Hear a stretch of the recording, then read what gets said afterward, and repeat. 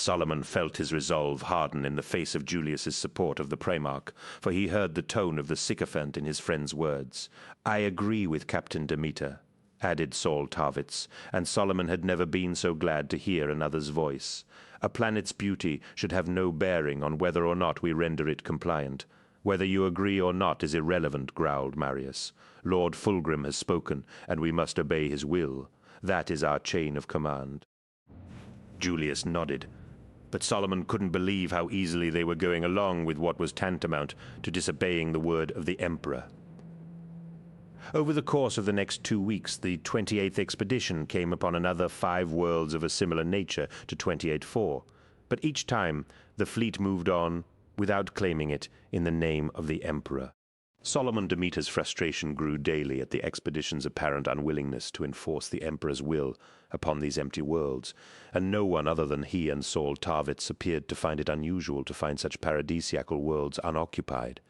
Indeed, the longer the expedition spent in the Purdus region, the greater Solomon's conviction became that these worlds had not been abandoned, but were in fact awaiting their inhabitants. He had no facts upon which to base this supposition, save a feeling that the worlds they had seen thus far were too perfect, as though they had been deliberately fashioned rather than allowed to develop on a natural path. He spoke less and less to Julius over the course of their travels through the Purdus region, the captain of the first spending much of his time either in the archive chambers or with the Primarch. Marius appeared to have earned back his favor in the eyes of Fulgrim. For more and more, it was the warriors of the first and third who accompanied him to the surface of each newly discovered world. Saul Tarvitz had become a newfound ally, and Solomon had spent a great deal of time in the training halls with him. The man believed himself to be a line officer through and through, but Solomon could see the seed of greatness within him, even if he could not. Throughout their training sessions, he would encourage him to see his potential and stoke the fires of his ambition. Saul Tarvitz could be a great leader of men, given the chance, but Eidolon was his lord commander, and it was for him to say whether Tarvitz would advance beyond his current station. Solomon had dispatched numerous communications to Eidolon on Tarvitz's behalf, but thus far the lord commander had replied to none of his messages. After the 4th world had been passed by without an imperial presence dispatched or a planetary governor put in place, Solomon had sought out Lord Commander Vespasian. They had met in the Gallery of Swords, a mighty processional hallway where marble likenesses of long-dead heroes of the Legion looked down upon their successors. The gallery formed part of the central spine of the Andronius, a strike cruiser that Fulgrim favored as his second flagship, and was a place where a warrior could find solitude and inspiration from the presence of the dead heroes of his legion. Vespasian stood before the graven image of Lord Commander Ilios, a warrior who had fought with Fulgrim against rival tribes of Chimos, and who helped in the transformation of their home from a hellish world of death and misery to one of culture and learning. The 2 warriors clasped hands, and Solomon said, "It is good to see a friendly face." Vespasian nodded and said, "You've been making waves, my friend." "I've been honest," countered Solomon. "Not always the best way these days," said Vespasian. "What do you mean?" "You know what I mean," said Vespasian. "So let us not fence with words, but simply share the truth, eh?" "Suits me," said Solomon. "I never did have much time for fancy words. Then I will speak plainly and believe that you are a warrior I can trust, for I fear that something terrible has happened to our legion. It has become decadent and arrogant." Solomon nodded and said, "I agree. There's a new superiority come over the legion. It's a word I've heard from too many throats not to notice. I've already heard some of what happened on Murder from Saul Tarvitz, and if what he tells me is even half true, then we are already earning enmity among the other legions for our high-handedness. Do you have any idea what might have begun this?" Solomon shrugged. "I'm not sure, but it was after the Leran campaign that things changed." "Yes," agreed Vespasian, turning and walking along the length of the gallery, and passing a grand staircase that led to one of the ship's apothecarians. "I believe that to be the case, though I do not know what could have engendered such a dramatic transformation." "I've heard a lot of talk about that temple Lord Fulgrim captured," said Solomon. "Perhaps there was something inside that affected those who entered, some sickness or weapon that altered their minds." What if the lair had some unknown power in that temple, some collective corruption in their consciousness that was passed to the Legion? That sounds far-fetched to me, Solomon. Maybe it is, and maybe it isn't, but have you seen the renovations Lord Fulgrim has ordered to be carried out in La Fenice? No. Well, I never saw the inside of the Lair Temple, but from what I've heard, it sounds as though La Fenice is being turned into a replica of it. Why would Lord Fulgrim replicate an alien temple on board the Pride of the Emperor? Why don't you ask him, said Solomon. You are a Lord Commander. It is your right to speak to Fulgrim. I will indeed, Solomon, though I still don't understand what relevance the Lair Temple has. Perhaps that it's a temple is what's relevant. Vespasian looked skeptical. Are you suggesting that the power of their gods somehow affected our warriors? I won't suffer any talk of unclean spirits in this place of heroes. No, said Solomon hurriedly. Not gods as such, but we know that there are foul things that can pour through the gates of the Empyrean from the warp, do we not? Perhaps the temple was a place where such things could more easily pass between worlds. What if the power that filled the lair came with us when we left? The two warriors stared at one another for long seconds before Vespasian said, If you're right, then what can we do about it? I don't know, admitted Solomon. You should talk to Lord Fulgrim. I will try to, replied Vespasian. What will you do? Solomon chuckled and said, Stand firm and act with honor in all things. That isn't much of a plan. It's all I have, said Solomon. Serena D'Angelis watched with amazement as the work on La Fenice continued with wondrous speed and boundless creativity. Colors leapt off the walls, and music that felt as though it knew her very heart filled the once drab and seedy theater. Artists of all description had worked on the decor, and the splendor all but took her breath away.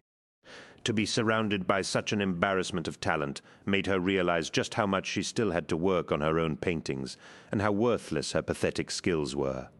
The mighty portraits of the Lord Fulgrim and Lucius still sat mockingly unfinished in her studio, both canvases torturing her with their incompleteness.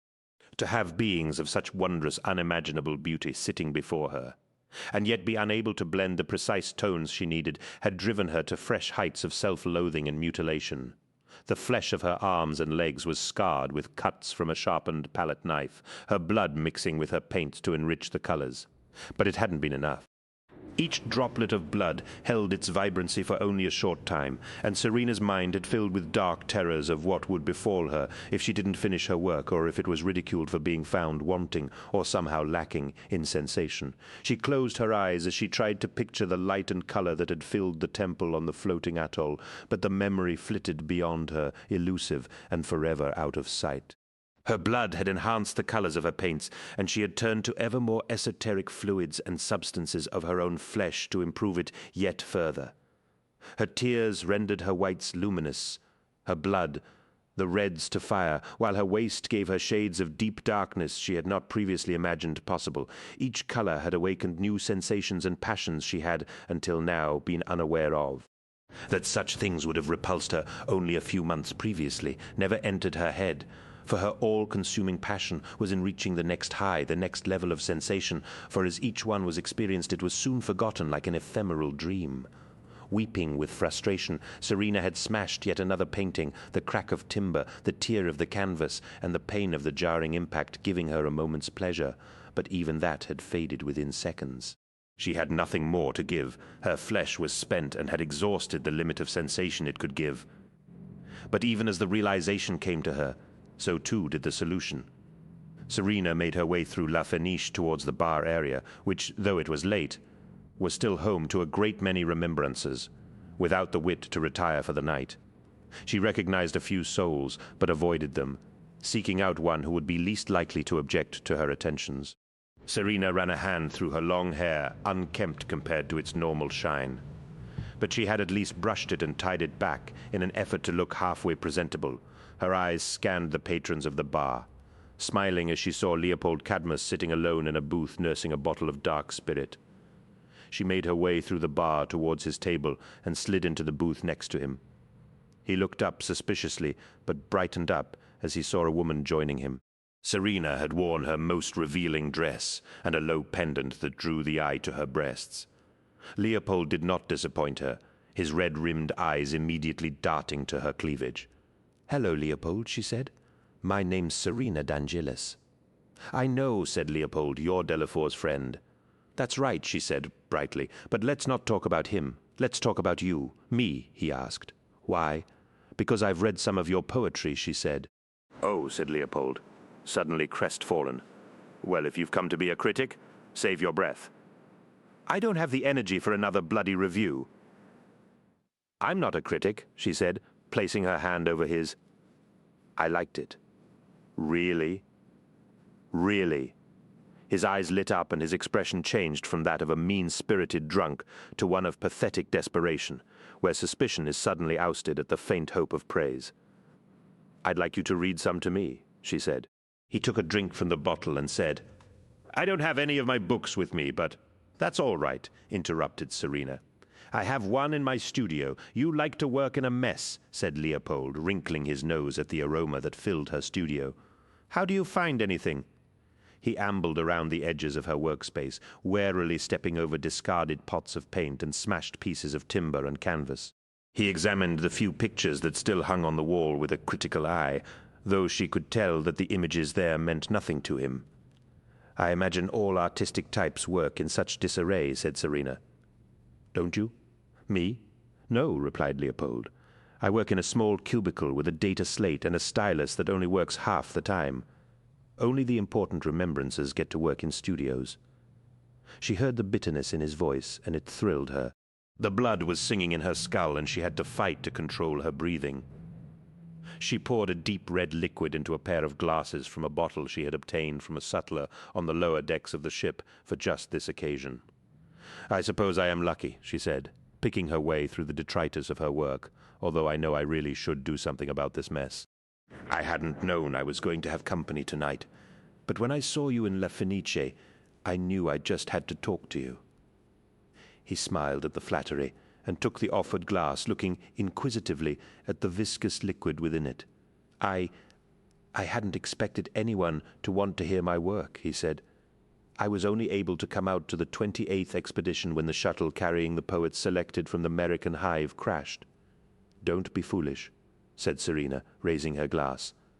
"A toast." "What are we drinking to?" "To a fortuitous crash," smiled Serena, "without which we might never have met." Leopold nodded and took a cautious mouthful of his drink, smiling in return as he found the taste to his liking. "What is this?" he asked. "It's called Mama Juana," explained Serena. "It's a mix of rum, red wine, and honey combined with the soaked bark of the Eurycoma tree." "Exotic," said Leopold. "They say it's a powerful aphrodisiac," she purred, draining her glass in one long swallow and hurling it across the room. He jumped as the glass shattered, leaving a red stain on the wall as the dregs of the liquid dribbled down. Emboldened by the directness of her desire, Leopold drained his own glass and dropped it to the floor with the nervous laugh of one who cannot believe his luck. Serena leaned forwards and wrapped her arms around his neck, pulling him in for a passionate kiss. He was stiff in her arms for a moment, startled by the sudden move, but slowly relaxed into the kiss. He put his hands on her hips as she eased herself into the curve of his body. They stood locked together for as long as she could bear it, before she dragged him to the floor, where she tore at his clothes in a frenzy, scattering paint and overturning her easels. The sensation of Leopold's hands on her body was repulsive, but even that made her want to cry with pleasure. At one point, he broke the kiss, blood dripping from his lip where she had bitten it. A look of bemused concern plastered across his idiot features. She pulled him tight to her body and rolled on top of him as they coupled like wild animals in the wreckage of her studio. At last his eyes widened and his hips spasmed. She reached down to the floor to snatch up her sharpened palette knife. "What?" was all he managed before she slashed the blade across his throat. His blood sprayed in an arcing jet as he thrashed in his death throes. Sticky red fluid covered her as Leopold convulsed, and this time she laughed at the wash of sensation that flooded her body. He gurgled beneath her as his lifeblood pumped out of him, and his hands clawed at her in desperation. Blood pooled in a vast lake beneath Leopold, and Serena stabbed her knife into his neck again and again. His struggles grew weaker and weaker, while her pleasure heightened to an explosive climax. Serena remained on top of Leopold's body until his convulsions ceased and his flailing arms fell to the floor. She rolled away, her flesh heaving and her heart thudding against the inside of her chest in a wild drumbeat. She heard a last rattle of breath escape his ruined throat and smiled to herself as she smelled his bowels and bladder voiding in death. Serena lay still for some moments, savoring the sensation of the kill and taking pleasure in the thunder of her blood and the warmth within her. What wonders might she work upon the canvas with such materials on the 30th day after the 28th expedition's arrival in the Purdus region? A great many of the questions that had arisen following the discovery of the uninhabited paradise worlds were finally answered. Traveling in the vanguard of the expedition, the Proudheart was the first to pick up signs of the intruders. Word flashed back to the fleet, and within moments every ship was at battle readiness, gunports unmasked and torpedoes loaded into their tubes. The alien vessel made no overtly hostile moves, and the Pride of the Emperor surged forward to join the Proudheart over the objections of Captain Lemuel Eisel. At last, the flagship of the Emperor's children detected the presence of the enemy vessel, though its surveyor officers fought to keep the signal constant, for it kept fading in and out of the display. Repeated hails were met with walls of static, though the fleet's astropaths reported a curious deadening of their warp vision, similar to that which had long shielded the region from the sight of navigators and telepaths. At last, the forward elements of the fleet came into visual range of the lone vessel, and it appeared on screen as a faint, slightly blurred outline. Its true size was impossible to determine with any accuracy, but shiplogisters estimated its length at between 9 and 14 kilometers. A vast triangular slice curved above the hull like a billowing sail, and even as the image resolved in the center of the viewing bay, a voice sounded over the ship's Vox system, crystal clear and speaking in perfect Imperial Gothic.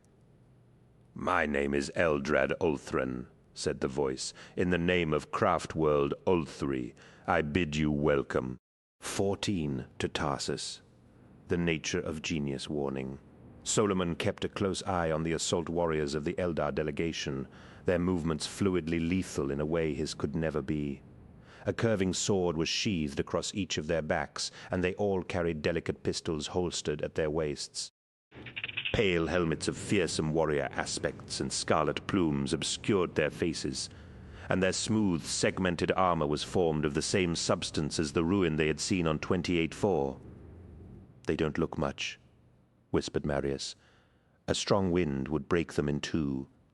"Don't underestimate them," warned Solomon. "They are deadly warriors, and their weapons are lethal." Marius looked unconvinced, but nodded in response to his fellow captain's wisdom, for Solomon had faced the warriors of the Eldar before. He remembered fighting through the wind-lashed forests of Tsar Chau, where the lunar wolves and the Emperor's children had battled side by side against a piratical force of Eldar reavers. What had started as a fairly straight up-and-down fight had degenerated into a bloody brawl in the depths of a storm, with weapons useless and brute strength and ferocity the only tools of destruction. He remembered the shrieking horror of blades that had charged from the trees with howls that chilled the blood, and he remembered watching as one lunar wolf had garroted a nameless Eldar champion with a length of dirty, rusted wire in the rain. Solomon remembered the walking monstrosities, taller than a dreadnought which had stalked the dark forest, like giants of legend, crushing Astartes in their mighty fists and destroying armored vehicles with shoulder-mounted cannons of unimaginable power. No, thought Solomon, the Eldar were not to be underestimated. The encounter with the craft world had come as a great surprise to the 28th expedition, and had been greeted with guarded hostility until it became clear that the Eldar had no apparent aggressive intent. Fulgrim himself had spoken to this Eldrad Ulthran, an individual who claimed to guide the craft world, though he had fallen short of claiming to be its leader. Thus began an elaborate ballet of proposal and counter-proposal, with neither side willing to allow the other upon its ships. The calls for war were strident, with Solomon's loudest of all as he, Julius, Marius, Vespasian, and Eidolon gathered in the Primarch's staterooms to hear why they had not yet attacked the Eldar, as their mandate of conquest demanded. Fulgrim's quarters were a riot of paintings and sculpture, and Solomon had been quietly disconcerted to see a statue bearing his own features at the far end of the stateroom, standing next to ones of Julius and Marius. "They are aliens," he had said. What more reason do we need to make war upon them? You heard what Lord Fulgrim said. Solomon, said Julius. There is much we can learn from the Eldar. I know you don't believe that, Julius. I fought alongside you on Sazachau, and you know exactly what they're capable of. Enough, Fulgrim had shouted. I have made my decision. I do not believe the Eldar come with hostile intent, for they are but one vessel, and we are many. They offer us friendship, and I will honor that friendship as honest, unless proven otherwise. When a sinister person means to be your enemy, they always start by trying to become your friend, said Solomon. This is a sham, and they mean us ill. I know it. My son, said Fulgrim, taking him by the arm. There is no man, however wise, who has not at some time in his youth said or done things that are so unpleasant to him in later life that he would gladly expunge them from his memory if he could. In years to come, I will not be haunted by the guilt of all the good I didn't do. The discussion, such as it was, had ended, and all but Eidolon and Julius had been dismissed to return to their companies.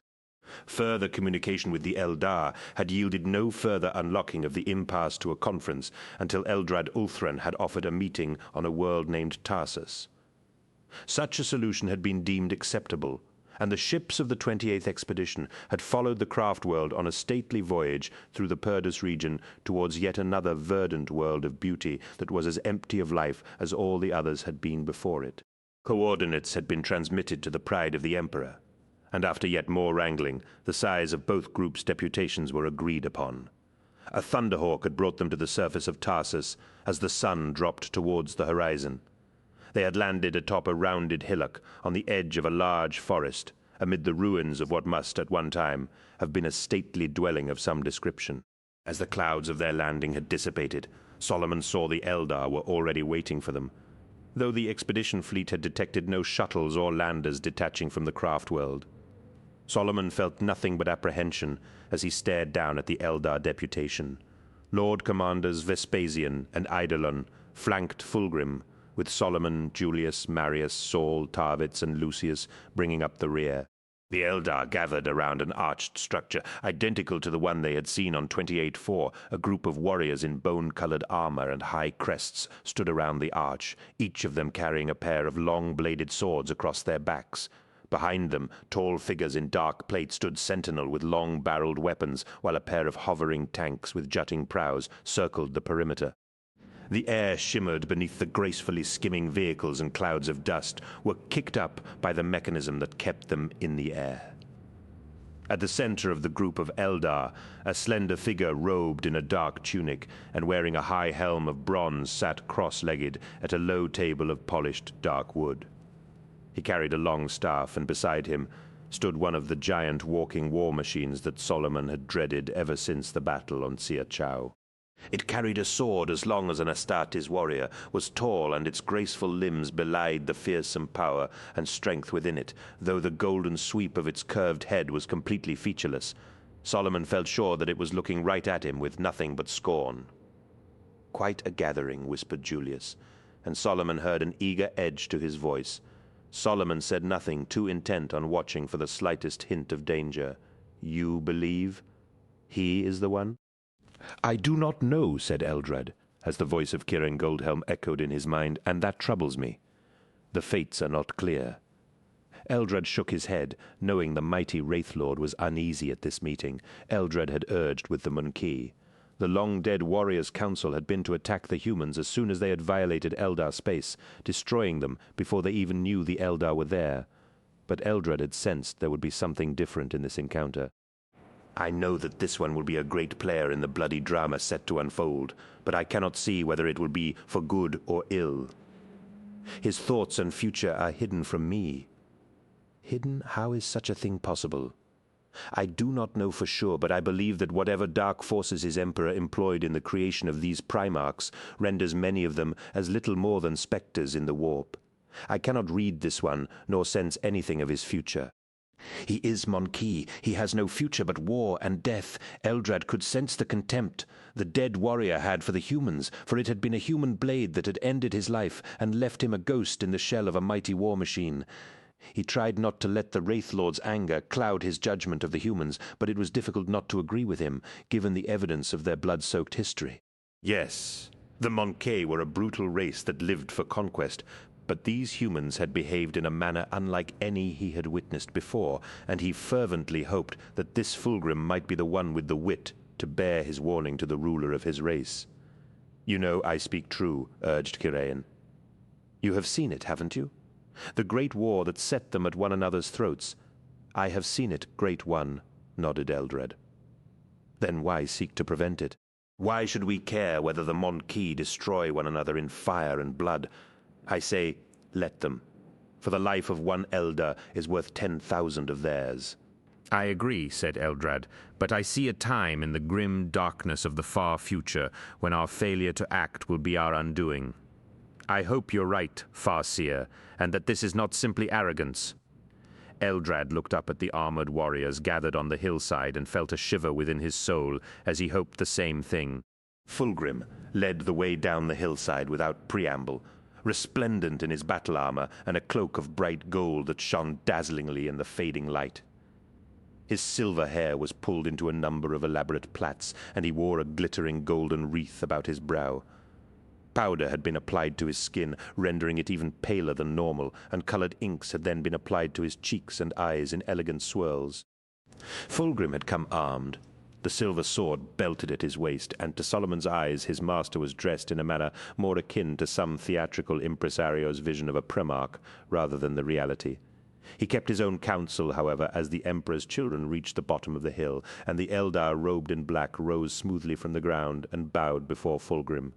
The faint hint of a smile ghosted across the alien's features, and Solomon tensed as he removed his bronze helmet. "Welcome to Tarsus," said the Eldar, bending at the waist in a formal bow. "You are Eldrad Ulthrin?" asked Fulgrim, returning the bow. "I am," said Eldrad, turning to face the towering war machine, "and this is Wraithlord Kiraen Goldhelm, one of Craftworld Ulth's most revered ancients." Solomon shivered as the towering war machine inclined its head curtly, the gesture of welcome rendered as one of hostility. Fulgrim looked up at the giant Wraithlord and returned the gesture, a nod of respect between warriors, as Eldrad spoke again, "And from your stature you must be Fulgrim." "Lord Fulgrim of the Emperor's children," put in Eidolon. Again Solomon saw the ghost of a smile, and his jaw clenched at the insult he felt sure was implicit in such a gesture. "I apologize," said Eldrad. "No disrespect or offense was intended. I simply sought to establish a dialogue based on virtue rather than rank." "No offense is taken," assured Fulgrim. "Your point is well made, for it is not birth or rank, but virtue that makes the difference between men. My Lord Commanders are simply anxious that my station be recognized. Although it will make no difference to our parley, it is still unclear to me what rank you hold among your people." "I am what is called a Farseer," said Eldrad. "I guide my people through the challenges of whatever the future might hold and offer guidance as to how best to meet those challenges." "Farseer," said Fulgrim, "you are a witch." Solomon's hand itched to reach for his sword, but he fought the impulse. The Primarch had expressly forbidden them to draw their weapons unless he did so first. Eldrad appeared unmoved by Fulgrim's provocative word, but shook his head slightly. "It is an ancient term, one that perhaps does not translate well into your language." "I understand," said Fulgrim, "and I apologize for speaking without thought." Solomon knew his Primarch better than that, and saw that Fulgrim had very deliberately chosen the word to gauge Eldred's reaction to it. Against a human counterpart such a ploy might have worked, but the Farseer's features gave nothing away. "So as a Farseer, you are the Craftworld's leader." "Craftworld Ulthu has no formal leader as such, more a council, I suppose you would call it." "Then do you and Kiraen Goldhelm represent that council?" pressed Fulgrim. "I desire very much to know with whom I deal." "Deal with me," promised Eldrad, "and you deal with Ulthu." Once again Ostian rapped on the shuttered door to Serena's studio, telling himself he would give her 5 more minutes to answer before heading back to his own studio. The statue of the Emperor was coming on in leaps and bounds, as though some inner muse guided his hands, though there was still much to be done, and this visit to Serena's was taking up much-needed time. He sighed as he realized that Serena wasn't going to answer. Then he heard shuffling behind the shutter and the faint but unmistakable smell of an unwashed body. "Serena, is that you?" he asked. "Who's that?" said a ragged and hoarse voice. "It's me, Ostian. Open the shutter." Silence was his only answer, and he feared that whoever the voice belonged to was simply going to ignore him. He raised his hand to knock once more when the shutter began to rattle upwards. Ostian stood back, suddenly nervous about who he might come face to face with. Eventually the shutter rose enough for him to see who had opened it. It was a woman, but one he would have expected to see hawking for loose change from the gutters of a downhive sump. Her long hair was greasy and unkempt, her features gaunt and wasted, and her clothes ragged and stained. "Who are—" he began, but the words died in his throat as he realized that this decrepit excuse for a human being was Serena de Angelis. "Thrown alive!" cried Ostian, rushing forward to take her by the shoulders. "What's happened to you, Serena?" He looked down at her arms, seeing scores of cuts and scars crisscrossing her flesh. Dried blood was still crusted on the more recent wounds, and even he could tell that many were infected. She looked at him with dull eyes, and he all but dragged her back into the studio, shocked at the disaster area it had become. What had happened to the meticulously neat artist who had kept every part of her life organized and compartmentalized? Paint pots were strewn all over the floor, and broken canvases lay around like so much garbage. A pair of easels still stood in the middle of the studio, but he could not see what had been painted on them, for they were facing away from him. Red stains streaked the walls, and a large plastic barrel sat in one corner of the room. Even from here, Ostian could smell the rotten acidic reek from it. "Serena, what in the name of all that's sane has happened here?" She looked up at him as though seeing him for the first time and said, "Nothing." "Well, clearly something has happened," he said, his anger growing in proportion to her indifference. "I mean, look at this place. Paint everywhere. Smashed paintings, and that stench thrown. What is that? It smells like something died in here." Serena shrugged and said, "I've been too busy to clean."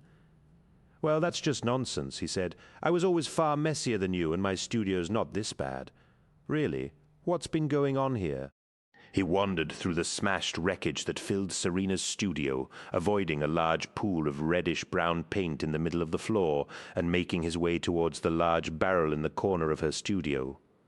Before he reached it, he felt a presence behind him and turned to see Serena right behind him.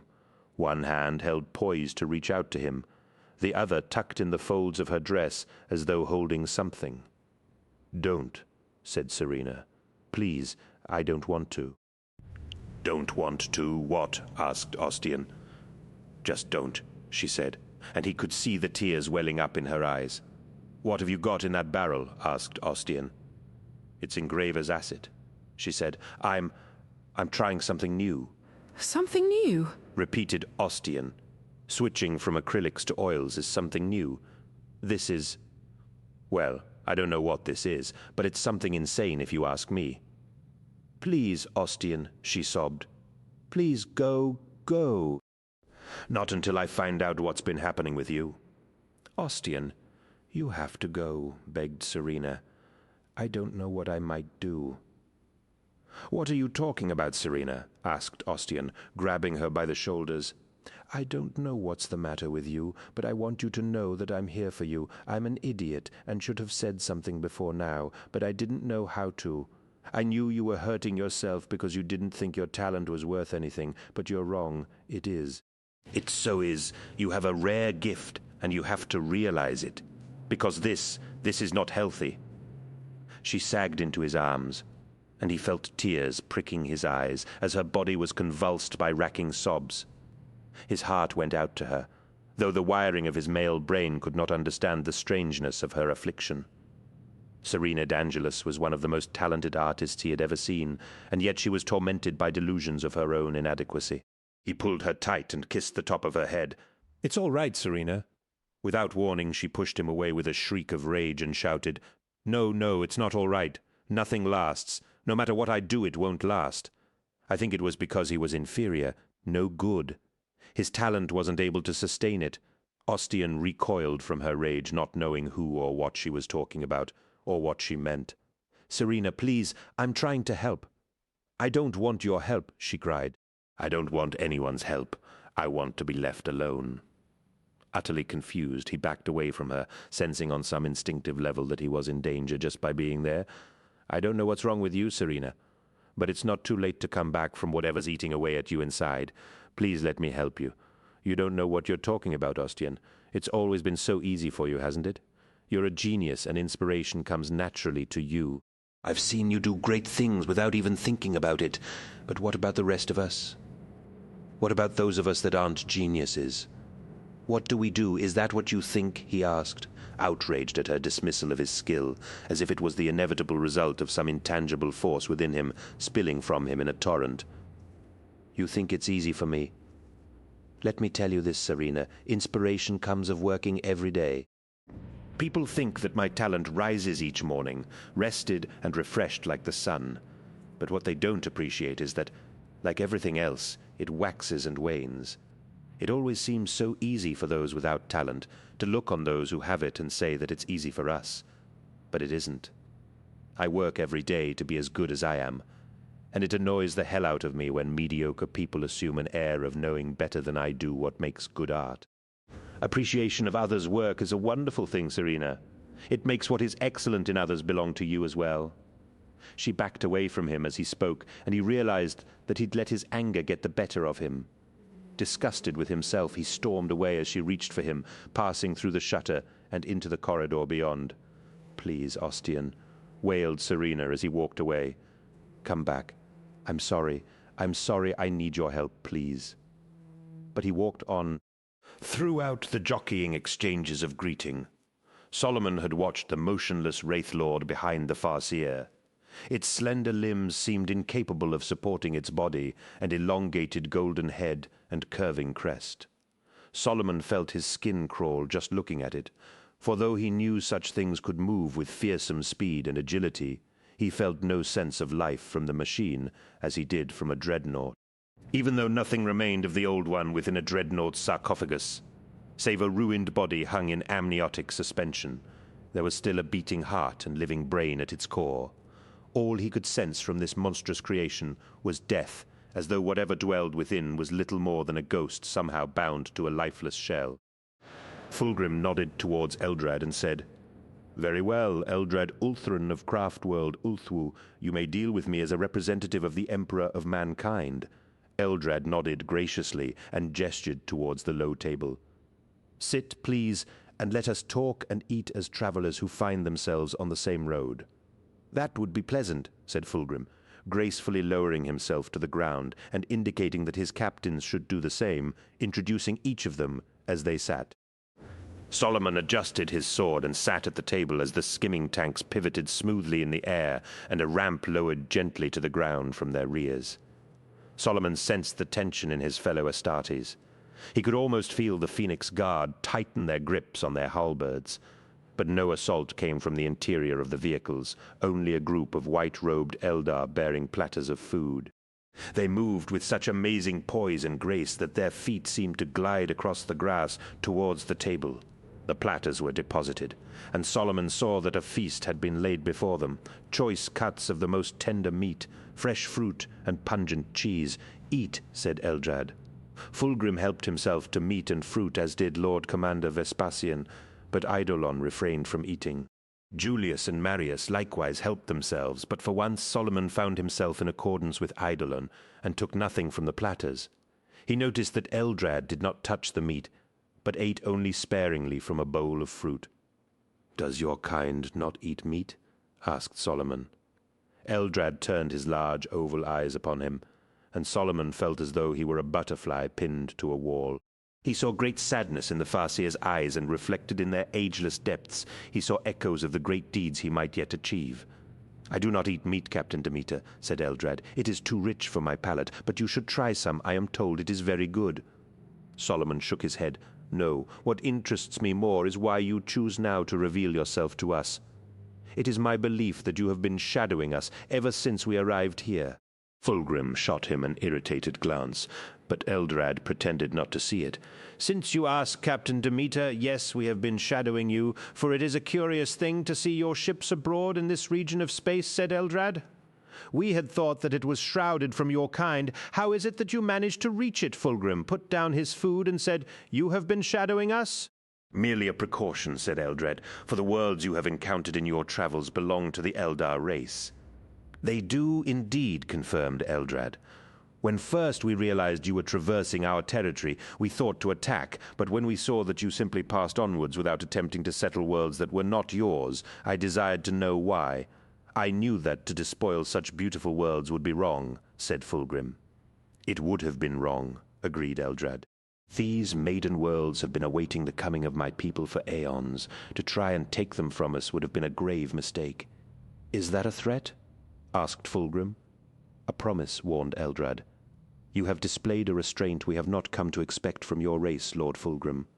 After all, you are led by a warrior known as the War Master, and your aim is to conquer the galaxy for your own kind, regardless of the sovereignty or desires of the races with which you share it. I do not mean to antagonize you when I say that this is monstrously arrogant." Solomon expected Fulgrim's anger to be incandescent, but the Primarch merely smiled and said, "I am no expert on history. But did your race not once claim to have ruled the galaxy? Claim? We did rule it once, and it was thanks to our arrogance and complacence that we lost it. But do not ask of such things again, for I will speak no more of those lost days." "Fair enough," said Fulgrim. "Empires rise and fall, civilizations come and go. For each it is tragic, but it is the way of things. One dynasty must die for another to rise and take its place. You cannot deny the human race its manifest destiny to rule the stars as you once did." "Manifest destiny," laughed Eldrad. "What does your race know of destiny? When things transpire in your favor, you believe it to be destiny. But when you suffer disaster, is that not also destiny?" "Who says destiny must be a good thing? I have seen sights that would make you curse destiny, and I know secrets that would shred your sanity were you to know but a fraction of them." Solomon felt the rising tension between the two leaders and knew that sooner or later this must end in blood. Clearly the Phoenix Guard were readying themselves for battle, and Solomon could see in the minute movements of the sword-armed Eldar that they too sensed the escalation of words. Instead of violence, Fulgrim simply laughed at Eldrad's words, as though he were enjoying the confrontation. "We are a pair, are we not? Needling at one another and fencing around the real issue." "And what is the real issue?" asked Eldrad. "Why we are even speaking at all? You claim the worlds in this region are yours, but you have not settled them. Why? Your race fades, yet you cling to life aboard a starship when there are paradises awaiting you. You want more from us than simply to shepherd us away from your territories, so let us be honest with one another. Eldrad Ulthran of Craftworld Ulthwa.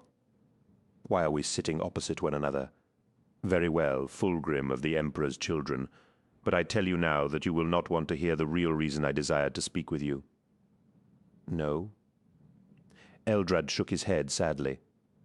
"No, for it will anger you greatly." "You know this, do you?" asked Fulgrim. "I thought you said you were no witch." "I need no powers of foresight to know my warning will anger you. Tell me your warning, and I will consider it objectively," promised Fulgrim. "Very well," said Eldrad. "At this very moment, the one you call War Master lies in death's shadow, and there are forces beyond your comprehension battling for his soul." "Horus!" cried Fulgrim. "He is injured. He is dying," nodded Eldrad. "How? Where?" demanded Fulgrim. "On the world of Davin," said Eldrad. "A trusted counselor betrayed him, and now the powers of Chaos whisper lies wrapped in truth into his ears. They feed his vanity and ambition with a distorted vision of things yet to come." "Will he live?" cried Fulgrim. And Solomon heard anguish like nothing he had heard before. "He will, but it would be better for the galaxy were he to perish," said Eldrad. Fulgrim slammed his fist down on the table, smashing it in two, and surged to his feet. His pale features blazed with anger. The Phoenix Guard lowered their halberds as the armored Eldar warriors flinched at his sudden rage. "You dare wish the death of my dearest friend," roared Fulgrim. "Why? Because he will betray you all and lead his armies against your emperor," said Eldrad. "In one fell swoop, he will condemn the galaxy to thousands of years of war and suffering. 15. The worm at the heart of the Apple War calls. Kaela Mencha Kane first." Fulgrim thought he'd misheard. Surely this alien could not be suggesting that Horus, most loyal son of the Emperor, would betray their father and lead his armies into civil war. The very idea was ludicrous, for the Emperor would never have appointed Horus to the position of War Master if he had not been utterly sure of his loyalty. He searched Eldrad Ulthrin's face for any sign of a jest, or that this was all some hideous mistake, for there was no way such an insult could stand unchallenged. Even as he sought to find reason in this exchange, the voice in his head roared in anger. "This Xeno filth means to sow the seeds of dissent among you. This is madness," roared Fulgrim, his anger flaring. "Why would Horus do such a thing?" Eldrad rose from the ground as the giant Wraithlord behind him widened its stance, and the bone-armored warriors reached for their swords. Eldrad held up his staff to halt their warlike motions. "His soul is being tempted with visions of power and glory by the gods of chaos. It is a battle he will not win." "Lies, lies, lies, lies, lies, lies, lies, lies, lies, gods of chaos," cried Fulgrim, as a red mist of hate-fueled power raced throughout his body. "What in the name of terror are you talking about?" Eldrad's implacable mask slipped, and his face was transformed in horror. "You travel the warp, and yet you know not of chaos? Kani's blood? I see now why they chose your race to strike it. You speak in riddles, Xenos," said Fulgrim. "I won't stand for this. You must listen," pleaded Eldrad. "The warp, as you call it, is home to the most malign beings imaginable, terrible energies that are elemental and ferocious. They are gods that have existed since the dawn of time and will outlast this guttering flame of a universe. Chaos is the worm at the heart of the apple and the canker in the soul that devours from within. It is the mortal enemy of all living things." "Then Horus will turn from such evil," said Fulgrim, his hand drawn towards his silver-hilted sword, the purple crystal on the pommel winking with an alluring shimmer. The voice of his unspoken will screamed at him. "Kill him! He will infect you with lies. Kill him!" "No," said Eldrad. "Horus will not turn from it, for it promises him exactly what he wants to hear. He will believe he does what is best for humanity, but he has been blinded to the realities of what he is doing.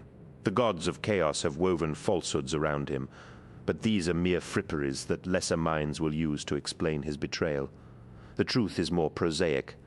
The fire of the War Master's ambition has been stoked from a steady flame to a roaring inferno, and it will damn the galaxy to an age of war and blood. I should kill you for these words," snarled Fulgrim. "I am not trying to anger you. I am trying to warn you," cried Eldrad. "You have to listen to me. It is not too late to stop this, but you must act now. Warn your Emperor that he is betrayed, and you will save billions of lives." "The future of the galaxy is in your hands. I will not listen to you," roared Fulgrim, drawing his sword. Eldrad staggered as though a sudden force assailed him. The Farseer's dark eyes flashed to the blade, and his features twisted in an expression of horror and anguish. "No!" cried Eldrad, as a great wind that seemed to rise from nowhere howled around the stunned observers. Fulgrim's blade swept out towards Eldrad's neck, cleaving the air in a sweeping silver arc. A fraction of a second before the sword took the Farseer's head, an enormous blade flashed and intercepted its deadly edge. An explosion of sparks burst before Eldrad, and he staggered away from Fulgrim as the Wraithlord stood erect, its huge sword drawing back to strike at the Primarch. Eldrad shouted, "They are corrupted! Kill them!" Fulgrim felt a massive swell of power fill him as he drew the sword, its blade rippling with after-images of vibrant purple energy. His Phoenix Guard and captains surged to their feet as he struck his blow against the Farseer, and guns blazed as a vicious, short-range firefight erupted. The bone-armored warriors charged with an ear-splitting shriek that tore at the nerves, and a hail of bolter fire cut down a handful before they hit home. Fulgrim left the warriors to his captains as the Phoenix Guard charged the mighty golden-helmed Wraithlord. "You must kill him! The Farseer must die before he ruins everything!"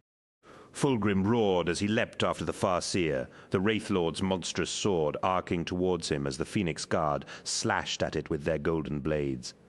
He rolled beneath the blow, rising to pursue the architect of this bloodshed, Eldrad Ulthrin and the grim-faced warriors in black armor, backed away from him towards the curving structure as a pale nimbus of light began to gather at its base. "I tried to save you," said Eldrad, "but you are already the unwitting tool of chaos." The Primarch of the Emperor's Children swung his sword at the Farseer, but his enemy vanished in a flare of light, and his weapon clove only air. He roared in frustration as he realized that the structures were in fact teleportation devices. He turned back to the battle raging behind him as a hail of energized bolts spat from the barrels of the nearest skimmer tank's guns. Its first shots had been hesitantly aimed, thanks to the presence of the Farseer. But Fulgrim saw that no such caution restrained them now. The prow of the tank skimmed the grass as its pilot brought it around in a tight turn, expecting his quarry to flee. But Fulgrim had never run from an enemy in his life, and wasn't about to start now. Fulgrim leapt into the air just as the Eldar pilot saw the danger and tried to gain height. It was already too late. The Primarch's sword hacked through the side of the vehicle and tore downwards, ripping through its hull as he gave a bellow of hatred. The tank's pronged front section dropped to the ground and the vehicle slewed around, the beveled edge carving into the ground, flipping the vehicle over onto its side with a terrific crack of what sounded like splintering bone. Bright energy exploded from the wreck in a huge plume of light, and Fulgrim laughed in triumph. He spun his sword and returned his attention to the clash of weapons, watching as the terrifying Wraithlord reached down and crushed one of the Phoenix Guard in a massive fist. Armor cracked asunder, and blood fell in a crimson rain as the warrior died. Fulgrim snarled in anger as he saw 3 of his elite Praetorians lying twisted and broken at the machine's feet. His captains fought with the warriors in bone armor. Their swords a blur as shrieking war, shouts filled the air over the ring of steel on bone. Fulgrim moved away from the blazing wreckage of the tank, his sword aimed at the gold-helmed war machine. As if sensing his presence, the Wraithlord turned its head towards him and hurled aside the dead warrior in its grip. Fulgrim could sense the ghost within the machine as a blazing hunger for vengeance, and knew this thing wanted him dead as much as he desired to see it destroyed with a speed that shocked him. The Wraithlord loped towards him, its agility terrifying. He stepped to meet it and ducked beneath a scything blow of its crackling blade, rising again to hack his sword into its slender arm. The blade bit a fingerbreadth before sliding clear, and Fulgrim felt the jarring vibration of the impact along the entire length of his body. The Wraithlord's fist slammed into his chest and punched him from his feet, the eagle-stamped breastplate cracking under the thunderous blow. Fulgrim grunted in pain, tasting blood on his lips. The pain was enormous, but instead of laying him low, it energized him, and he leapt to his feet with a wild cry of exultation. His wreath hung broken over his face, and he ripped it clear, tearing out his plaits and smearing the powder and oils across his face. Looking more like a feral savage than the Primarch of the Emperor's children, Fulgrim once again launched himself at the Wraithlord, its huge sword slashed towards him, but he raised his own blade, and the two met in a ferocious thunder of metal and fire. The purple gem in the pommel of Fulgrim's sword flared, and the Wraithlord's blade exploded in a shower of bone fragments. Fulgrim pressed his attack as the Wraithlord reeled and swung his sword. In a murderous two-handed swing at its legs, he roared as the blade smashed into its knee and tore through the joint with a shrieking howl of pleasure. Rippling coils of energy whipped from the wound as the great war machine swayed for the briefest moment before crashing to the ground. Now, finish it, destroy what lies within its head, and it will suffer a fate beyond death. Fulgrim leapt on top of the straggling machine, smashing his fist into the smooth sheen of its golden face with a deafening war cry. The surface cracked and split under the force of his blow, and he felt blood spring from his hand. He ignored the pain and hammered his fist against its head again and again, feeling the surface of the machine's carapace-like skull yield to his furious assault.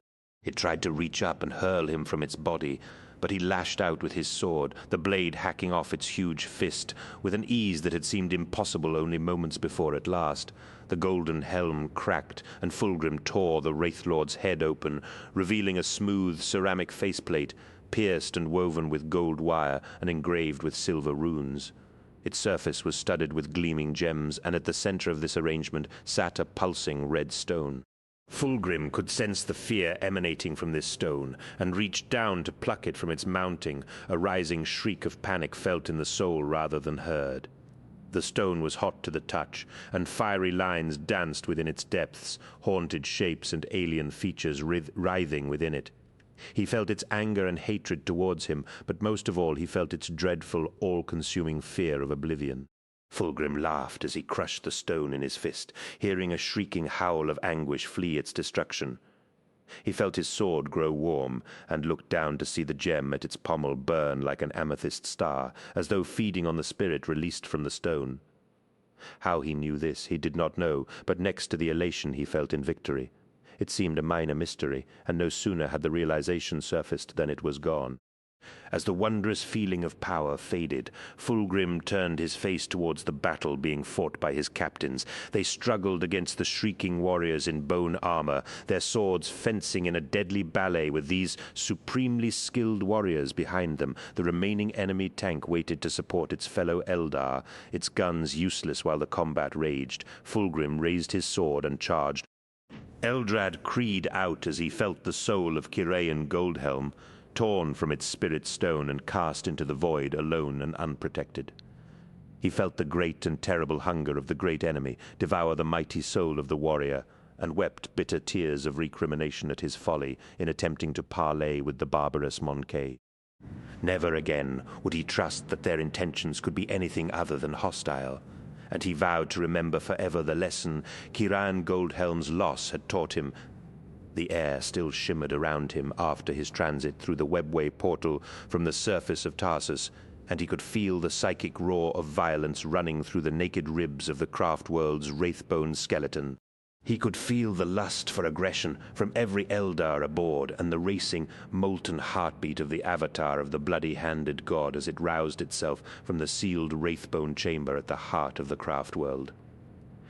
How could he not have seen this? Fulgrim was already on a dark path, his soul embroiled in a secret war he did not even realize it was fighting. A dark and terrible force sought to dominate him, and though Fulgrim was resisting, Eldrad knew there was only one way such a battle could end. He knew now that this dark presence had been what shielded Fulgrim from his sight, jealously keeping its victim veiled so that none might unmask its designs. The sword he should have felt it the moment he laid eyes upon it. But the deceits of the great enemy had ensnared him with subtle illusions and rendered him blind to its presence. Eldrad knew that the essence of a powerful creature from beyond the gates of the Empyrean lay bound within the sword, and that its influence was inexorably tainting the consciousness of the Primarch of the Emperor's children. Eldrad knew there was only one path open to him, and shouted, "To battle!" Fulgrim had to be destroyed before he could escape Tarsus. An answering roar of warlust pulsed along the very bones of the craft world. Blood runs, anger rises, death wakes, war calls. Last of the shrieking Eldar were dead, hacked down by mighty sweeps of Fulgrim's sword, and Lucius felt the exhilaration of the fight still pounding within him like music. His sword hissed with alien blood, and his muscles were alive with the skill it had taken to best them. The Megarashnid had been terrifyingly swift, lethal killers who fought with blind, instinctual skill, but these howling warriors, many of whom Lucius now saw were female, were almost as skillful as he. Their blade work had been exquisite. One of them, a female who had fought with axe and sword, had actually managed to land several blows upon him. His armor was cut open in several places, and but for his inhuman speed, he knew that he would be lying as dead as the warrior woman at his feet. He reached down and lifted one of their swords, testing it for balance and weight. It was lighter than he'd expected, and its grip was too small, but its edge was true, and it was exquisitely made. "Didn't you learn anything on murder?" asked Saul Tarvitz. "Get rid of that weapon before Eidolon sees you with it." Lucius turned and said, "I was just looking at it, Saul. I'm not going to start using it." "Just as well," said Tarvitz. Lucius saw that his fellow captain was almost spent, his breath ragged and his armor stained with his own and alien blood. But despite Saul's words, he held on to the alien woman's sword. "Everyone still alive?" asked Fulgrim with a laugh. Blood caked the Primarch's breastplate, where the Wraith Lord had struck him, and his appearance was a far cry from the regal splendor Lucius was used to seeing. Though ragged and filthy, Fulgrim had never looked more alive, his dark eyes shining with the excitement of the battle, his sword still clutched firmly in his fist. Lucius looked around the battlefield, only now checking to see who else had survived. Both Lord Commanders were still alive, as were Julius Caesoron, Marius Virosian, and that smug bastard, Solomon Demeter, of the Phoenix Guard. There were no survivors, their skill and strength no match for the power of the Wraith Lord. "Looks like it," said Vespasian, cleaning his sword on the helmet crest of one of the fallen Eldar.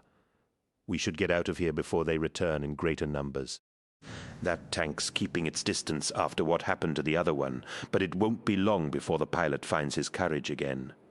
"Leave," said Julius Caesoron. "I say we take the fight to that tank and destroy it.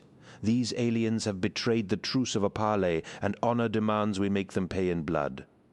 "You're not thinking, Julius," said Solomon. "We have no weapons to take out a tank, and after what happened to his friend, this one's unlikely to let us get close. We have to go." Lucius sneered. How like Solomon Demeter to run from a fight. He could see Eidolon was itching to stay and fight, but Marius Varasian kept his counsel, awaiting the Primarch's decision before undoubtedly supporting it.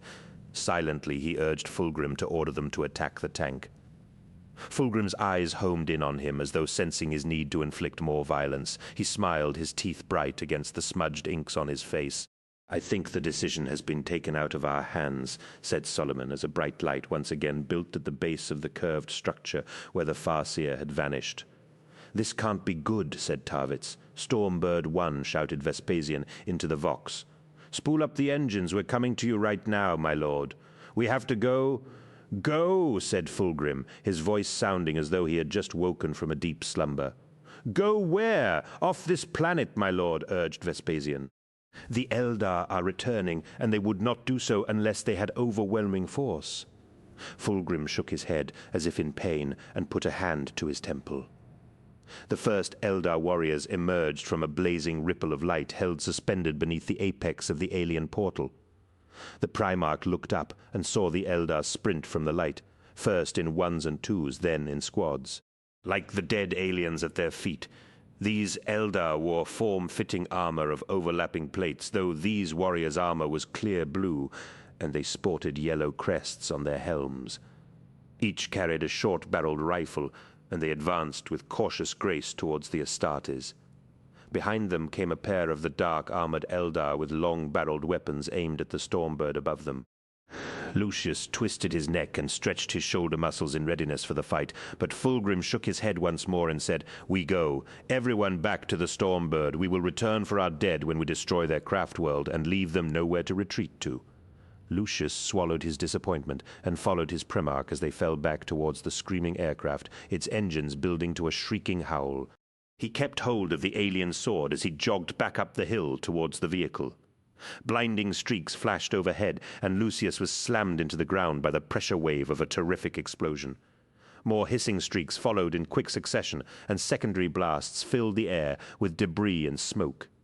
He spat dirt and looked up to see the ruins at the hill's summit wreathed in fire. The blazing wreck of the Stormbird lay slumped like a downed bird, its wings smashed and a cluster of holes punched in its side. "Run!" shouted Vespasian. Once more the Eldar were hurled back from the top of the hill, leaving their dead piled at the foot of the ruins.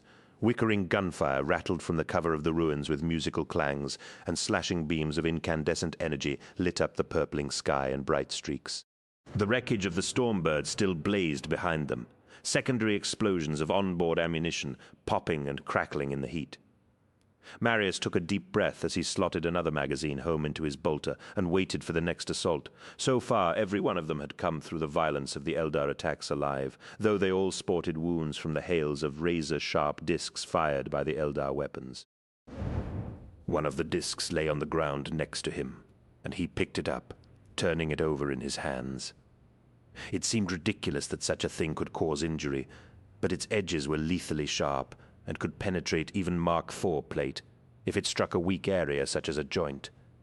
It had been a bloody battle, one that had seen desperate heroics and incredible feats of arms. Marius had watched Lucius fend off 3 of the howling warrior women at once. Fighting with 2 weapons, his own sword and an Eldar blade, the swordsman had killed them in a dazzling display of unimaginable skill.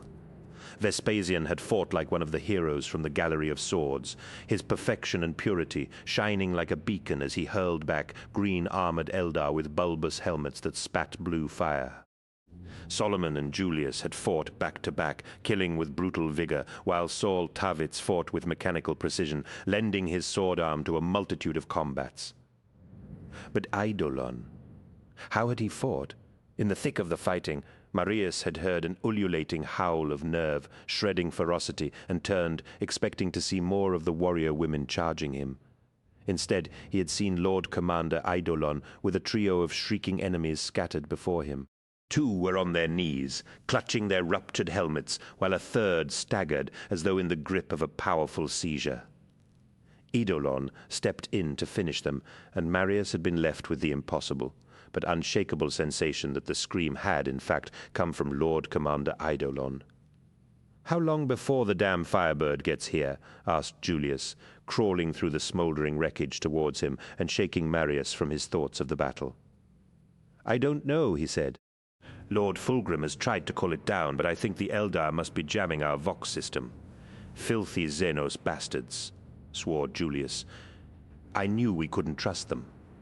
Marius didn't reply, remembering that Julius had been as vocal a supporter of the Primarch's decision to come down to Tarsus as he had. Only Solomon had spoken in opposition, and it looked as though he might be proved right after all. "We could all die down here," said Marius sourly. "Die," said Julius. "Don't be ridiculous. Even if we can't get through to the fleet, it won't be long before they send other ships. The Eldar know that. It's why they're being so careless with their lives. A race on the edge of extinction, are they? What say you and I push them over that edge?" Julius's enthusiasm was infectious, and it was hard not be inspired by his indefatigable confidence in victory. Marius smiled in return and said, "All the way over. Something's happening below," shouted Saul Tarvitz. Marius scrambled to the edge of the ruins with Julius beside him, and looked down at the strange alien gateway. Marius supposed it must lead onto the craft world above, which explained why they had not detected any ships leaving the craft world, and how the Eldar had reached the surface of Tarsus first. A gathering of warriors surrounded the light, which flickered and danced like a candle flame. Their weapons were upraised, and they chanted in a language that sounded more like song than communication. "What do you suppose they're doing?" asked Tarvitz. Julius shook his head. "I don't know, but it can't be good for us." Suddenly the light flared and its edges erupted in flames, as though a mighty fire forced its way through it. A shape began to form in the light, massive and dark, its outline humanoid, but surely too large for an Eldar warrior.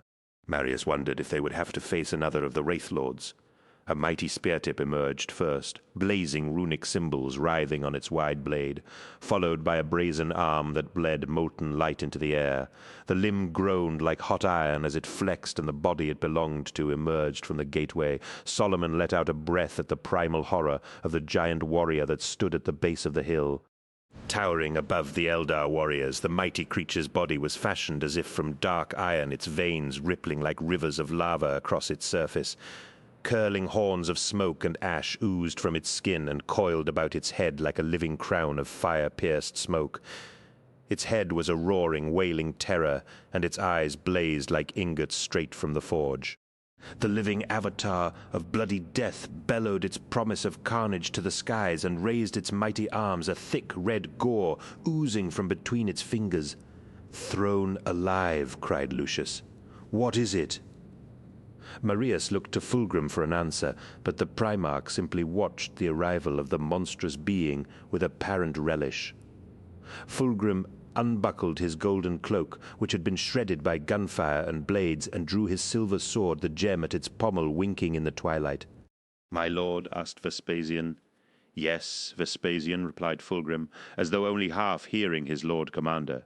"Do you know what that thing is?" "It is their heart and soul," said Fulgrim, the words sounding as though they came from some distant place within him. Their lust for war and death beats within its chest. As the Primarch spoke, Marius watched the brazen warrior take a thunderous step forward, the grass beneath its feet blackening and bursting into flame in its wake. The chanting of the Eldar warriors grew more strident, and they began a slow advance behind the blazing god, the rise and fall of their song in time with its every step. Dozens of the warrior women they had fought earlier ghosted through the night, and Marius could hear their piercing shrieks echoing from all around them. "Stand ready," warned Vespasian, silhouetted in the glow of the burning Stormbird. Marius knew that, while ruins and the wreckage of the Stormbird were as good a defensive position as they could hope for, there was no way the 8 of them could hold the Eldar at bay for much longer, even if one of their number was a Primarch. The bloody-handed god picked up its pace. Marius looked at his fellow captains, seeing the same unreasoning dread of the monster across every face.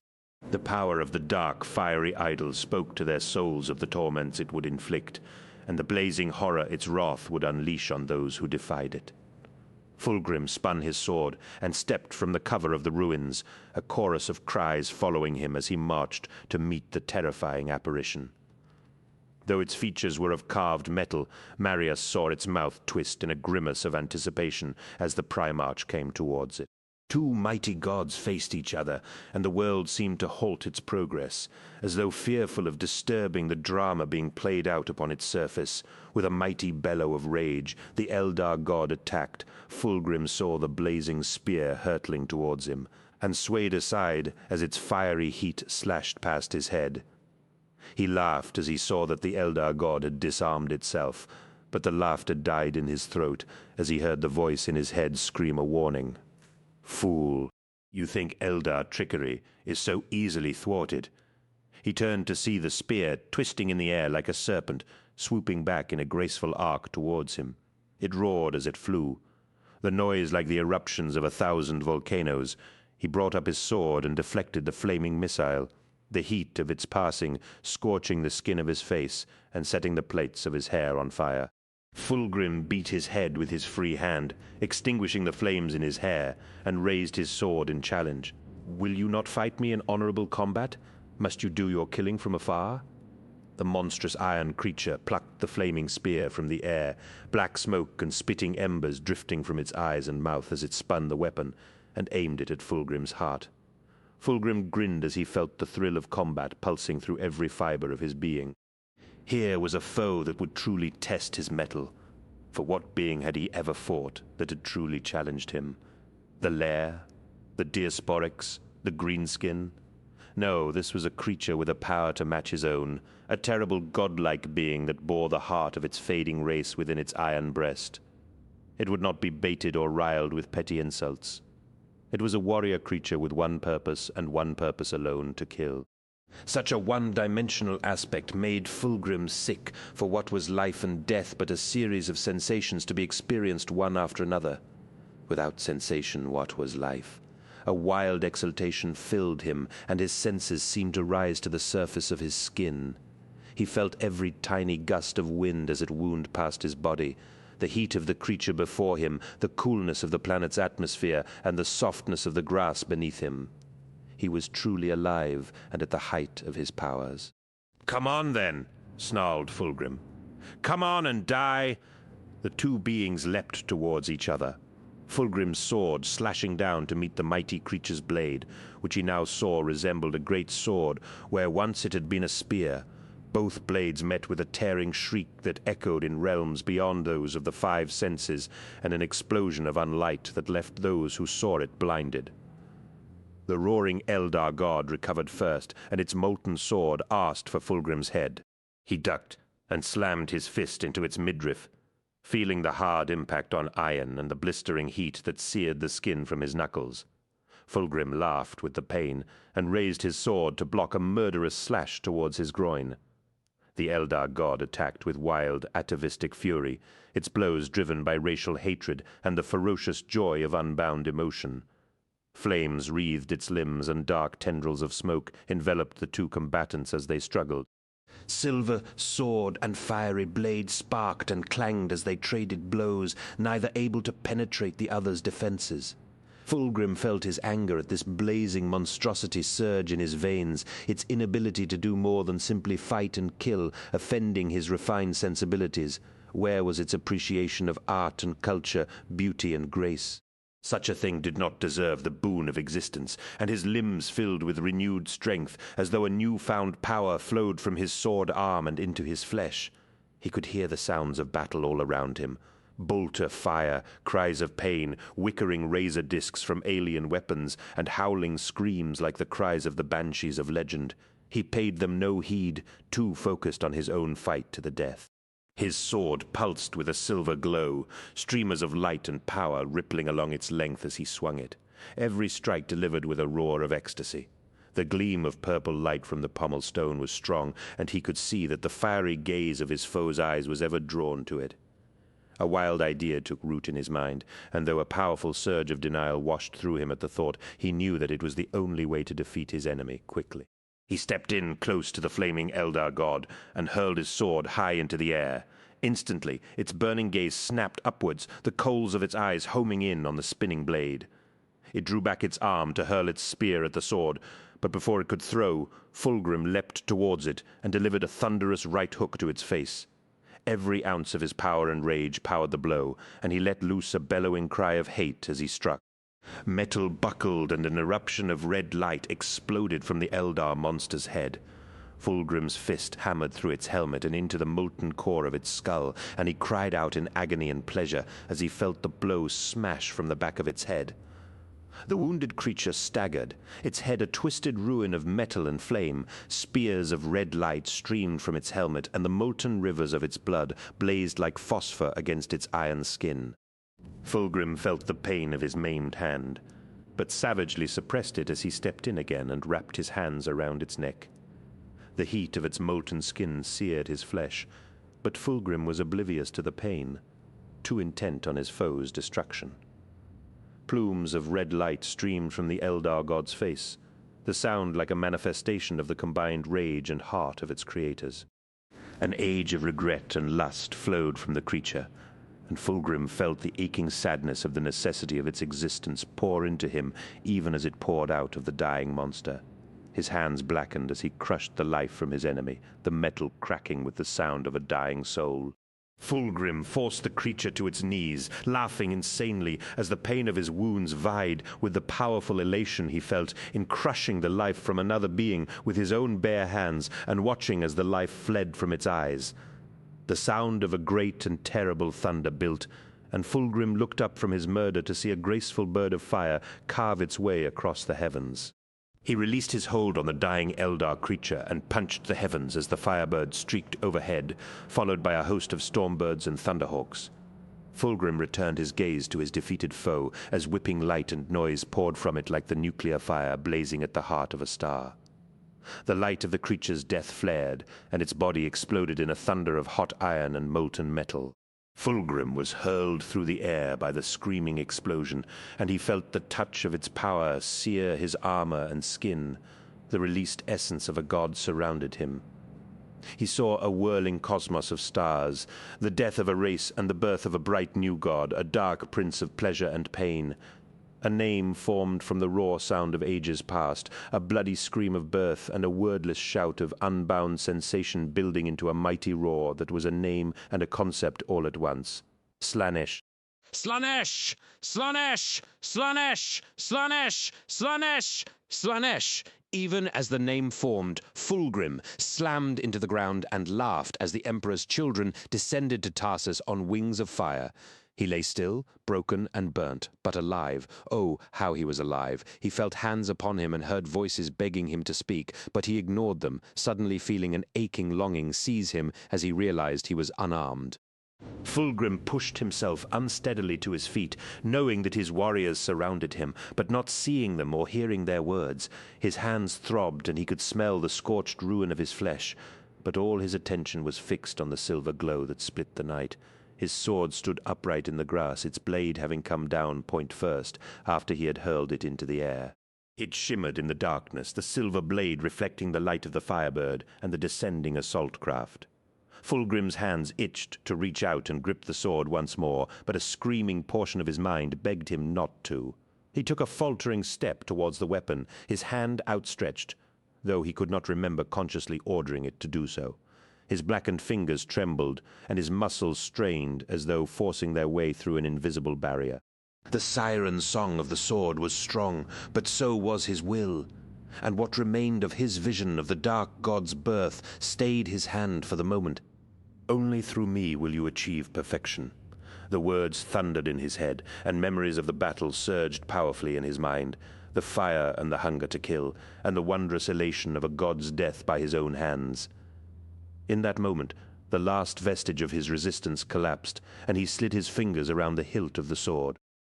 Power flowed through him, and the pain of his wounds vanished as though from the most powerful healing balms. Fulgrim stood straighter, his momentary weakness forgotten as though a wash of power suffused every atom of his body. He saw the Eldar fleeing through their shimmering gateway until only the treacherous seer Eldrad Ulthrin remained, standing forlornly beside the arching structure. The seer shook his head and stepped into the light, which vanished as suddenly as it had appeared. "My lord," said Vespasian, his face smeared with blood. "What are your orders?" Fulgrim's anger at the alien's perfidy reached new undreamed of heights, and he sheathed his sword, turning to face his gathering warriors. He knew that there was only one way to ensure that the treachery of the Eldar was burnt out forever. "We return to the pride of the Emperor," he said. "Order every ship to make ready to fire a spread of virus bombs." "Virus bombs?" asked Vespasian. "But surely only the War Master." "Do it," shouted Fulgrim. Now, Vespasian looked uneasy with such an order, but nodded stiffly and turned away. Fulgrim cast his gaze out over the night-shrouded planet before him and whispered, "By the fire, I swear that every one of the Eldar worlds will burn." Part 4, Threshold 16, called to account scars. "My fear is to fail." Ormond Braxton chafed at being made to wait outside the golden doors of the Primarch's chambers. He would have expected better manners from a Primarch than to make a high-ranking emissary of the administration of Terra wait for so long. He had boarded the pride of the Emperor 3 days ago, and such delays were the kind of thing he inflicted on others to demonstrate his superior rank. Finally, his petition for an audience had been approved, and his menials had bathed him before Fulgrim's servants arrived to apply perfumed oils to his skin prior to bringing him before the Primarch. The scent of the oils was pleasing enough, though somewhat powerful for his ascetic tendencies. Sweat glistened on his bald pate and mingled with the oils to produce stinging droplets that irritated his eyes and caught in the back of his throat. A pair of elaborately armored warriors stood to attention at the golden doors to Fulgrim's staterooms, beyond which Braxton could hear the deafening din of what he supposed was music, but sounded like an unmitigated racket to his ears. A pair of marble sculptures of wild curves and angles stood to either side of the guards, though what they were supposed to represent eluded Braxton's understanding. He adjusted his administrator robes around his shoulders while letting his attention drift to the paintings that filled this great terrazzo-floored hallway. The golden frames were elaborate to the point of ridiculousness, and the garish colors that filled them quite defied any aesthetic appreciation, though he admitted that his understanding of art was limited. Ormond Braxton had represented the Terran forces in the negotiations that had seen much of the solar system brought into compliance. He had been part of the delegation trained at the School of Iterators, and Evander Tobias and Kirill Sinderman were his close acquaintances. His exceptional skills as a negotiator and civil servant in the Terran Administrative Corps had ensured his selection for this mission, as it called for delicate diplomacy and tact. Only one of such stature could petition a Primarch, especially for such a task as was to be appointed him. At last the doors to Fulgrim's staterooms were flung open, and booming peals of music spilled into the hall before the Primarch's chambers. The guards snapped to attention, and Braxton drew himself up to his full height as he prepared to enter into the presence of the Primarch of the Emperor's children. He awaited some signal that he was to go in, but nothing was forthcoming, and so he hesitantly stepped forward. The guards made no motion to stop him, so he carried on, his unease increasing as the doors swung closed behind him without apparent aid. The music was deafening. Dozens of phonocasters were scattered around, blaring a multitude of what appeared to be different kinds of music. Paintings of all manner of vileness hung from the walls, some depicting acts of violent barbarity, and others of unspeakably vile conduct that was beyond pornography. Braxton felt his trepidation grow as he heard arguing voices from the central stateroom beyond. "My Lord Fulgrim," he inquired, "are you there? It is Administrator Ormond Braxton." "I have come to see you from the Council of Terra." Instantly the voices ceased, and the phonocasters fell silent. Braxton glanced around him to see if he was alone, reckoning that the staterooms surrounding the central chamber were empty of life as far as he could see. "You may enter," called a powerful musical voice from ahead. Braxton gingerly made his way towards the sound, fully expecting to see the Primarch and one of his loyal captains, though the argumentative tone of the voices still puzzled him. He stepped into the Primarch's central stateroom and pulled up short at the sight confronting him. Fulgrim, for the mighty physique could belong to none other, swept around his chambers, naked but for a purple loincloth, and brandishing a gleaming silver sword. His flesh was like hard marble, pale and veined with dark lines, and his face had a manic look to it, like that of a man in the grip of a chemical stimulant. The stateroom itself was a mess, with pieces of broken marble strewn around and the walls chipped and stained with paint. A giant canvas stood at the far end of the chamber, though its angle prevented Braxton from seeing what manner of image was painted upon it. The odor of uneaten food hung heavy in the air, and not even the perfumed oils could mask the stench of rotten meat. "Emissary Braxton," cried Fulgrim, "how good of you to come!" Braxton covered his surprise at the state of the Primarch and his stateroom, and inclined his head. "It is my honor to attend upon you, my lord." "Nonsense!" exclaimed Fulgrim. "I have been unforgivably rude in keeping you waiting, but I have been locked in council with my most trusted advisers in the weeks since our departure from the Purdus region." The Primarch towered over Braxton, and he felt the sheer physical intimidation of such a magnificent being threaten to overwhelm him. But he dug deep into his reserves of calm and found his voice once more. "I come with tidings from Terra, and would deliver them to you, my lord." Of course, said Fulgrim. "But first, my dear Braxton, would you do me an enormous favor?" "I would be honored to serve, my lord," said Braxton, noticing that Fulgrim's hands were discolored, as though from a fire. What heat could wound such as a Primarch, he wondered. "What manner of favor would you have me do?" Fulgrim spun his sword and put his hand on Braxton's shoulder, guiding him towards the vast canvas set up at the end of the stateroom. Fulgrim's pace practically forced Braxton to run, even though his generously fleshed form was unsuited to such a speed. He mopped his brow with a scented handkerchief as Fulgrim proudly stood him before the canvas and said, "What do you think of this, then? The likeness is quite uncanny, isn't it?" Braxton stared in open-mouthed horror at the image slathered on the canvas, a truly repellent portrait of an armored warrior, thickly painted with all manner of garish colors, crude brushstrokes, and loathsome stench. The vastness of the image only served to heighten the horror of what it portrayed, for the subject was none other than the Primarch of the Emperor's children, so loathsomely delineated as to be insulting and degrading to one so awe-inspiring. Though he was no student of art, even Braxton recognized this as a vulgar atrocity, an affront to the being it purported to represent. He glanced over at Fulgrim to see if this was some elaborate jest, but the Primarch's face was rapt and unswerving in his adoration of the vile picture. "You're lost for words, I can see," said Fulgrim.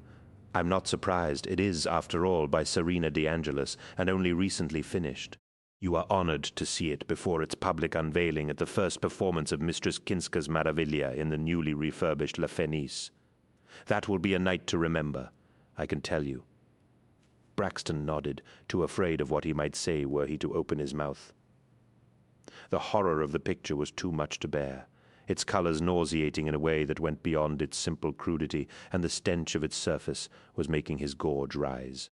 He moved away from the picture, pressing his handkerchief to his mouth and nose, as Fulgrim trailed behind him, idly swinging his sword in lazy circles. "My lord, if I may," said Braxton. "What? Oh, yes, of course," said Fulgrim, as though listening to another voice entirely. "You said something about news from Terra, didn't you?"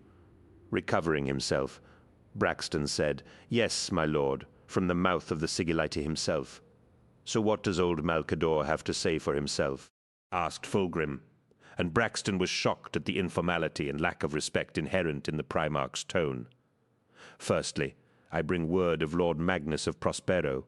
It has come to the attention of the Emperor, beloved by all, that, contrary to the dictates of the Council of Nicaea, Lord Magnus has continued his researches into the mysteries of the Immaterium."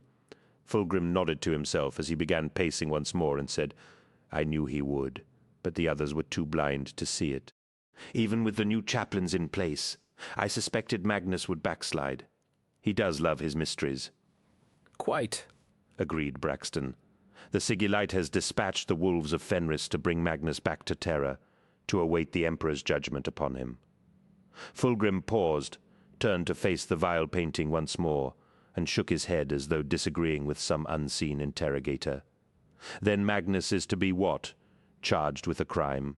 asked Fulgrim heatedly, as though his anger at the messenger would somehow change the facts. "I do not know any more, my lord," replied Braxton.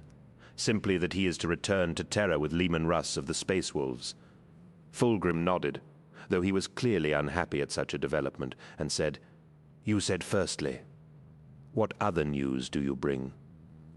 Braxton knew he would have to choose his words carefully, for there was more that would yet displease the Primarch. "I bring news concerning the conduct within one of your brother Primarch's legions." Fulgrim ceased his pacing and looked up in sudden interest. "It is Horus's legion?" Braxton covered his irritation and nodded. "It is. Have you already heard my news?" Fulgrim shook his head. "No, I was just guessing. Go on and tell me your news, but be aware that Horus is my sworn brother, and I will brook no disrespect of him." "Of course not," confirmed Braxton. "At present, the 63rd Expedition makes war against a civilization calling itself the Oretian Technocracy. Horus came in the name of peace, but the misguided, the War Master, put in Fulgrim, and Braxton cursed himself for making such an elementary error. The Astartes detested mortals, showing a lack of respect for their position." "My apologies," continued Braxton smoothly. "The rulers of these planets attempted to assassinate the War Master, and thus he declared a legal war upon them to bring their worlds to compliance. In this matter he has been aided by Lord Angron of the 7th Legion." Fulgrim laughed. "Then I don't hold out much hope for there being much left of this technocracy at the end of the war." "Quite," said Braxton. "Lord Angron's excesses, shall we say, are not unknown to the Council of Terra, but we have received some unsettling reports from Lord Commander Hector Varvarus, commander of the army units within the 63rd Expedition." "Reports of what?" demanded Fulgrim. Braxton was unnerved to see that the Primarch's previous manic distraction appeared to have quite vanished. "Reports of a massacre perpetrated by Astartes against Imperial civilians." "My lord." "Nonsense," snapped Fulgrim. Angron may be many things, but massacring Imperial citizens seems a little out of character even for him, wouldn't you say? Reports have reached Terra regarding Lord Angron's conduct in the war. "It's true," said Braxton, keeping his tone as neutral as possible. "Though it is not of him that I speak, Horus," asked Fulgrim, his voice hoarse, and Braxton saw what in a mortal he would have regarded as fear in his dark eyes. "What has happened?" Braxton paused before continuing. He noted that there was no denial, as there had been when Fulgrim had thought if Angron accused. It appears that the War Master was grievously wounded on the planet of Davin, and some of his warriors were somewhat overzealous when bringing him back on board the Vengeful Spirit. "Overzealous," barked Fulgrim. "Speak plainly, man. What does that mean?" A sizable crowd had gathered on the embarkation decks of the War Master's flagship, and when the Astartes came back on board, they smote the crowd in their haste to reach the Medicaid decks. Some 21 people are dead, and many more grievously injured. "And you blame Horus for this? It is not my place to assign blame, my lord," said Braxton. "I am merely informing you of the facts." Fulgrim rounded on him suddenly. Braxton felt his bladder loosen, and a warmth trickled down his leg, as the wild-eyed Primarch of the Emperor's children towered over him with his sword, suddenly raised above his head, as if to strike him down. "Facts," snarled Fulgrim. "What does a foppish scribe such as you know of the facts of war? War is hard, fast, and cruel. Horus knows this, and he fights accordingly. If people are stupid enough to get in the way of that, then their own foolishness is to blame." Ormond Braxton had seen much in the way of egotism in his time within the civil administration of Terra, but he had never been faced with such barefaced arrogance and callous dismissal of human life. "My lord," gasped Braxton, "people are dead, killed by the Astartes. Such things will not just go away. Those responsible must be called to account, or the ideals of the Great Crusade will stand for nothing." Fulgrim lowered his sword, appearing only now to notice its presence. He shook his head and smiled, his ephemeral anger vanishing in the space of a moment. "You are right, of course, my dear Braxton. I apologize for my uncivil behavior, and beg of your pardon. I am much vexed by the pain of wounds suffered battling an alien monstrosity in our previous campaign, and my temper is a fragile thing as a result." "No pardon is necessary, my lord," said Braxton slowly. "I understand your brotherhood with the War Master, and it is for that very reason that I am dispatched to you. The Council of Terra wishes you to travel to Aureus and meet with the War Master to ensure that the principles that underpin the Great Crusade are being adhered to." Fulgrim snorted in derision and turned away. "So now we must fight with an eye forever over our shoulder. Are we not trusted to make war? You civilians want your conquests, but you do not care for how they are won, do you? War is brutality, and the more brutal it is, the sooner it is over, but that's not good enough for you, is it? In your eyes, wars must be fought according to an imperfect set of rules imposed by those who have never seen a shot fired in anger or risked their own blood alongside their brothers. Know this, Braxton, every petty restrictive rule you civilians impose on our method of war means that more of my warriors die. Braxton was shocked by Fulgrim's bitterness, but hid his surprise. What response should I take back to the Council of Terror, my lord? Again, Fulgrim's anger seemed to melt away in the face of reason, and the mighty Primarch laughed humorlessly. Tell them, Master Braxton, that I shall lead my warriors to join the 63rd expedition, that I will examine how my brother makes war, and that I shall be sure to tell you all about it. The sarcasm was heavy in Fulgrim's tone, but Braxton ignored it and bowed. Then, my lord, if I may take my leave. Fulgrim waved his hand dismissively and nodded. Yes, go. Return to your courtiers and scriveners, and tell them that the Lord Fulgrim will do their bidding. Braxton bowed once more and backed away from the barely dressed Primarch. When he had retreated a sufficient distance, he turned and made his way through the golden doors that led to normality. Behind him, he could hear voices arguing, and he risked a glance over his shoulder in an attempt to identify with whom Fulgrim spoke. He felt a shiver travel the length of his spine as he saw that Fulgrim was alone. He was speaking to the loathsome painting. "What are you doing?" asked a voice behind her, and she froze. Serena clutched the knife to her breast as her mind raced to identify the questioner. In her fevered thoughts, she imagined that it was Ostian, come once again to save her. But when the question was asked again, she blinked and dropped the knife as she recognized that the speaker was the Astartes warrior, Lucius. Her breathing was heavy, and her blood was pounding as she looked down at the corpse lying next to the unfinished picture of the swordsman. She couldn't recall the dead man's name, an irony she found amusing given her official title as Remembrancer, but he had been a talented composer once. Now he was raw material for her work, his blood pumping enthusiastically onto the floor from his opened throat. The metallic smell of his blood filled her nostrils as she felt a hand grasp her shoulder and turn her around. She looked up into Lucius's boyish face, his handsome features marred forever by the crooked twist of his nose where it had been broken in some combat. She reached up with a bloodied hand to touch his face, and his eyes followed her fingers as they traced the line of his jaw. "What happened here?" asked Lucius, nodding towards the corpse.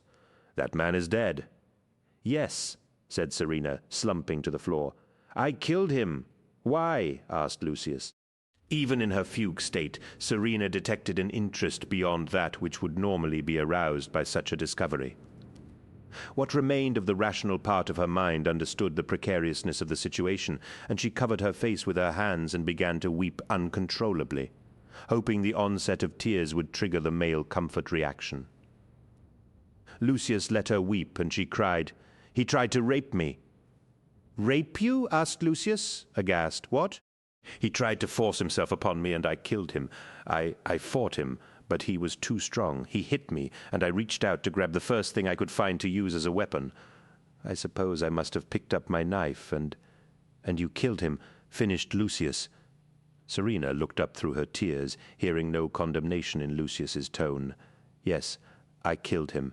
Then the bastard got what he deserved," said Lucius, pulling Serena to her feet. "He tried to violate you, and you defended yourself." "Yes."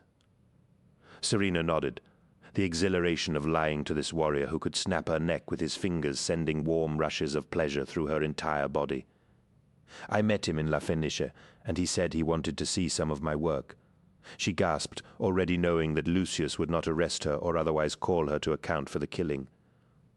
"It was foolish, I know, but he seemed genuinely interested. When we returned to my studio, he turned on you." "Yes," nodded Serena, "and now he's dead. Oh, Lucius, what am I going to do?" "Don't worry," said Lucius. "This won't need to go any further. I'll have some servitors dispose of his remains, and this can all be forgotten about." Serena threw herself against Lucius in gratitude, and let her tears come once more, feeling nothing but contempt for this man, and his belief that such a traumatic event, had it been real, could be forgotten about so easily. She pushed herself from his breastplate and bent to pick up her knife. The blade was still wet with blood, and the cold steel glittered invitingly in the light. Without conscious thought, she reached up and sliced the blade across her cheek, drawing a thin line of blood from her pallid skin. Lucius watched her impassively and asked, "What did you do that for?" "So that I don't forget what happened," she said, handing him the knife and rolling up her sleeves to show the many scars and fresh cuts in the flesh of her arms. "Pain is my way of remembering all that has gone before. If I hold on to that pain, then I will never allow it to be forgotten." Lucius nodded and reached up to slowly run his fingertips over the crooked line of his nose. Serena could see the anger and hurt pride within him at the marring of his perfect features. A strange sensation of power filled her, as though her words carried more than meaning in their sounds, an influence beyond understanding.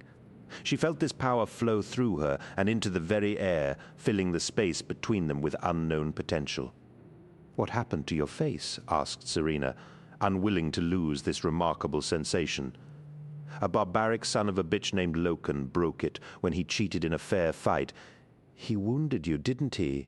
she asked, the sound of her words flowing like honey in his ears. "More than just physically, I mean—" "Yes," said Lucius, his voice hollow. "He destroyed my perfection. You'd want to hurt him, wouldn't you?" "I'll see him dead soon," swore Lucius. Serena smiled, reaching out and placing her hands on his. "Yes, I know you will." He gripped the knife tightly, and she lifted his unresisting hand to his face. "Yes," she said with a nod. "Your perfect face is already gone forever. Do it." He returned her nod, and with a quick flick of his wrist, cut deeply into the flawless skin of his cheek. He flinched at the pain, but lifted the dripping knife to cut an identical line across the opposite cheek. "Now you will never forget this, Loken," she said. Fulgrim paced the confines of his staterooms, marching from room to room as he pondered the words of Emissary Braxton. He had tried to conceal his unease at the news he had been brought, but he suspected that the man had seen through his facade of indifference. He swung the silver sword in a glittering arc, its blade cutting the air with a sound like ripping cloth. Try as he might to forget them, the words of the elder Farseer kept returning, and though he had tried to purge the alien's lies from his head, they would not leave him alone. Braxton's news of the Council of Terra's desire for him to investigate Horus and Angron's conduct only heightened his fear that the Farseer had spoken the truth. "It cannot be true," shouted Fulgrim. "Horus would never betray the Emperor." "Are you so sure?" asked the voice, and Fulgrim felt the familiar jolt of unease as it spoke. He could no longer delude himself that this was simply the voice of his own conscience, but was something else entirely. Since the portrait had been delivered to his stateroom, the honest counsellor in his head had by some unknown means relocated itself within the thick paints of the canvas, reshaping the image to suit its vocabulary. Fulgrim marveled at his ability to simply accept this development, and each time the hideousness of the notion surfaced in his mind, it was quashed by a feeling of elation and attraction that melted his concerns like snow before the spring sun. He turned slowly towards the magnificent picture Serena de Angelis had painted for him, its splendor matched only by his amazement at what it had become in the days since it had been delivered to his staterooms. Fulgrim made his way through the rain of his quarters and stared into the image of his own face on the canvas. The giant in purple armor stared at him from the picture, its features refined and regal, the mirror of his own. The eyes sparkled as though recalling some long-forgotten joke. The lips curled in the curved wrinkle of the hypocrite, and the brow furrowed as though plotting some scheme of great cunning. Even as he stared into his own features, the mouth twisted and pulled at the canvas as it formed new words. What if the alien spoke true? If Horus has indeed forsaken the Emperor, where would you stand in such a contest? Fulgrim felt clammy sweat-coat his naked flesh, repulsed by the creeping horror of the picture, yet unaccountably drawn once again to hear its words, as though they possessed some silken siren-like attraction to him. As much as he wanted to slice his blade through the painting, he could not bear to see it destroyed. "He is the most worthy of you," said the painting, its mouth contorting under the effort of speech. "If Horus were to turn his face from the Emperor, where would you stand?" "The question is immaterial," snapped Fulgrim. "The situation would never arise." "Think you so?" laughed the painting. "Even now, Horus plants the seeds of his rebellion." Fulgrim clenched his jaw and aimed his sword at the image of himself on the canvas. "I will not believe you," he shouted. "You cannot know these things." But I do. How? Begged Fulgrim. You are not me. You cannot be me. No, agreed his twin, I am not.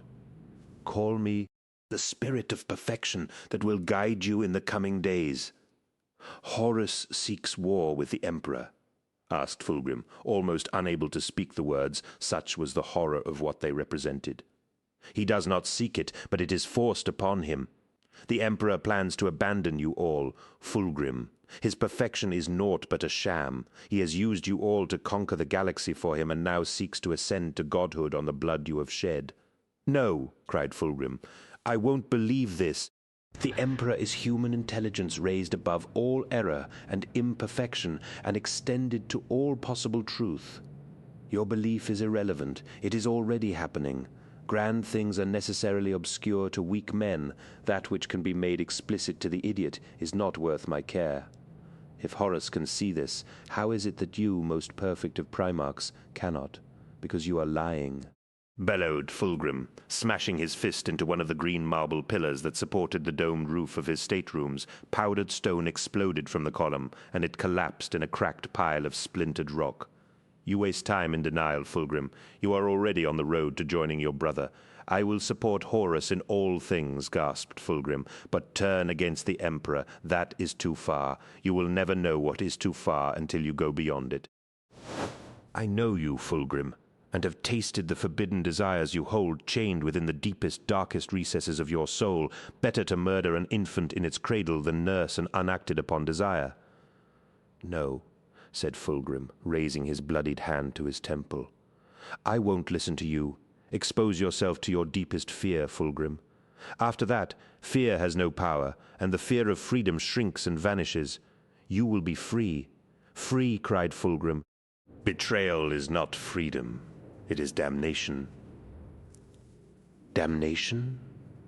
No. It is liberty and unfettered freedom to explore all that is and all that can be. Horus has seen beyond the veil of this mortal flesh you call life, and learnt the truth of your existence. He is privy to the secrets of the ancients, and only he can help you towards perfection. Perfection? Whispered Fulgrim. Yes, perfection. The Emperor is imperfect, for if he were perfect, then such things could not happen. Perfection is slow death. Only change is constant. The signal for rebirth, the egg of the phoenix from which you arise. Ask yourself this. What is it you fear? Fulgrim stared into the eyes of the portrait, eyes that were his own, but for the awful knowledge within them. With a clarity born of perfect understanding, Fulgrim knew the answer to the question his reflection had posed him. My fear is to fail, said Fulgrim. The cold lights of the apothecarian were bright and hostile, staring down at Marius as he lay naked on the surgical slab. His limbs were immobile, held static by gleaming steel restraints and chemical inhibitors. The feeling of vulnerability was acute, but he had vowed to obey his Primarch's orders no matter what they were, and Lord Eidolon had assured him that this was what Lord Fulgrim desired. Are you ready? Asked Fabius, the silver steel arms of the apothecary's chirurgeon machine looming over him like a great spider. Marius tried to nod, but his muscles would not obey him. I am, he said, fighting to say even that. Excellent, said Fabius. His narrow dark eyes bored into Marius and examined his flesh, as a butcher might examine a choice cut of meat, or a sculptor a fresh block of virgin stone. Lord Commander Eidolon said you would make me better than before. And so I shall. Captain Virozean grinned Fabius.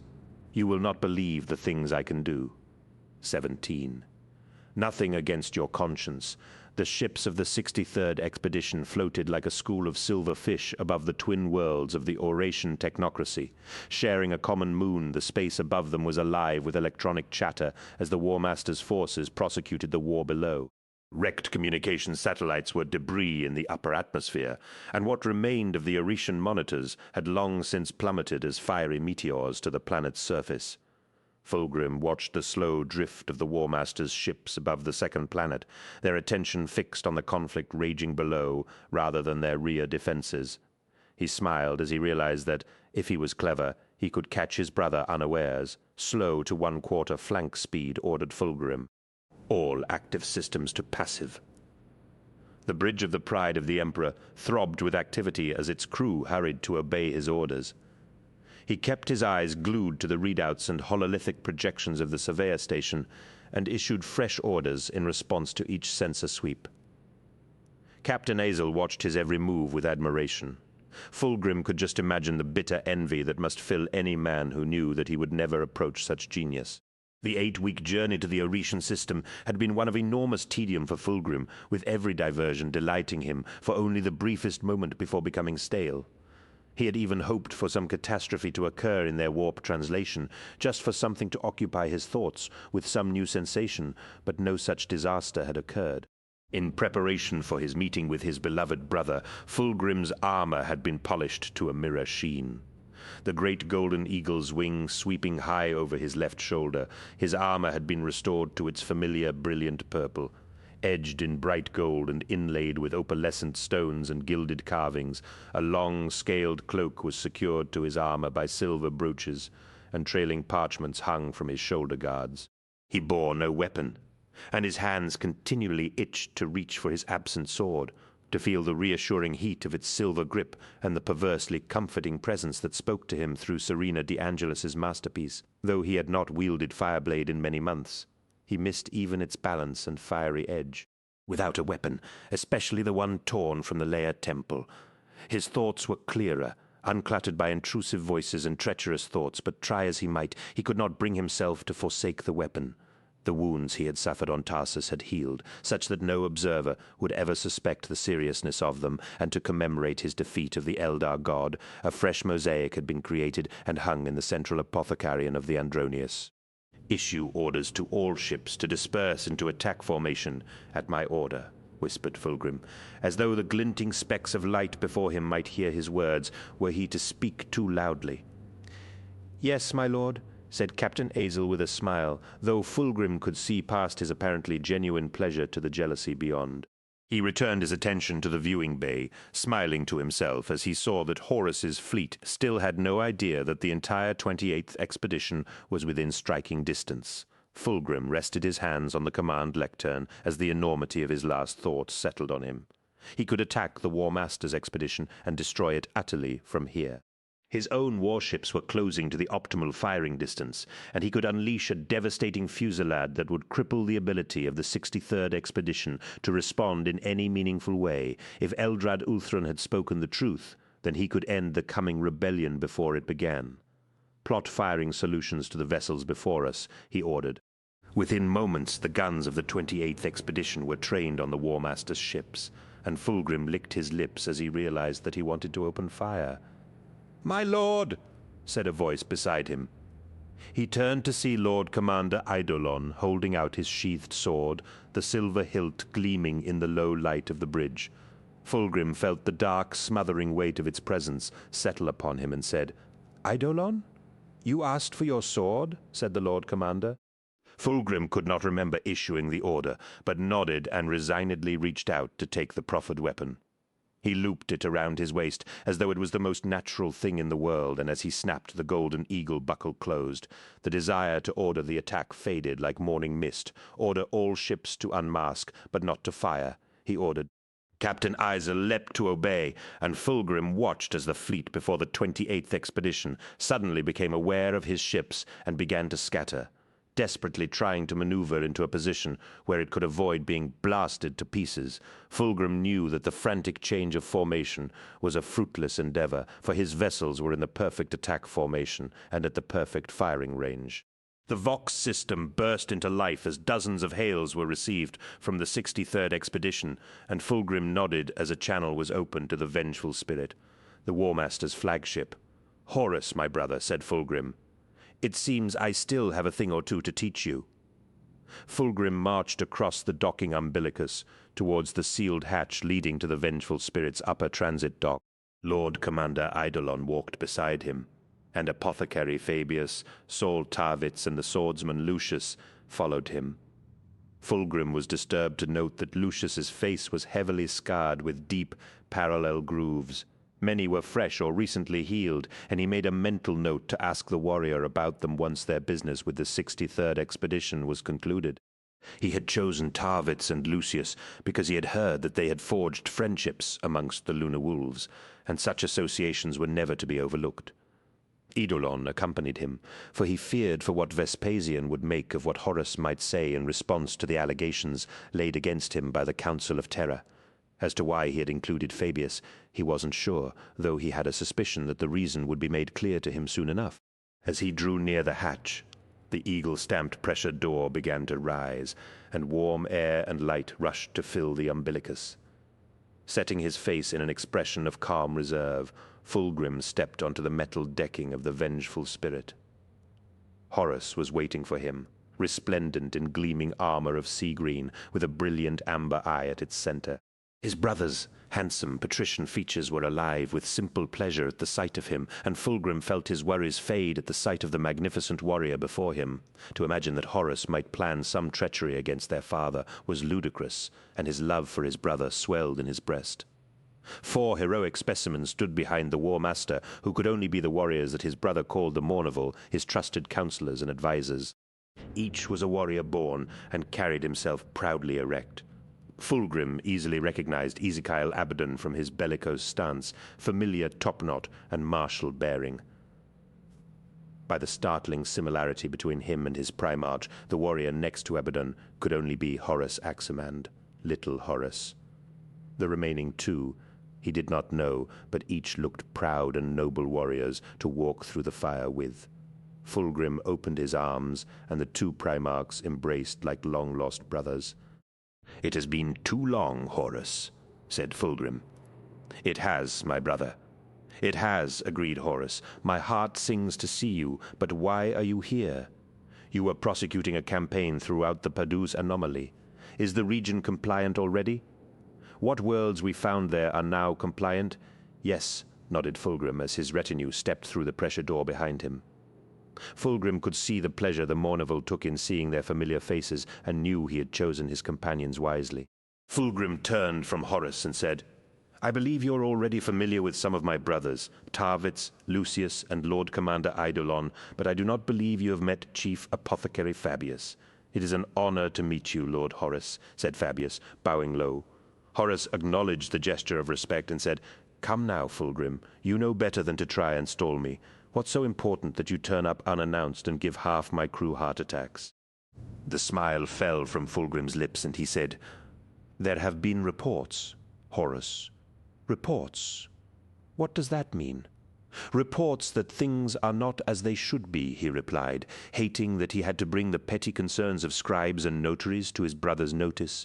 "Reports that suggest you and your warriors should be called to account for the brutality of this campaign. Is Angron up to his usual tricks? Angron is as he has always been." "That bad?" "No, I keep him on a short leash, and his equerry, Khan, seems to curb the worst of our brother's excesses. Then I have arrived just in time." "I see," said Horus. "Are you here to relieve me?" Fulgrim forced himself to conceal the horror he felt that his brother could conceive of such a thing, and covered his consternation with a laugh. "Relieve you?" he said. "No, my brother. I'm here so that I can return and tell those fops and scribes on Terra that Horus fights war the way it is meant to be fought, hard, fast, and cruel. War is cruelty. There is no use trying to reform it. The crueler it is, the sooner it is over." Fulgrim nodded and said, "Indeed, my brother. Come. There is much for us to talk about, for we are living in strange times. It seems our brother Magnus has once again done something to upset the Emperor, and the Wolf of Fenris has been unleashed to escort him back to Terra." "Magnus?" asked Horus, suddenly serious. "What has he done?" "Let us talk of it in private," said Fulgrim, desiring to end this public airing of such filthy accusations. "Anyway, I have a feeling my subordinates would welcome the chance to reacquaint themselves with your, what do you call it? Mournival." "Yes," smiled Horus. "Memories of murder, no doubt." Horus indicated that Fulgrim should walk with him, and the 2 Primarchs marched from the transit deck. Eidolon followed in his footsteps, while Abaddon and Horus Aximand fell in behind the War Master. But Fulgrim could not fail to notice the accusing looks the Lunar Wolves threw in the Lord Commander's direction. Fulgrim wondered what had passed between the warriors on Murder. as Horus led him through the halls of the mighty ship towards his personal staterooms.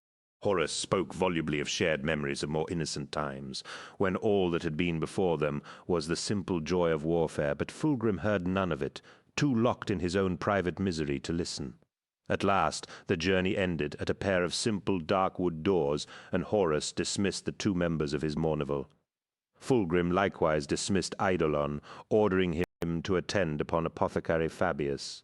"In many ways it is fortuitous that you come to me now, my brother," said Horus. "How so?" asked Fulgrim, as the War Master opened the doors and stepped inside. Horus did not answer, and Fulgrim followed him, seeing that an Astartes in armor the color of weathered granite awaited them. The warrior was powerfully built, and his battle plate was bedecked with parchments and tightly curled script work. His head was shaven bare, the skin covered in angular tattoos. "This is Erebus of the Word-Bearers," said Horus. "And you are correct?" "About what?" asked Fulgrim. "That we have much to talk about," said Horus, closing the doors. Horus's staterooms were Spartan and austere compared to his own, without the lush decorations and fine artworks that hung on every wall and stood proud on golden plinths. This did not surprise Fulgrim, for his brother had always eschewed personal comforts in favor of appearing to share the discomforts of his warriors. Beyond an archway veiled in white silk, he could see his brother's personal chambers, and he smiled as he saw the mighty desk there, the piles of oath papers strewn across its surface, and the tome of astrology given to Horus by their father. Thinking of their father, Fulgrim looked over to the wall upon which was painted a mural he had not seen in decades. It depicted the Emperor ascendant over all, with his hands outstretched, and above him spun constellations of stars. "I remember that being painted," said Fulgrim wistfully. "Many years ago now," agreed Horus, pouring wine from a silver ewer and handing the goblet to him. The wine was deep red, and Fulgrim felt as though he was staring into an ocean of blood as he raised it to his lips and took a long draught. Oily sweat bristled on his brow. Fulgrim glanced over at the seated figure of Erebus and felt an irrational dislike for the Word-Bearer, despite never having met him or heard a single word pass his lips. He had never particularly relished the company of Lorgar or the warriors of the Etsiasiaita Legion, finding their enthusiasms unwholesome and their former zeal in proclaiming the Emperor as a figure of worship, contrary to the central tenets of the Great Crusade. Tell me of Lorgar, ordered Fulgrim. "It has been some time since I have seen him. He prospers?" "He does indeed," smiled Erebus, "like never before." Fulgrim frowned at the warrior's choice of words and sat down on the couch facing the War Master's desk. The War Master sliced the flesh of an apple with a gleaming serpent-hilted dagger, and Fulgrim's rarefied senses could feel an unspoken tension in the air, a miasma of things unsaid, and great potential. Whatever Horus had in mind was clearly something of great import. "You have recovered well from your wounds," noted Fulgrim, catching the furtive glance shared between the War Master and Erebus. Precious little information had been released from the 63rd expedition regarding the Davan campaign, certainly nothing to indicate that Horus had been wounded, but the War Master's reaction proved that at least part of the Farseer's tale was true. "You heard about that," said Horus, taking a slice of apple into his mouth and wiping the juice from his chin with the back of his hand. "I did," nodded Fulgrim. Horus shrugged. "I attempted to prevent word of it reaching the other expeditions for fear of the damage it might do to morale. It was nothing, a minor wound to the shoulder." Fulgrim smelled a lie and said, "Really? I heard that you were dying." The War Master's eyes narrowed. "Who told you that?" "It doesn't matter," said Fulgrim. "What's important is that you survived. Yes, I survived, and now I'm stronger than ever, revitalized even." Fulgrim raised his glass and said, "Then let us give thanks for such a speedy recovery." Horus drank to mask his annoyance, and Fulgrim let a small smile creep across his face at the thrill of antagonizing so powerful a being as the War Master. "So," began Horus, changing the subject, "you have been sent to check up on me, is that it? Is my competence as War Master in question?" Fulgrim shook his head. "No, my brother, though there are those who question your means of advancing the Great Crusade. Civilians light years from the battles we fight in their name dare question how you make war and seek to exploit our brotherhood by tasking me to bring your war dogs to heel." "By war dogs, I assume you mean Angron." Fulgrim nodded and took a drink of the bitter wine. "It cannot have escaped your notice that he is a far from subtle weapon. Personally, I do not favor his employment in theaters of war where anything less than total destruction is called for. But I recognize that there are times for subtlety and times for raw aggression. Is this war such a time?" "It is," promised Horus. "Angron bloodies himself for me, and at this moment I need him drenched in blood." "Why? I'm sure you remember what Angron was like after Ulanor, Fulgrim," asked Horus. "He raged against my appointment like a caged animal. His every utterance was calculated to belittle me in the eyes of those who thought my being named War Master an insult to their pride." "Angron thinks with his sword arm, not his head," said Fulgrim. "I remember that it took all my skill in diplomacy to calm the thunder in his heart and smooth his ruffled pride. But he accepted your role grudgingly. It has to be said, but he accepted it." "Grudgingly is not good enough," stated Horus flatly. "If I am to be War Master, I must have utter devotion and total obedience from all those I command in the days of blood to come. I am giving Angron what he wants, allowing him to affirm his loyalty to me in the only way he knows how. Where others would pull tight the chain that binds him, I allow him his head, and his loyalty to you is forged anew in blood," said Fulgrim. "Just so," agreed Horus. "I believe that is what the Council of Terror objects to. I am the War Master, and I make use of the tools available to me, molding them to fit my purpose," said Horus. "Our brother Angron is raw and bloody, but he has his place in my designs. That place requires that his loyalty, first and foremost, is to me." Fulgrim watched the War Master's eyes as he spoke, seeing a passionate fervor he had not seen in many decades. His brother spoke of magniloquent designs, and the fact that he required utter devotion from his followers. Was this the treachery the Farseer had spoken of? As Angron's loyalty was being won, was Horus swaying others to his cause? Fulgrim stole a glance at Erebus, seeing that he too was enraptured by the War Master's words, and wondered who laid first claim to the loyalties of the word-bearer's Primarch. "Patience. In time, these truths will be known," said the voice in his head. "You have always looked up to Horus. Trust him now, for your destiny is linked inextricably with his." He caught a sudden, startled furrowing of Erebus's brow and experienced a moment's panic as he wondered if the word-bearer had heard the voice too. Fulgrim pushed aside such concerns and nodded at Horus's words. "I understand perfectly," he said. "I see," said Horus, "and the Council's concern is simply with Angron's bloodlust." "Not entirely," he replied. "As I said, the Wolf of Fenris has been dispatched to Prospero in order to bring Magnus back to Terra, though for what purpose I do not know. He has been practicing sorcery," said Erebus. Fulgrim felt a spike of anger enter his heart at the warrior's temerity in addressing a Primarch without a direct question being asked of him. "Who are you to speak without leave in the presence of your betters?" he demanded, turning to Horus and waving a dismissive hand at the word-bearer. "Who is this warrior anyway? And tell me why he joins our private discussions." "Erebus is an advisor to me," said Horus, "a valued counselor and aide." "Your Mournival is not enough for you?" asked Fulgrim. "Times have changed, my brother and I have set plans in motion for which the Council of the Mournival is not appropriate, matters to which they cannot yet be made privy. Well, not all of them at any rate," he added with a pained smile. "What matters?" asked Fulgrim, but Horus shook his head. "In time, my brother, in time," promised Horus, rising from behind his desk and circling it to stand before the mural of the Emperor. "Tell me more of Magnus and his transgressions." Fulgrim shrugged. "You now know as much as I, Horus. All I was given to understand I have now told you.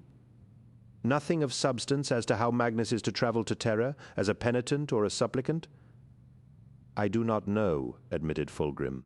"Thus to send one who dislikes Magnus as much as the wolf to fetch him home suggests that he does not travel to Terra to be honored." "It does not," agreed Horus, and Fulgrim could see a glimmer of relief ghost across his brother's face.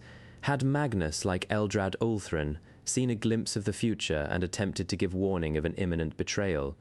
If so, the War Master would need to deal with him before his return to Terra. "With the matter of the Lord of Prospero dispensed with to his apparent satisfaction. The War Master nodded in the direction of the mural and said, "You said you remembered this being made?" Fulgrim nodded, and the War Master continued, "So do I, vividly.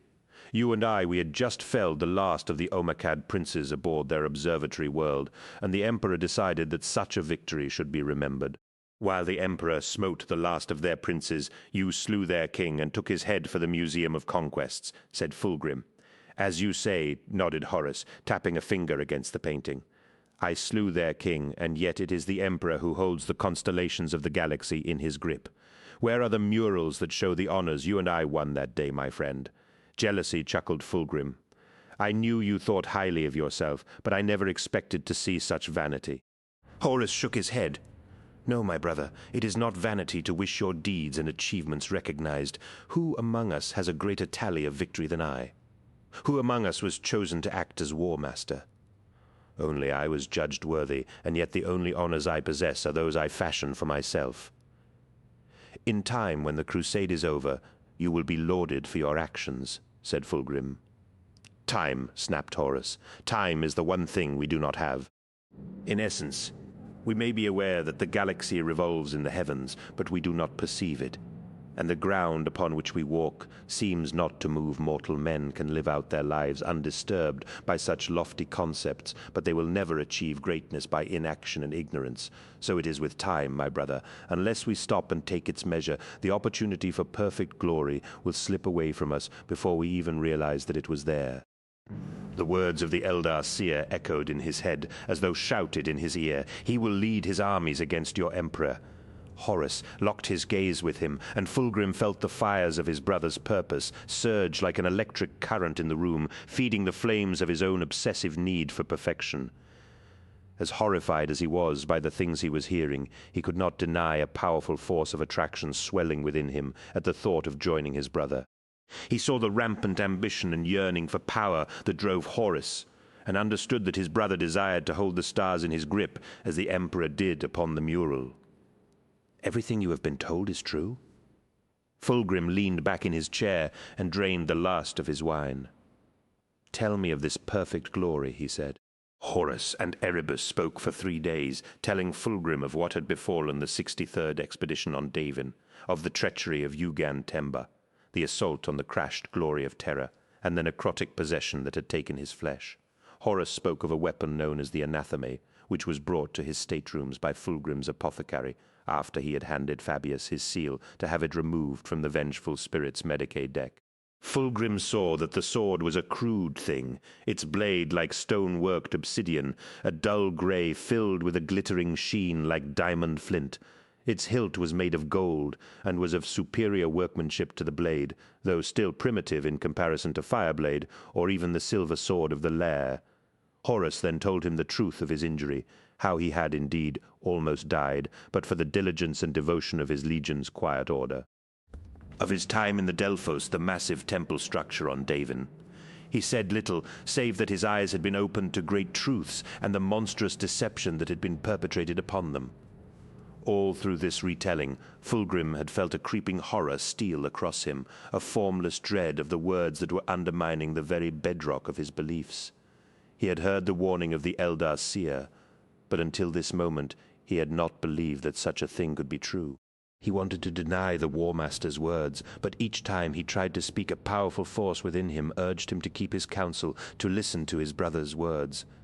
"The Emperor has lied to us, Fulgrim," said Horus, and Fulgrim felt a knot of hurt anger uncoil in his gut at such an utterance. "He means to abandon us to the wilderness of the galaxy while he ascends to godhood." Fulgrim felt as though his muscles were locked in a steel vice, for surely he should have flown at Horus to strike him down for such a treacherous utterance. Instead, he sat stunned as he felt his limbs tremble, and his entire world collapsed. How could Horus, most worthy of Primarchs, be saying such things? No matter that he had heard them before from different mouths, the substance of their reality had been meaningless until now. To see Horus's lips form words of rebellion kept him rooted to his chair in horrified disbelief. Horus was his most trusted friend, and long ago they had sworn in blood never to speak an untruth to one another. With such an oath between them, Fulgrim had to believe that either his father or his brother had lied to him. "You have no choice," Join with Horus, or all you have striven for will have been in vain. No, he managed to whisper, tears welling in his eyes. The anticipation of this moment had fired his senses, but the reality of it was proving to be very different indeed. "Yes," said Horus, his expression pained but determined. "We believed the Emperor to be the ultimate embodiment of perfection, Fulgrim. But we were wrong. He is not perfect, he is just a man, and we strove to emulate his lie. All my life I wanted to be like him," said Fulgrim. "As did we all, my brother," said Horus. "It pains me to say these things to you, but they must be said, for a time of war is coming. Nothing can prevent that, and I need my closest brothers beside me when the time comes to purge our legions of those who will not follow us." Fulgrim looked up through tear-rimmed eyes and said, "You are wrong, Horus. You must be wrong. How could an imperfect being have wrought the likes of us?" "Us?" said Horus. "We are but the instruments of his will to achieve dominance of the galaxy before his ascension. When the wars are over, we will be cast aside, for we are flawed creations, fashioned from the wide womb of uncreated night. Even before our births, the Emperor cast us aside when he could have saved us. You remember the nightmare of Chimos, the wasteland it was when you fell to its blasted hinterlands. The pain you suffered there, the pain we all suffered on the planets where we grew to manhood. All of that could have been avoided. He could have stopped it all, but he cared so little for us that he simply let it happen." "I saw it happen, my brother. I saw it all." "How?" gasped Fulgrim. "How could you have seen such things?" "In my near-death state, I was granted an epiphany of hindsight," said Horus. "Whether I saw the past or simply had my earliest memories unlocked, I do not know, but what I experienced was as real to me as you are." The grey meat of Fulgrim's brain was filling fit to burst as he sought to process all that Horus was telling him. Even in my moments of blackest doubt, all that sustained me was the utter certainty of my ultimate achievement of perfection, said Fulgrim. The Emperor was the shining paragon of that dream's attainment, and to have that taken away from me. Doubt is not a pleasant condition, nodded Horus, but certainty is absurd when it is built on a lie. Fulgrim felt his mind reel, that he even entertained the possibility that Horus could be right, his words unraveling all that he had ever been and all he had ever hoped to achieve. His past was gone, destroyed to feed his father's lie, and all that was left to him was his future. The Emperor is a comedian playing to an audience too afraid to laugh, said Horus. To him we are tools to be used until blunted and then cast aside. Why else would he leave us and the crusade to retreat to his dungeons beneath Terra? His apotheosis is already underway, and it is up to us to stop it. I dreamed of one day being like him, whispered Fulgrim, of standing at his shoulder and feeling his pride and love for me. Horus stepped forward, kneeling before him and taking his hands. All men dream, Fulgrim, but not all men dream equally. Those who dream by night in the dusty recesses of their minds wake in the day to find that it was vanity. For men like us, the dreamers of the day, our dreams are ones of hope, of improvement, of change. Perhaps we were once simply weapons, warriors who knew nothing beyond the art of death. But we have grown, my brother. We are so much more than that now. But the Emperor does not see it.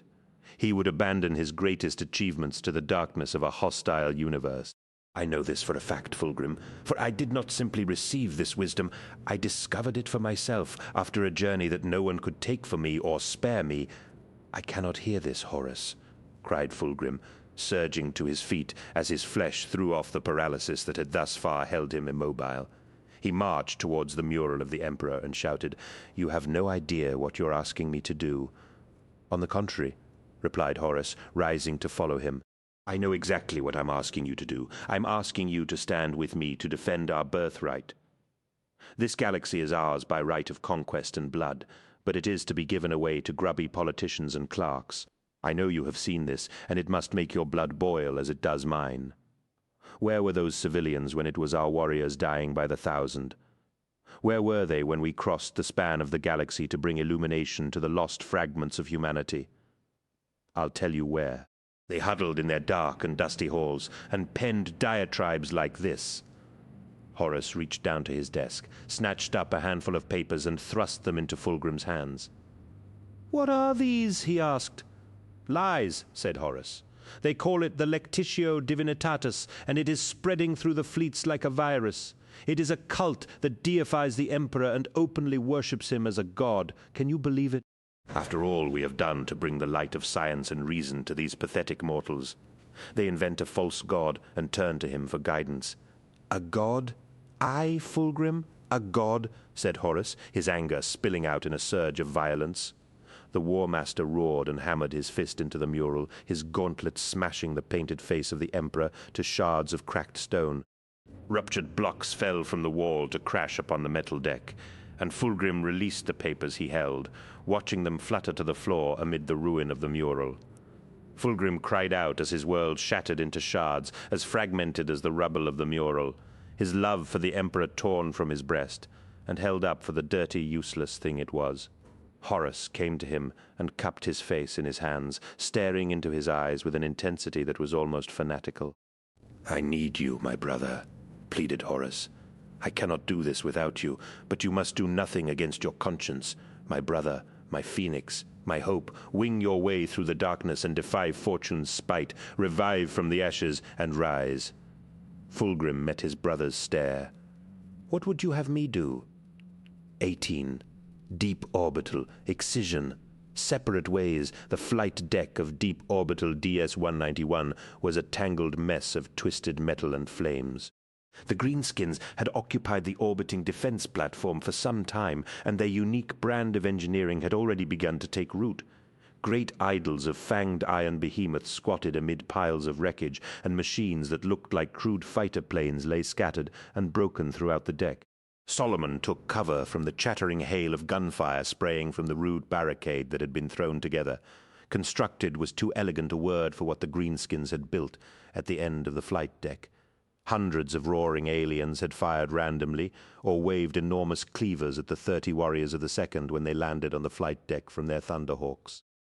As part of the Emperor's children's assault, missiles had punched holes through the hull of the orbital, with the intent of explosively decompressing the flight deck and allowing Solomon's Astartes to make an uncontested boarding at this supposedly unoccupied section.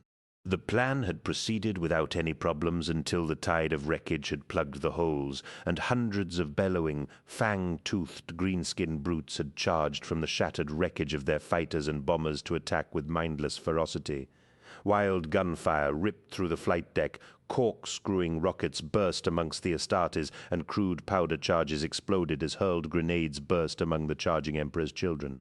"Whoever said that the Greenskins were primitive, obviously, never had to fight them," shouted Gaius Caphan, as another greasy explosion of flame and black smoke erupted nearby, hurling spars of twisted metal into the air. Solomon had to agree, having fought the Greenskin savages on many occasions. It seemed as though there was no star system throughout the galaxy that had not been infested by the vermin of the Greenskins. "Any sign of our reinforcements?" he shouted. "Not yet," returned Caphan. "We're supposed to be getting extra squads from the 1st and 3rd, but nothing so far." Solomon ducked as a rocket skidded from the knotted pile of metal he sheltered behind with a deafening clang and ricocheted straight up before detonating in a shower of flame and smoke. Burning shrapnel fell in a patter of scorching scads of metal. "Don't worry," cried Solomon. "Julius and Marius won't let us down."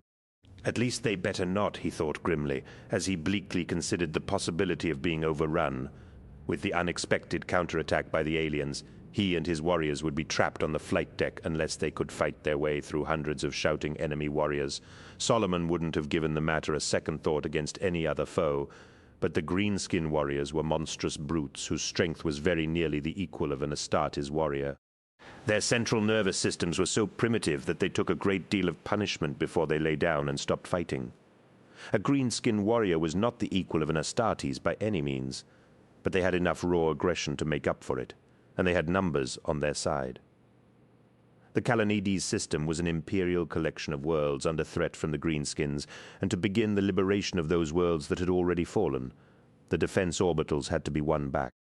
This was the first stage in the imperial relief of Kalanides, and would see the reuniting of the Emperor's children and the Iron Hands as they assaulted the enemy strongholds on Kalanides IV. Solomon risked a quick glance over the lip of the smoking metal as he heard a strident bellow sounding from behind the spars of metal and wreckage that the Greenskins were using for cover. Solomon had no knowledge of the greenskin language, or even if they had anything that could be described as language. But the warrior in him recognized the barbaric cadences of a war speech. Whatever passed for greenskin leadership was clearly readying their warriors for an attack. Tribal fetishes and glyph bowls hung with grisly trophies bobbed behind the rusted metal, and Solomon knew they were in the fight of their lives. "Come on, damn you," he whispered. Without support from Julius or Marius, he would need to order a retreat to the assault craft and concede defeat, a prospect that had little appeal to his warrior code. "Any word yet? Nothing yet?" hissed Caphan. "They're not coming, are they?" "They'll come," promised Solomon, as the chanting bellows from ahead suddenly swelled in volume and the crash of metal and iron-shod boots erupted from beyond. Gaius, Caphan, and Solomon shared a moment of perfect understanding and rose to their feet with their bolters at the ready. "Looks like they're going up the center," shouted Caphan. "Bastards!" yelled Solomon. "That's my plan! Second, open fire!" A torrent of bolter fire reached out to the greenskins, and the front line was scythed down by rippling series of explosions. Sharp, hard detonations echoed from the metal walls of the flight deck as the Astartes fired volley after volley into the charging enemy. But no matter how many fell, it only seemed to spur the survivors to a greater frenzy. The aliens came in a tide of green flesh, rusted armor and battered leather. Red eyes like furnace coals glittered with feral intelligence, and they bellowed their uncouth war cries like wild beasts. They fired noisy, blazing weapons from the hip or brandished mighty toothed blades with smoke-belching motors. Some wore armor attached with thick leather straps or simply nailed to their thick hides, while others wore great horned helmets fringed with thick furs. A huge brute in wheezing mechanical exo-armor led the charge, bolter shells sparking and ricocheting from his protective suit. Solomon could see the rippling heat haze of a protective energy field sheathing the monstrous chieftain, though how such a primitive race could manufacture or maintain such technology baffled him. The bolters of the second wreaked fearful havoc amongst the aliens, blasting sprays of stinking red blood from great bloodied craters in green flesh, or blowing limbs clean off in explosions of gore. "Ready swords!" shouted Solomon as he saw that no matter how great the carnage worked upon the charge, it wouldn't be nearly enough. He put aside his bolter and drew his sword and pistol as the first greenskin warrior smashed its way through the rusted girders, not even bothering to go around. Solomon swayed aside from a blow that would have hacked him in two and swung his sword in a double-handed grip for his opponent's neck. His sword bit the full breadth of his hand into the greenskin's neck. But instead of dropping dead, the greenskin bellowed and savagely clubbed him to the ground. Solomon rolled to avoid a stamping foot that would surely have crushed his skull, and lashed out once more. This time his blade hacked through the beast's ankle, and it collapsed in a thrashing pile of limbs. Still, it tried to kill him, but Solomon quickly picked himself up and stomped his boot down on the greenskin's throat before putting a pair of bolt shells through its skull. Gaius Caphan struggled with a greenskin, a head taller than him, its great motorized axe slashing for his head with every stroke. Solomon shot it in the face and ducked as yet another greenskin came at him. All shape to the battle was lost as each warrior fought his own private war, all skill reduced to survival and killing. It couldn't end this way. A lifetime of glory and honor couldn't end at the hands of the greenskins. He had fought side by side with some of the Imperium's greatest heroes, and there was no way he was going to die fighting a foe as inglorious as these brutes. Unfortunately, he thought wryly, they didn't seem to know that. Where in the name of terror were Julius and Marius? He saw a pair of his warriors borne to the deck by a pack of howling greenskins, a roaring axe hacking their Mark IV plate to splintered ruins. Another was ripped almost in two by a close-range burst from a monstrous rotary cannon that was carried by a greenskin as though it weighed no more than a pistol. Even as he watched these tragedies play out, a rusted cleaver smote him in the chest and hurled him backwards. His armor split under the impact, and he coughed blood. Looking up into the snarling, fanged gorge of the greenskin leader, the hissing, wheezing armor enlarged its burly physique, its muscles powered by mighty pistons and roaring bellows. Solomon rolled aside as the cleaver arced towards him, crying out as splintered ends of bone ground together in his chest. Momentary pain paralyzed him, but even as he awaited another attack, He heard the sound of massed bolt of fire and the high-pitched whine of 100 chainswords. The greenskin before him looked up in response to the sound, and Solomon did not waste his opportunity, unloading his weapon full in its face, pulping its thickly boned skull in a torrent of explosive shells. Its metal exoskeleton kept it on its feet, but suddenly the greenskin force was in disarray as newly arrived Emperor's children tore into the battle, delivering point-blank shots from bolt pistols or cutting limbs and heads from bodies with precisely aimed sword blows. In moments the fighting was done as the last pockets of greenskin warriors were isolated into smaller and smaller knots of resistance and were mercilessly gunned down by the new arrivals. Solomon watched the extermination with cold admiration, for the killings were achieved with a perfection he had not seen in some time.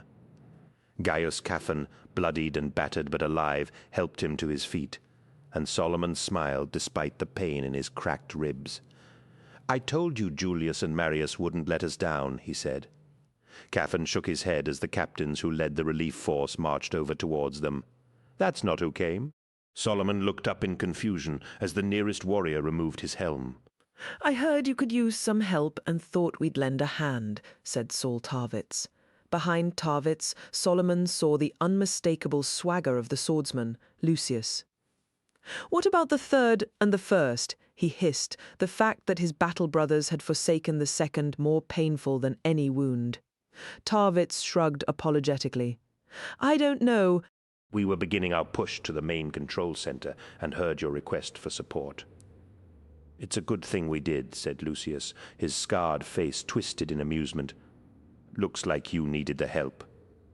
Solomon felt like punching the arrogant bastard, but held his tongue, for the swordsman was right. Without their aid, he and his warriors would have been slaughtered. "I'm grateful, Captain Tarvitz," he said, ignoring Lucius. Tarvitz bowed and said, "The honor is mine, Captain Demeter, but I must regretfully take my leave of you. We must move on our primary objective."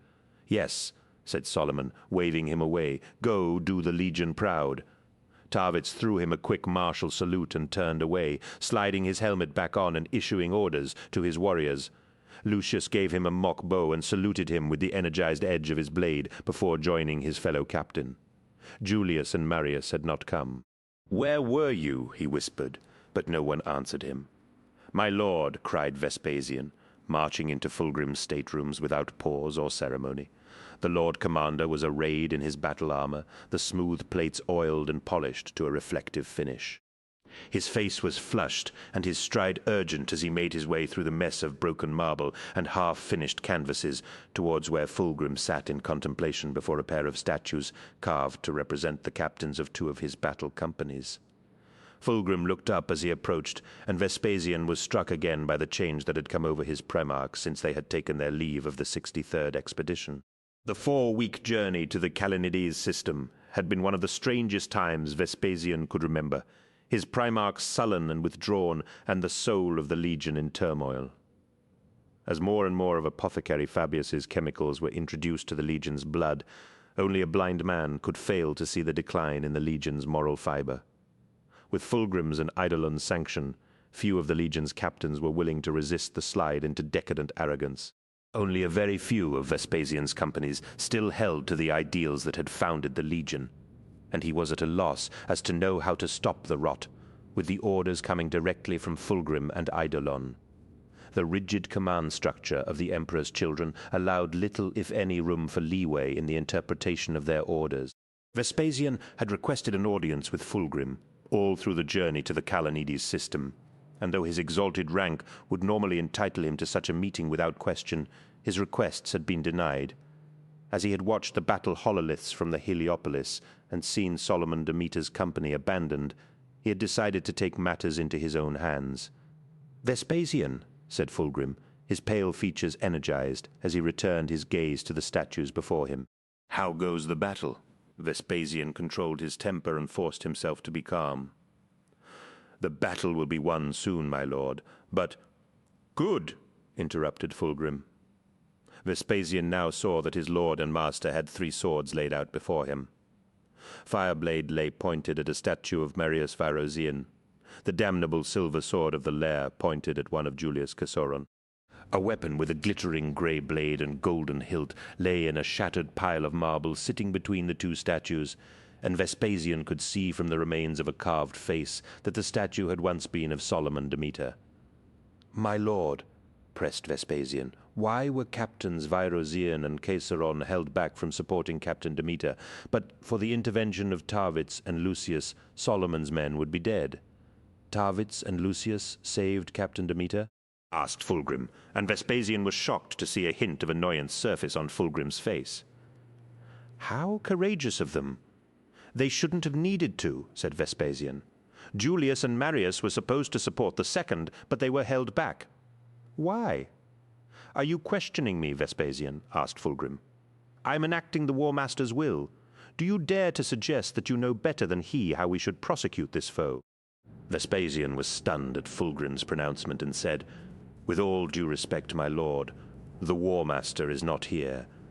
How can he know how best to prosecute the greenskins?" Fulgrim smiled, and lifting the grey-sheened sword from the remains of Solomon's statue, he said, "Because he knows that this battle is not about the greenskins." "Then what is it about, my lord?" demanded Vespasian. "I should dearly wish to know." "It is about righting a monstrous wrong that has been done to us, and purging our ranks of those without the strength to do what must be done. The War Master moves on the Istvan system, and on its bloody fields a reckoning will take place."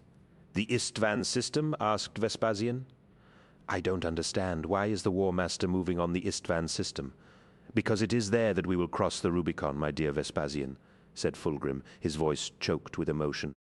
"There we will take the first steps on the new path the War Master forges, a path that will lead to the establishment of a new and glorious order of perfection and wonder." Vespasian fought to keep up with Fulgrim's rapid delivery and confused ramblings.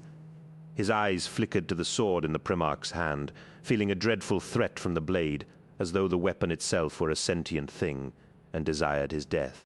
He shook off such superstitious nonsense and said, "Permission to speak freely, my lord." "Always, Vespasian," said Fulgrim. "You must always speak freely, for where is the pleasure to be had in our facility for locution if we restrain ourselves from freedom? Tell me, have you heard of a philosopher of old earth called Cornelius Blakey?" "No, my lord, but—" "Oh, you must read him, Vespasian," said Fulgrim, guiding him towards a great canvas at the end of the stateroom.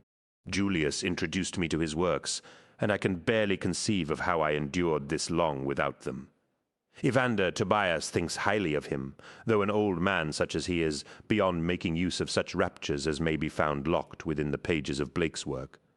"My lord, please—" Fulgrim held up a hand to silence him as they arrived at the canvas, and the Primarch turned him around to face it. "Hush, Vespasian. There is something I wish you to see." Vespasian's questions fled from his mind at the horror of the picture before him. The image of his Primarch distorted and leering, the flesh pulled tight over protruding bones, and the mouth twisted with the anticipation of imminent violence and violation.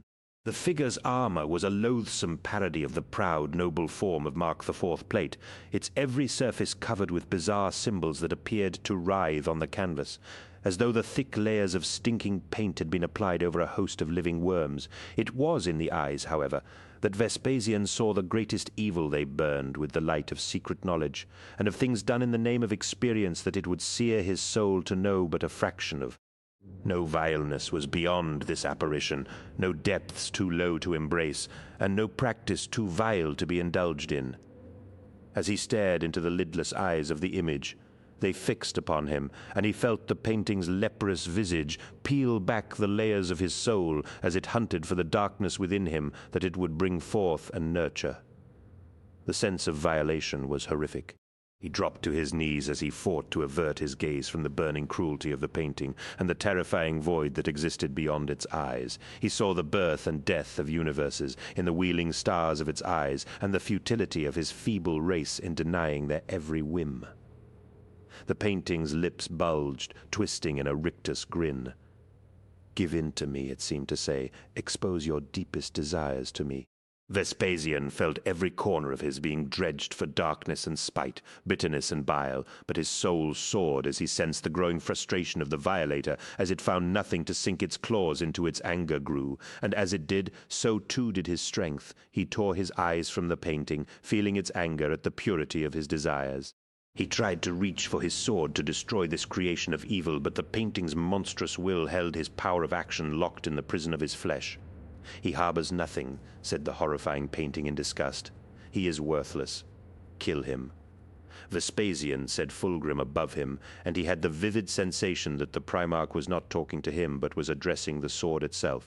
He fought in vain to turn his head, feeling the sharp prick of the sword point laid against his neck.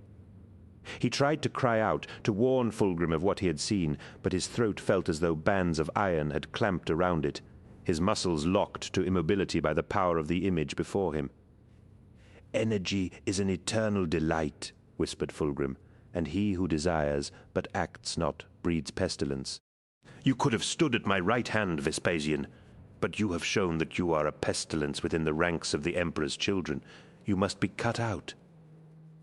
Vespasian felt the pressure on the back of his neck grow stronger, the tip of the sword breaking skin and warm blood trickling down his neck. "Don't do this," he managed to hiss. Fulgrim paid his words no heed, and with one smooth motion drove the blade of the anathema downwards through Vespasian's spine and into his chest cavity until the golden quillons rested to either side of the nape of his neck. The cargo decks of the deep orbital had been cleared of the green-skinned dead by the legion's menials, for a portion of the Kalanides battle force to assemble and hear the words of their beloved Primarch.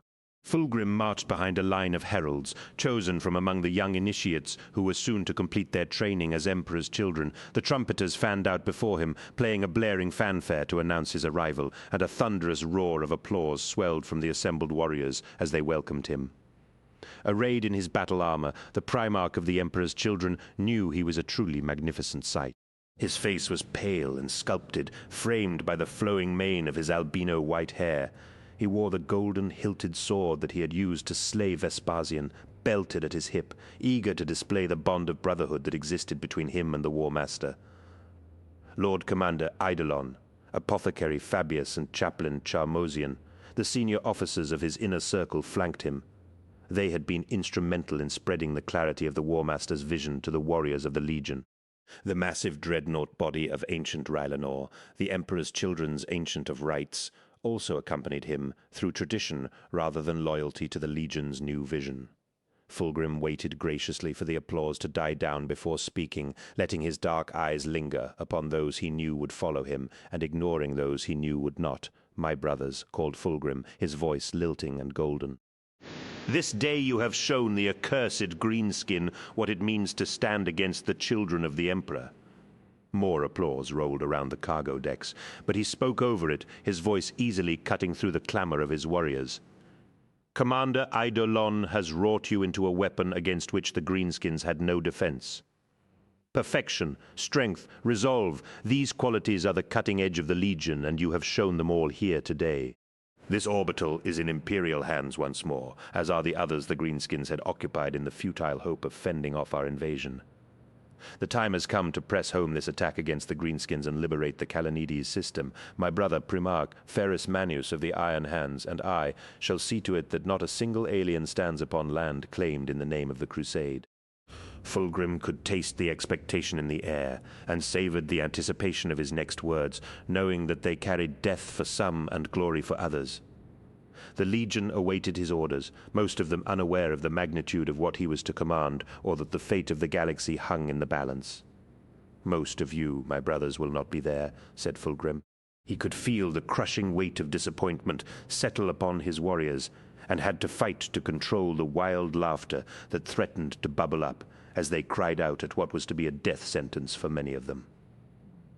"The Legion will be divided," continued Fulgrim, raising his hands to stem the cries of woe and lamentation his words provoked. "I will lead a small force to join Ferrus Manus and his Iron Hands at Kalanides the Firth. The rest of the Legion will rendezvous with the War Master's 63rd expedition at the Istvan system. These are the orders of the War Master, and your Primarch, Lord Commander Eidolon, will lead you to Istvan, and he will act in my stead until I can join you once more." "Commander, if you please," said Fulgrim, gesturing Eidolon to step forwards. Eidolon nodded and said, "The War Master has called upon us to aid his Legion in battle once more. He recognizes our skills, and we welcome this chance to prove our superiority." We are to halt a rebellion in the Istvan system, but we are not to fight alone, as well as his own legion. The War Master has seen fit to deploy the Death Guard and the World Eaters. A muttered gasp spread around the cargo bay at the mention of such brutal legions. Eidolon chuckled. I see some of you remember fighting alongside our brother Astartes. We all know what a grim and artless business war becomes in the hands of such men. So, I say this is the perfect opportunity to show the War Master how the Emperor's chosen fight. The Legion cheered once more, and Fulgrim's amusement turned instantly to sorrow as he understood that, but for Vespasian's stubbornness, a great many of these warriors would have made a fine addition to the army of the War Master's new crusade.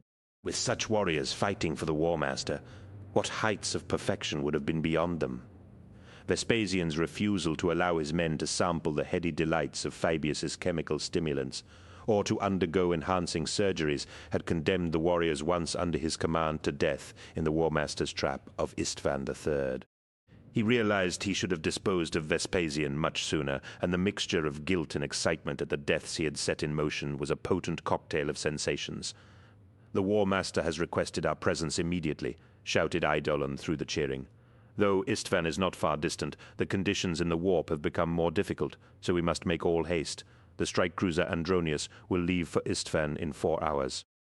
When we arrive, it will be as ambassadors for our legion, and when the battle is done, the War Master will have witnessed war at its most magnificent. Eidolon saluted, and Fulgrim led the applause before turning and taking his leave. Now he had to deliver on the second part of his pledge to the War Master. Now he had to convince Ferrus Manus to join their great endeavor. 19. An era of judgment. The beat of hammers and the pounding of distant forges echoed through the anvalarium of the Fist of Iron. But Gabriel Santor, first captain of the Iron Hands, barely heard them. The Morlock Terminators stood sentinel around the edge of the chamber, the mightiest of them protecting the gates of the Primarch's inner sanctum, the Iron Forge. Rendered ghostly by the hissing clouds of steam that billowed from the deck, the fearsome visage of the Morlocks put Santor in mind of the vengeful predators that howled across the frozen tundra of Medusa for which they were named. His heart beat in time with the mighty hammers far below, the thought of once again standing in the presence of 2 of the mightiest beings in the galaxy, filling him with pride, honor, and, if he was honest, not a little trepidation. Ferrus Manus stood beside him, resplendent in his gleaming black battle armor, and wearing a glistening cloak of mail that shone like spun silver. His high gorget of dark iron obscured the lower part of his face. But Santor knew his Primarch well enough to know that he was smiling at the thought of a reunion with his brother.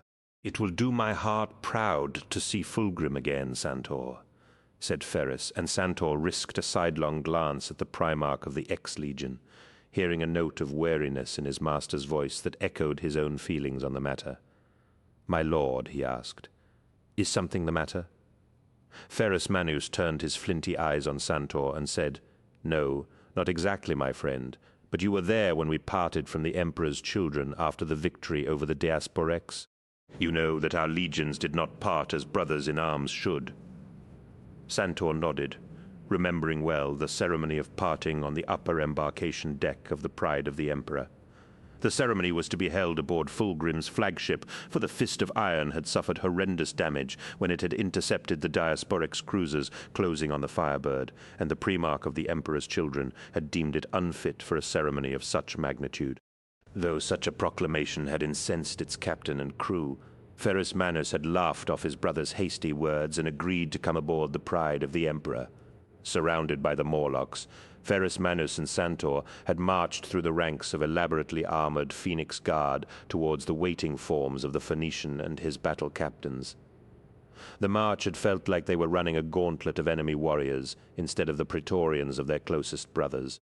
In Santor's eyes, the ceremony had been concluded with unseemly haste, Fulgrim taking his brother in an embrace that was as awkward as their first had been joyous.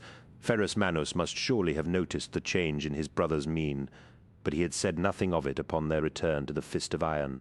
A tightening of the Primarch's jaw as he watched the 28th expedition translate into the churning maelstrom of the warp had been the only indication that he felt slighted by his brother's coldness.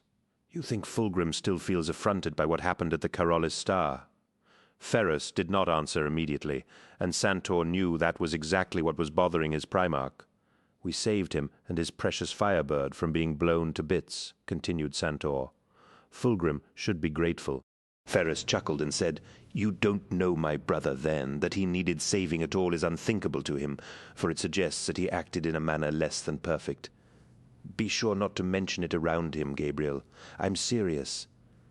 Santor shook his head, his lip curled in a sneer. "Too damn superior, the lot of them. Did you see the way their first captain sized me up when we first boarded the Pride of the Emperor? You didn't have to be old sister to feel the condescension coming from them. They think they're better than us. You can see it in every one of their faces."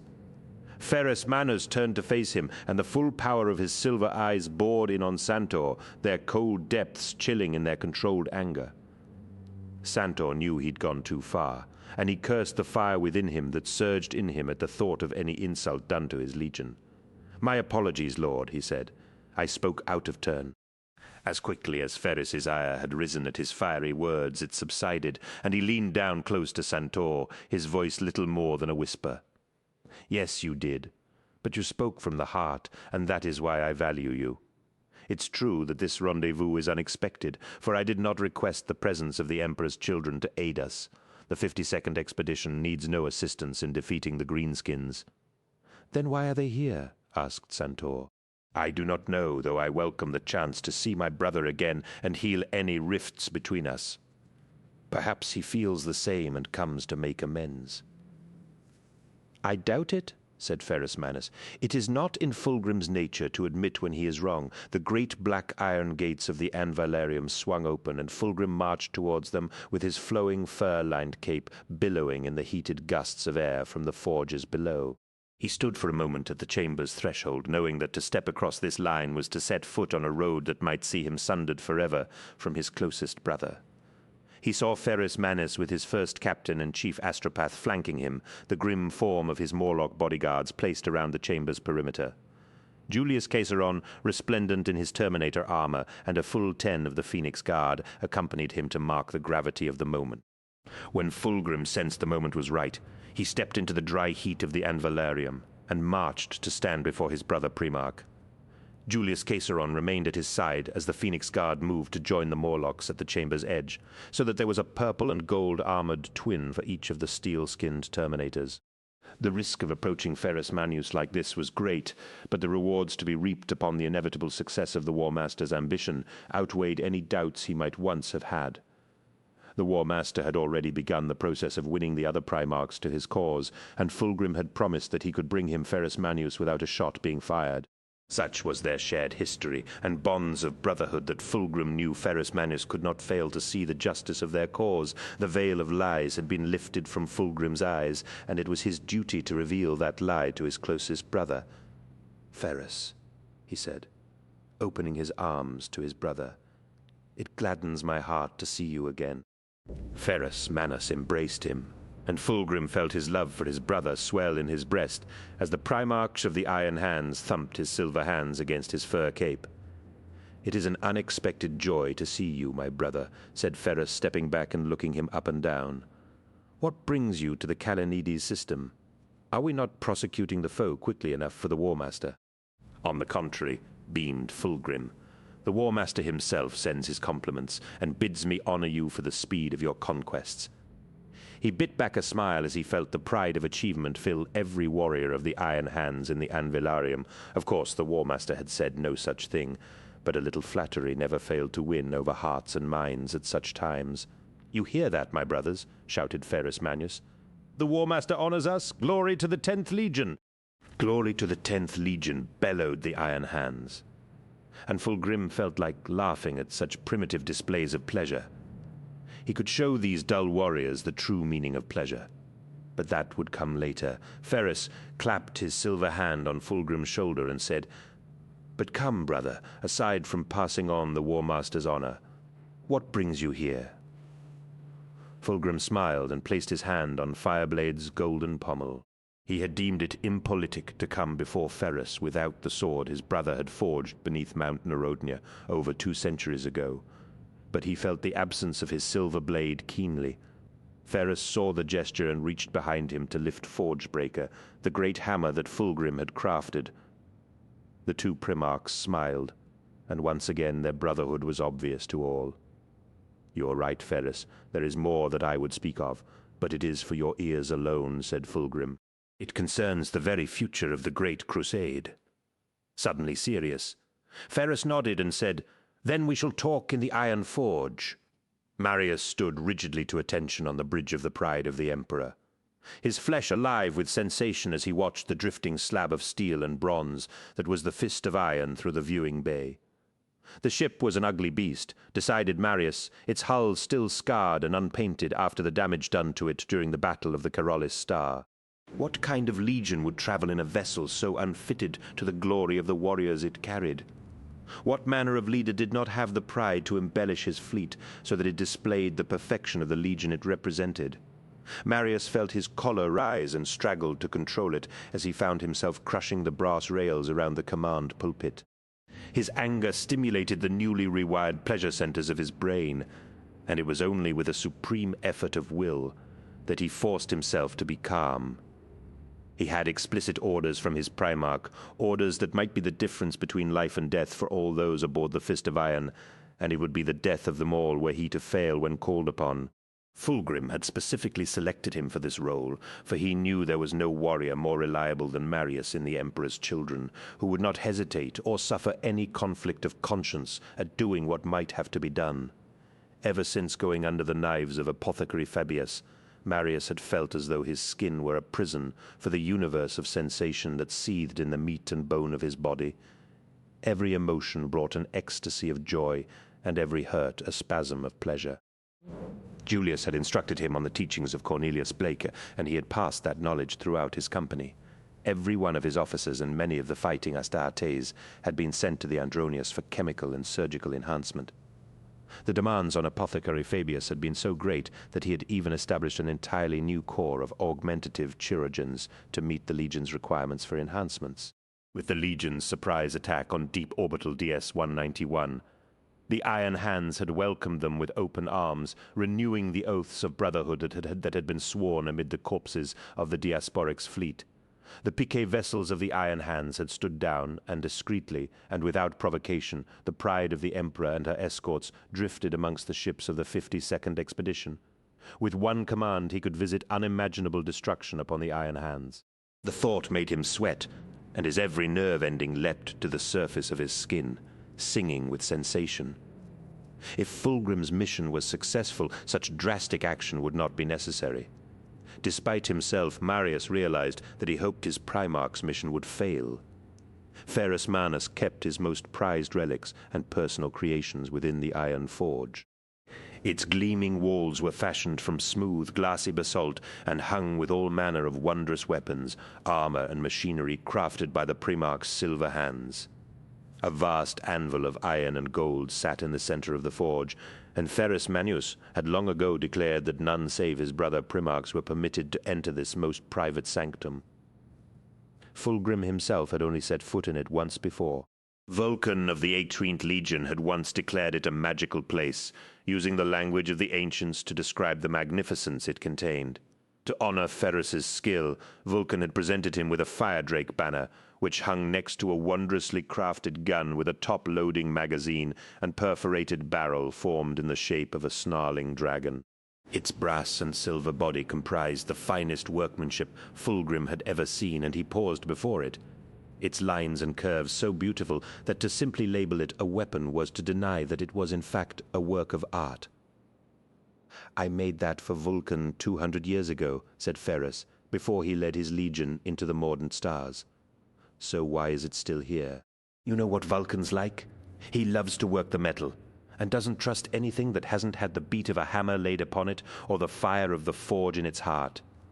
Ferrus held up his shimmering mercurial hands and said, "I don't think he liked the fact that I could shape metal without heat or hammer. He returned it to me a century ago, saying that it should remain here with its creator. I think Nocturne superstitions aren't as forgotten as our brother would have us believe." Fulgrim reached up to touch the weapon, but curled his fingers into a fist before they touched the warm metal. To touch such a perfect weapon without firing it would be wrong. I understand that there is a certain attraction in a handsomely made weapon, but to apply such artistry to a thing designed to kill seems extravagant, said Fulgrim. Really? Chuckled Ferris, hefting Forgebreaker and pointing it at Fireblade sheathed at Fulgrim's hip. Then what were we doing in the Urals? Fulgrim drew his sword and turned it in his hands so that it caught the light and threw dazzling red reflections around the forge. That was a contest, smiled Fulgrim. I didn't know you then, and I wasn't going to have you outdo me, was I?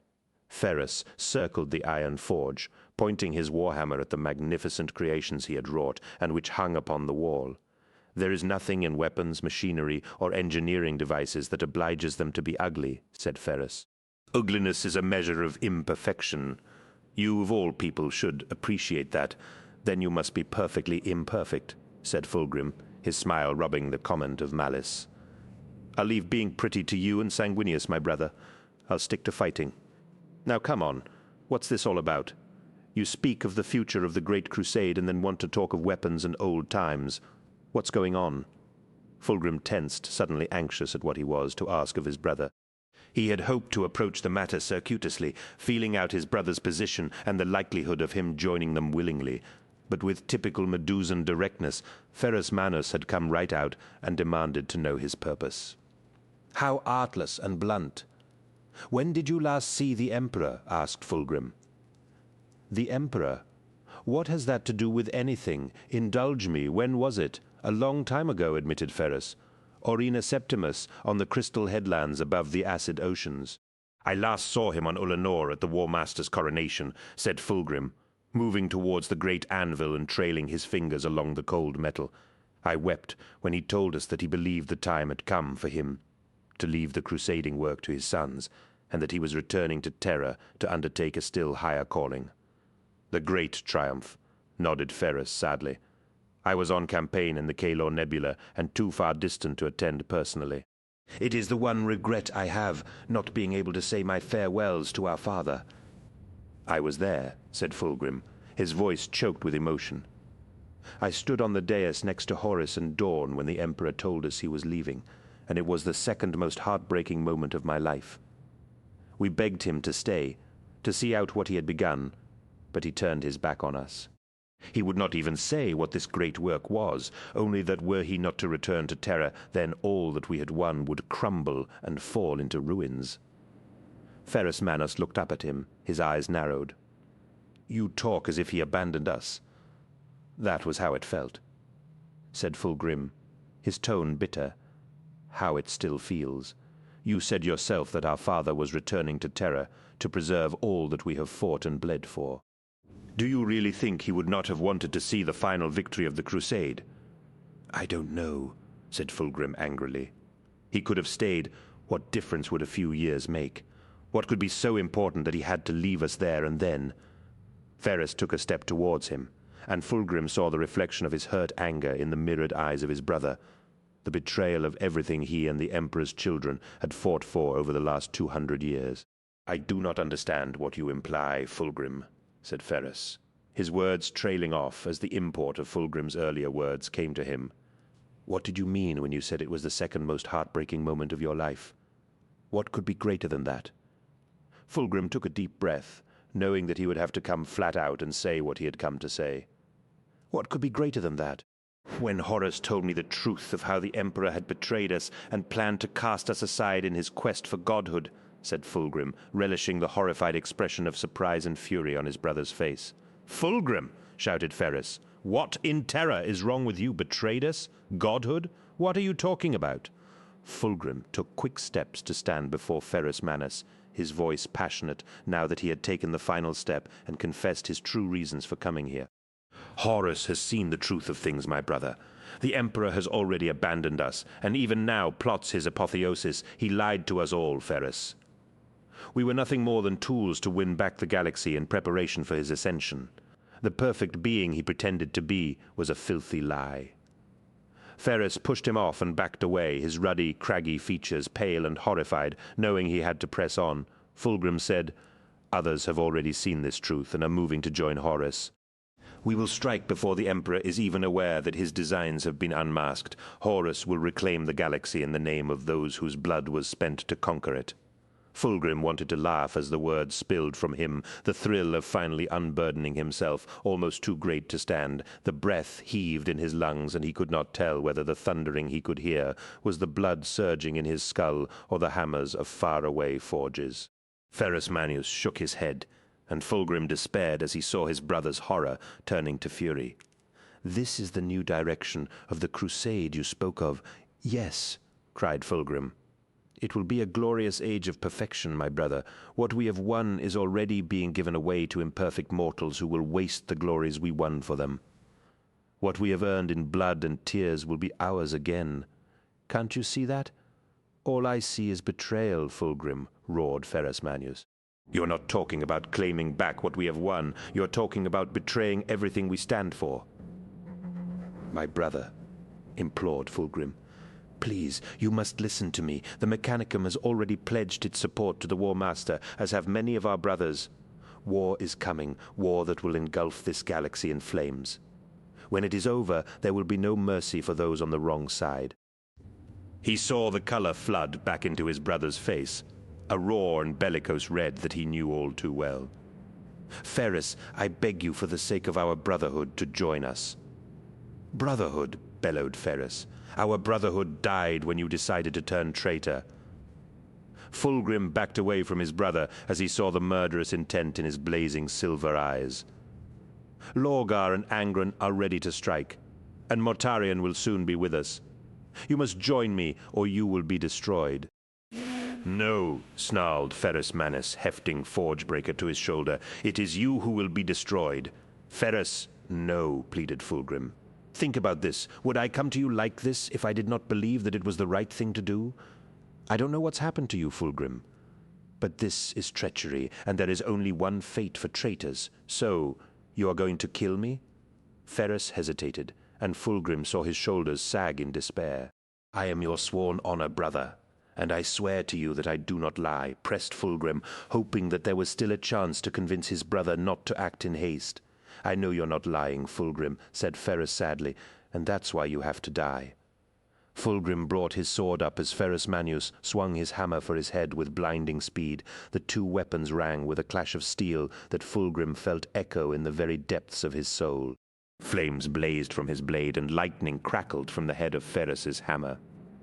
The two Primarchs stood locked together, Fulgrim pressing his fiery blade towards Ferrus, and the commander of the Iron Hands holding him at bay with the haft of his hammer. Burning light and sound filled the Iron Forge, the weapons roaring as the unimaginable forces harnessed in their creation were unleashed. Ferrus dropped his guard and hammered his fist into Fulgrim's face. The force of the blow enough to crush the helmet of tactical dreadnought armor, but barely enough to bruise the flesh of a Primarch. Fulgrim rode the blow and smashed his forehead into his brother's face, spinning on his heel and slashing his red-hot blade towards Ferrus's throat. The blade clanged on Ferrus's gorget, sliding clear without so much as scratching the black plate. Ferrus spun away from a return strike and swung his hammer, one-handed as he bought some space with his wide swings.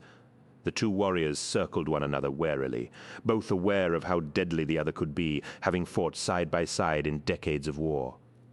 Fulgrim saw tears in his brother's eyes, and the mixture of sorrow and pleasure he took from the sight made him want to throw down his weapon and clasp his brother to his breast, that he might share such a stupendous experience. "This is pointless, Ferrus," said Fulgrim. "Even now the War Master is preparing to expunge the weak from his forces at Istvan III. "What are you talking about, traitor?" demanded Ferrus. Fulgrim laughed. "The power of 4 legions will be unleashed against Istvan III, but only those portions that are not loyal to the War Master and his grand designs for the future of the galaxy. Soon, perhaps even already, those weak elements will be dead, cleansed in the fire of a viral bombardment." "The Life Eater?" whispered Ferrus, and Fulgrim relished the horror he saw in his brother's eyes. "Thrown alive, Fulgrim! How could you be party to such murder?" Wild laughter bubbled up inside Fulgrim, and he leapt to the attack, his blazing sword cleaving the air in a fiery arc. Once more, Ferris's hammer came up to block the blow, but it was not a weapon designed for long duels, and Fulgrim rolled the blade over the haft and stabbed for his brother's face. The burning blade scored along Ferris's cheek, the skin blackening to match his armor, and his brother cried out as the sword he had forged dealt him a grievous wound. Blinded for the briefest second, he staggered away from Fulgrim. Fulgrim stepped in, not letting his brother widen the gap, and smashed his fist repeatedly into Ferris's face. Hearing bones splinter beneath his assault, Ferris reeled from the punches, blood drenching the lower half of his face. Fulgrim's senses shrieked with pleasure at the sight of his brother's pain, and his every sense was stimulated by what he was doing. As Ferris stumbled, blinded and incoherent, Fulgrim closed and swung his sword for Ferris's neck. The sword arsed towards Ferris, but instead of raising his weapon to block the blow, Ferris dropped the hammer and turned into the blow, catching the descending blade in his molten silver hands. Fulgrim cried out as the pain of the impact jarred his arms. He tried to pull his weapon free, but Ferris had it locked tight in his hands. The blade was utterly immobile, the chrome steel of his brother's hands swirling as though changing from solid matter to liquid metal. Fulgrim blinked as the metal of his sword seemed to liquefy, and the fire of its blade rippled up Ferris's hands. Ferris opened his eyes, and the fire of the sword was alive in the silver coins of his eyes. "I forged this blade," hissed Ferris, "and I can break it too." No sooner had the words left his mouth than Fireblade exploded in a bright flare of molten metal. Both Primarchs were hurled from their feet by the force of the blast, their armor and flesh burned by white-hot gobbets of molten metal. Fulgrim rolled and blinked stars from his eyes, stunned by the force of the explosion. He still held the ruined Fireblade, though all that was left of the sword above the hilt was a smoking nub of hissing metal. The sight of the ruined blade penetrated the red mist of sensation that drove him, and the symbolism of the weapon's destruction was not lost on him. Ferris was dead to him, and would rather die than join the new galactic order of the War Master. He had hoped it would not come to this, but he knew that there was no other way this drama could end. Ferris lay insensible, his hands glowing with the wrath of the Fireblade's unmaking. His brother moaned in pain at the destruction he had wrought, and Fulgrim pushed himself to his feet as his brother groaned at the horror of what had transpired within his sanctum. Fulgrim leaned down and took up his brother's warhammer, a weapon he had poured his heart and soul into, a weapon that had been forged for his own hand in a time that seemed as though it belonged to another age. The weapon felt good, and he hefted it easily over one shoulder as he stood triumphantly over his brother's recumbent body. Ferris propped himself up on his elbows and looked up through blood-gummed eyes. "You had best kill me, for I'll see you dead if you do not." Fulgrim nodded and raised Forgebreaker over his head, ready to deliver the death blow. The mighty warhammer trembled in his grip, though Fulgrim knew that it was not its weight that made it do so, but the realization of what he was about to do. The darkness of his eyes met with the blazing silver of his brother's, and he felt his resolve waver in the face of the murder he was about to commit. He lowered the hammer and said, "You are my brother Ferris. I would have walked unto death with you. Why could you not have done the same for me?" "You are not my brother," spat Ferris through the blood of his ruined face. Fulgrim swallowed hard as he sought to summon the strength to do what he knew must be done. He heard a dim voice, a faraway whisper that screamed at him to crush the life from Ferris Manus, but its entreaties were drowned by the memories of the great friendship he had once shared with his brother, for what could compete with such a bond? "I will always be your brother," said Fulgrim, and swung the hammer in an upward arc that connected thunderously with Ferris's jaw. Ferris's head snapped back, and he collapsed to the floor of the iron forge, rendered unconscious by a blow that would have sent a mortal man's head spinning through the air for hundreds of meters. The voice in his head screamed distantly for him to finish the killing, but Fulgrim ignored it and turned away from his brother. He kept hold of the hammer and made his way to the gates that led back into the Anvalarium. Behind him, Ferris Manus lay broken, but alive. The great gates to the iron forge swung open, and Julius saw Fulgrim emerge, bearing the mighty warhammer, Forgebreaker. Gabriel Santor also saw the weapon Fulgrim bore, but was not quick enough to realize its import until Julius turned and shouted, "Phoenician!" Instantaneously, the warriors of the Phoenix Guard swung the crackling blades of their golden halberds and beheaded the Morlocks they stood next to with chillingly perfect symmetry. 10 heads clattered to the floor, and Julius smiled as Gabriel Santor and the astropath spun in horrified confusion. The Phoenix Guard closed the noose on the center of the anvalarium with measured strides, their bloodied blades extended before them like those of executioners. "In the name of the Averni, what are you doing?" cried Santor. As the gates of the iron forge closed behind Fulgrim with a hollow boom, Julius could see that the first captain of the Iron Hands was itching to draw his weapon, but did not do so in the certain knowledge that his death would follow as soon as he reached for it. "Where is Ferrus Manius?" demanded Santor, but Fulgrim silenced him with a shake of his head and a sly smile of pity. "He is alive, Gabriel," said Fulgrim, and Julius hid his surprise at this news. He would not listen to reason, and now you will all suffer, Julius. Julius smiled and turned to Gabriel Santor, lightning-sheathed claws sliding from the gauntlets of his Terminator armor. Even as Santor saw what must inevitably happen next, it was too late as Julius hammered the crackling blades into his chest and tore them downwards. The energized claws tore through Santor's armor, ripping through his chest cavity and exiting in a gory spray of blood at his pelvis. The first captain of the Iron Hands collapsed, his lifeblood flooding from his ruined body, and Julius savored the delicious aroma of electrically burnt flesh. Fulgrim nodded appreciatively and opened a channel to the pride of the Emperor. "Marius," he said, "we will be making our way to the Firebird, and could use something to keep the 52nd Expedition's ships busy. You may open fire. 20, a difficult voyage. Istvan III, perfect failure. Dark currents and swirling colors, unknowable beyond the gates of the Empyrean, flowed around the pride of the Emperor and her small complement of escorts as they forged a passage through the warp. Fulgrim's flagship bore fresh scars of war, but for all that her hull was imperfect. Her magnificence was undimmed. The guns of the Iron Hands warships had left their marks upon her once pristine hull, but the shots had been fired in spite and futile defiance, for the broadsides fired by Fulgrim's warships had caught the Iron Hands completely by surprise. The battle had been short and one-sided, and though the vessels accompanying the pride of the Emperor were few in number, they had inflicted crippling punishment on those of their former allies and disrupted their ability to respond in any meaningful way, much to Marius Virosian's disappointment. Fulgrim had called a halt to the attack before the destruction of the Fist of Iron was complete. Leaving the crippled ex-Legion's fleet bearmed, the ships of the Emperor's children had disengaged and made the translation into the Immaterium to rendezvous with the forces of the War Master once more.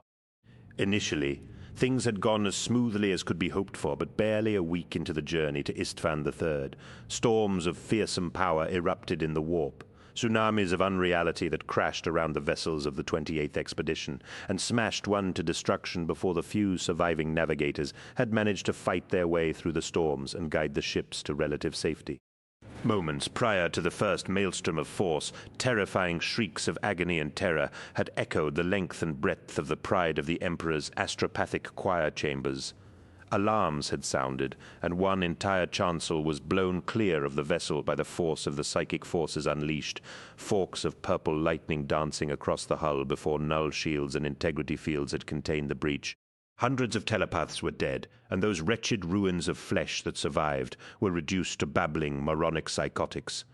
Before their elimination, those that retained some form of communication spoke of terrifying, galaxy-changing forces unleashed, a world devoured by a monstrous creeping death, fires that reached to the heavens, and the ending of billions of lives at a single stroke. Only Fulgrim and his coterie of most trusted warriors understood the truth behind these forces, and the feasting and carousing that greeted the news plumbed new depths of insanity. The Emperor's children reveled in the War Master's strength of purpose with the abandon that was now commonplace in the Legion. As the revelries of the Astartes continued, the preparations for Bukwakinska's Maravilla reached new heights of wonder and decadence, with each rehearsal discovering new and undreamt of raptures to include Coralina Seneca trod the boards nightly as she trained her voice to replicate the sounds recorded in the Leia Temple, and Bukwa's symphony soared passionately as she sought to encapsulate its power in musical form. As part of her quest, she developed new and outlandish musical devices, their melodies as yet unheard and unknown. Such was their scale and form that they more resembled weapons than instruments, monstrously oversized horns like missile tubes, and stringed mechanisms with long necks like rifles. La Fenicia became a magical place of music and art, with the remembrancers working on the decor and embellishments of the theatre, excelling themselves as they strove to create a venue worthy of staging the Maraviglia. Fulgrim spent a great deal of time in La Fenicia, offering his insights to the artists and sculptors, and every suggestion was followed by frantic bouts of creativity as they were immediately implemented. Fragmentary scraps of information trickled in from Istvan III, and it was eventually discerned that the War Master's first strike against those whose loyalty remained with the Emperor had failed to wipe them out completely. Instead of viewing this as a setback, it appeared that the War Master had taken it as an opportunity to blood his loyal warriors and complete what had begun with the war against the Brotherhood of the Oresian technocracy. Warriors from the World Eaters, Death Guard, and Sons of Horus were at war in the fire-racked ruins of a murdered world, hunting down and destroying the deluded fools who believed they could oppose the War Master's will. Even now, declared Fulgrim, Chaplain Charmosian and Lord Commander Eidolon would be earning the War Master's plaudits as they displayed the battle perfection of their beloved legion. When the killing on Istvan III was done, the chaff would have been cut from Horus's force, and they would be a sharpened blade aimed at the heart of the corrupt Imperium. But the reunion of Fulgrim and Horus was to be delayed, it seemed, with the death of the majority of the astropaths. Communication with the 63rd expedition was problematic, to say the least, with the shattered sanity of those left alive making the precise exchange of information between the two fleets virtually impossible. The navigators could not discern a course through the warp not racked with heaving currents and battering storms, and declared that it would take at least 2 months to reach Istvan III. Fulgrim chafed at such delays, but even a being as mighty as a Primarch was powerless to quiet the tempests of the Immaterium. In the enforced wait, he studied more of the writings of Cornelius Blake, coming upon a passage that lodged like a splinter of ice in his heart. He tore the page from the book and burned it, but its words returned to haunt him as the dark voyage through the warp continued. The phoenix is an angel, the clapping of whose wings is the roar of thunder, and this thunder is the fearful note that heralds the cataclysm, and the roar of the onrushing waves that will destroy paradise. The sculpture was almost complete. What had begun many months ago as a gleaming white rectangle hewn from the quarries at Proconnesus on the Anatolian peninsula was now a towering, majestic sculpture of the Emperor of the Imperium. Ostian's workshop was almost tidy, only the tiniest chips and flakes of marble drifting to the floor, for the last stage of his statue's journey was being wrought with files and rasps of greater and greater fineness. It had been said that the point of a journey was not to arrive, but to savor the experiences along the way. Ostian had never understood that aphorism, believing that only the end result made the journey worthwhile. To anyone else, the statue would have been finished some time ago, but Ostian had long ago realized that only in these final stages could be found that which would breathe the final life into the statue. At this crucial stage, a true artist would find the last twist of genius that lifted a statue from a thing of stone to a work of art. Whether that was in one last imperfection, or a human understanding of the frailty of life, he didn't know and didn't want to know. For Ostian feared that if he ever examined his talent too closely, he would be unable to piece it back together again. In the months since their journey to the Kalenides system, a pointless venture if ever there had been one, for the 28th expedition had tarried barely a week, and fought in only one battle as far as he could tell. He had kept himself more or less confined to his studio and the subdeck where meals were served. La Fenice had become a place of lewdness, where people who should know better drank too much, ate too much, and indulged their every sordid appetite without regard for the mores of civilized behavior. The last few times he had visited La Fenice, he had been shocked and revolted by its appearance, the artwork and statuary taking on an altogether more sinister aspect as the Primarch lent his vision to the final details of its renovation. Wild, orgiastic gatherings, like the debaucheries of the ancient Romania Empire, were now a frequent occurrence, and Ostian had chosen to stay away rather than be outraged on a daily basis. The one time he had been forced to set foot in it, since he had shared a drink with Leopold Cadmus, a man who, along with almost every remembrancer who had not journeyed to Lairan, appeared to have departed the 28th expedition. He had seen Fulgrim directing Serena de Angelis, as she completed a great mural on the ceiling. Its proportions were monstrous, and its subject matter a vile concoction of writhing serpents and humans engaged in unimaginable excesses. Serena had spared him a brief glance, and he was ashamed as he remembered his harsh words to her when he had last visited her. Their eyes had met, and for a moment he had seen a look of such anguished desperation that he had wanted to weep when he later recalled it. Fulgrim had turned as though sensing his presence, and Ostian had been shocked rigid at the Primarch's appearance. Brightly coloured oils rimmed his eyes, and his silver hair was bound up in ludicrously tight plaits. The faint lines of what looked like tattoos curled on his cheeks, and his purple robe laid much of his pale flesh bare, revealing an inordinate number of fresh scars and silver rings or bars piercing the skin. Ostian was transfixed by Fulgrim's dark eyes, the madness and driving obsession he had seen in his studio magnified to terrifying proportions.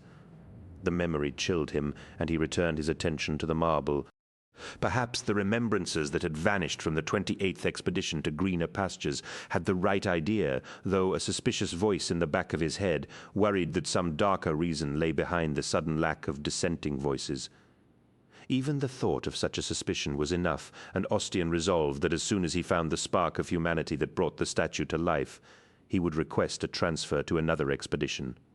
The flavor of the 28th had become sour to him.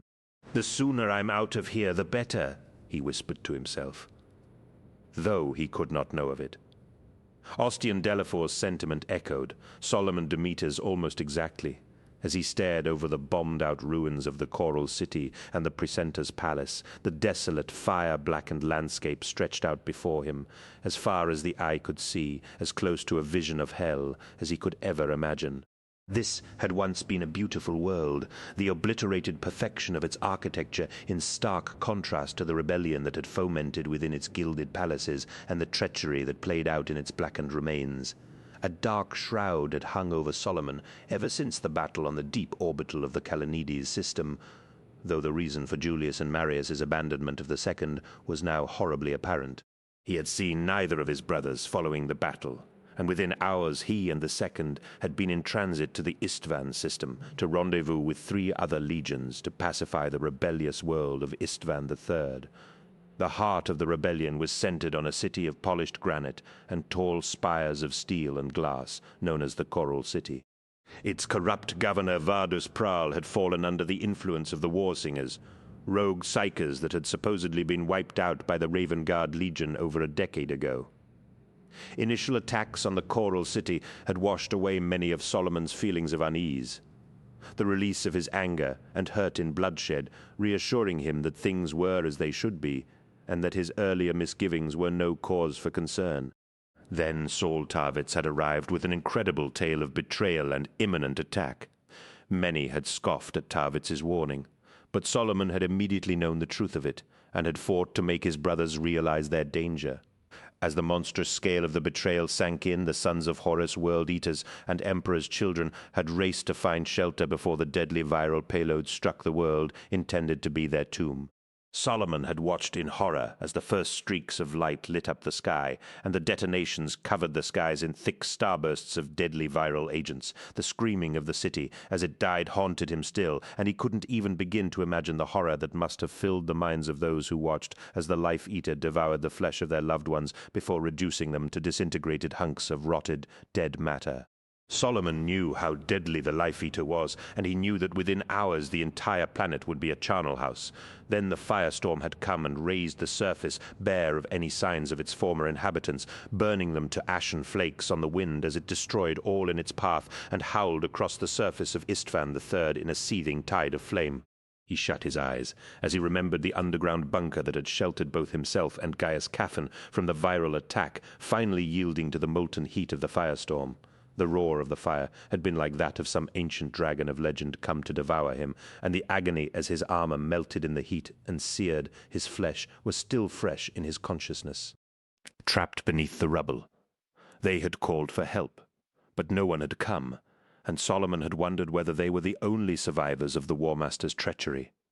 On the 3rd day Gaius Caphan had died, his injuries finally claiming him as sunlight filtered into their prison of rubble. Eventually Solomon had been found by one of the sons of Horus, a warrior named Nero Vipus, barely breathing, but clinging to life with the tenacity of one who refuses to die until he has had his vengeance. The first month of the battles that followed the failed viral attack had passed in a blur of agony and nightmares, his life hanging in the balance until Saul Tarvitz had come to him and promised that he would make the traitors pay for their betrayal. Seeing the fires of ambition finally lit within the young warrior had galvanized Solomon, and his recovery had been nothing short of miraculous.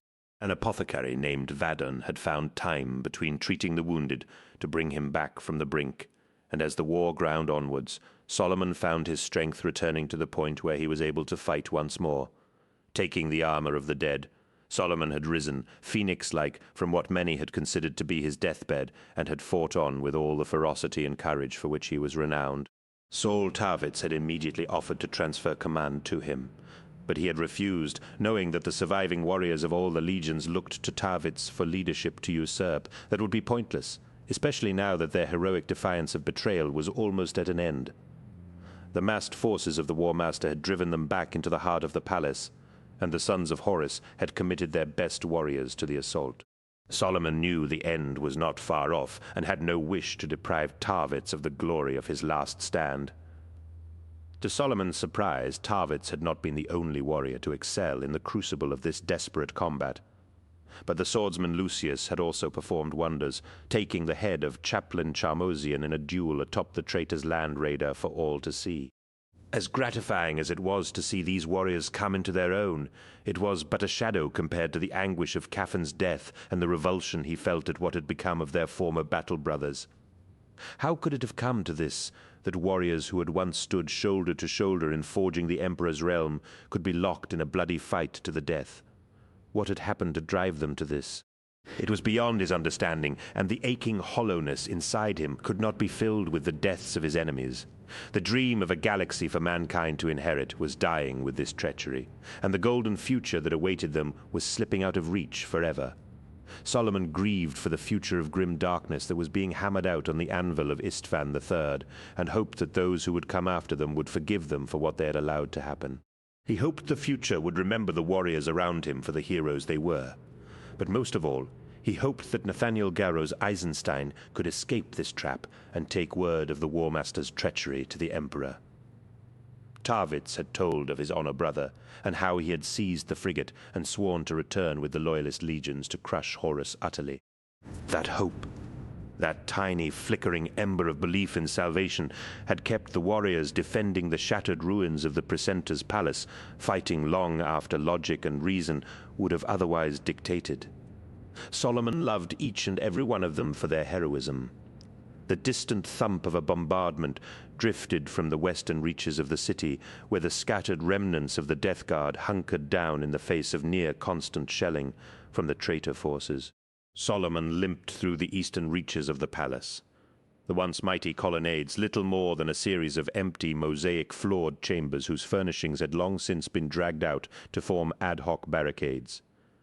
The domes of the chambers had miraculously remained intact despite the months of shelling, the blackened walls and scorched frescoes, an infinitely sad reminder that this had once been an imperial world. When he heard the sounds, they were faint at first, barely registering over the ever-present crackle of flames and relentless booms of explosions. The clash of blades quickly penetrated the dull miasma of war, and Solomon picked up his pace as he realized that the eastern approaches to the palace must be under attack. Solomon ran as fast as his injuries would allow him, the pain of his burnt flesh acute, rendering his every footfall agonizing.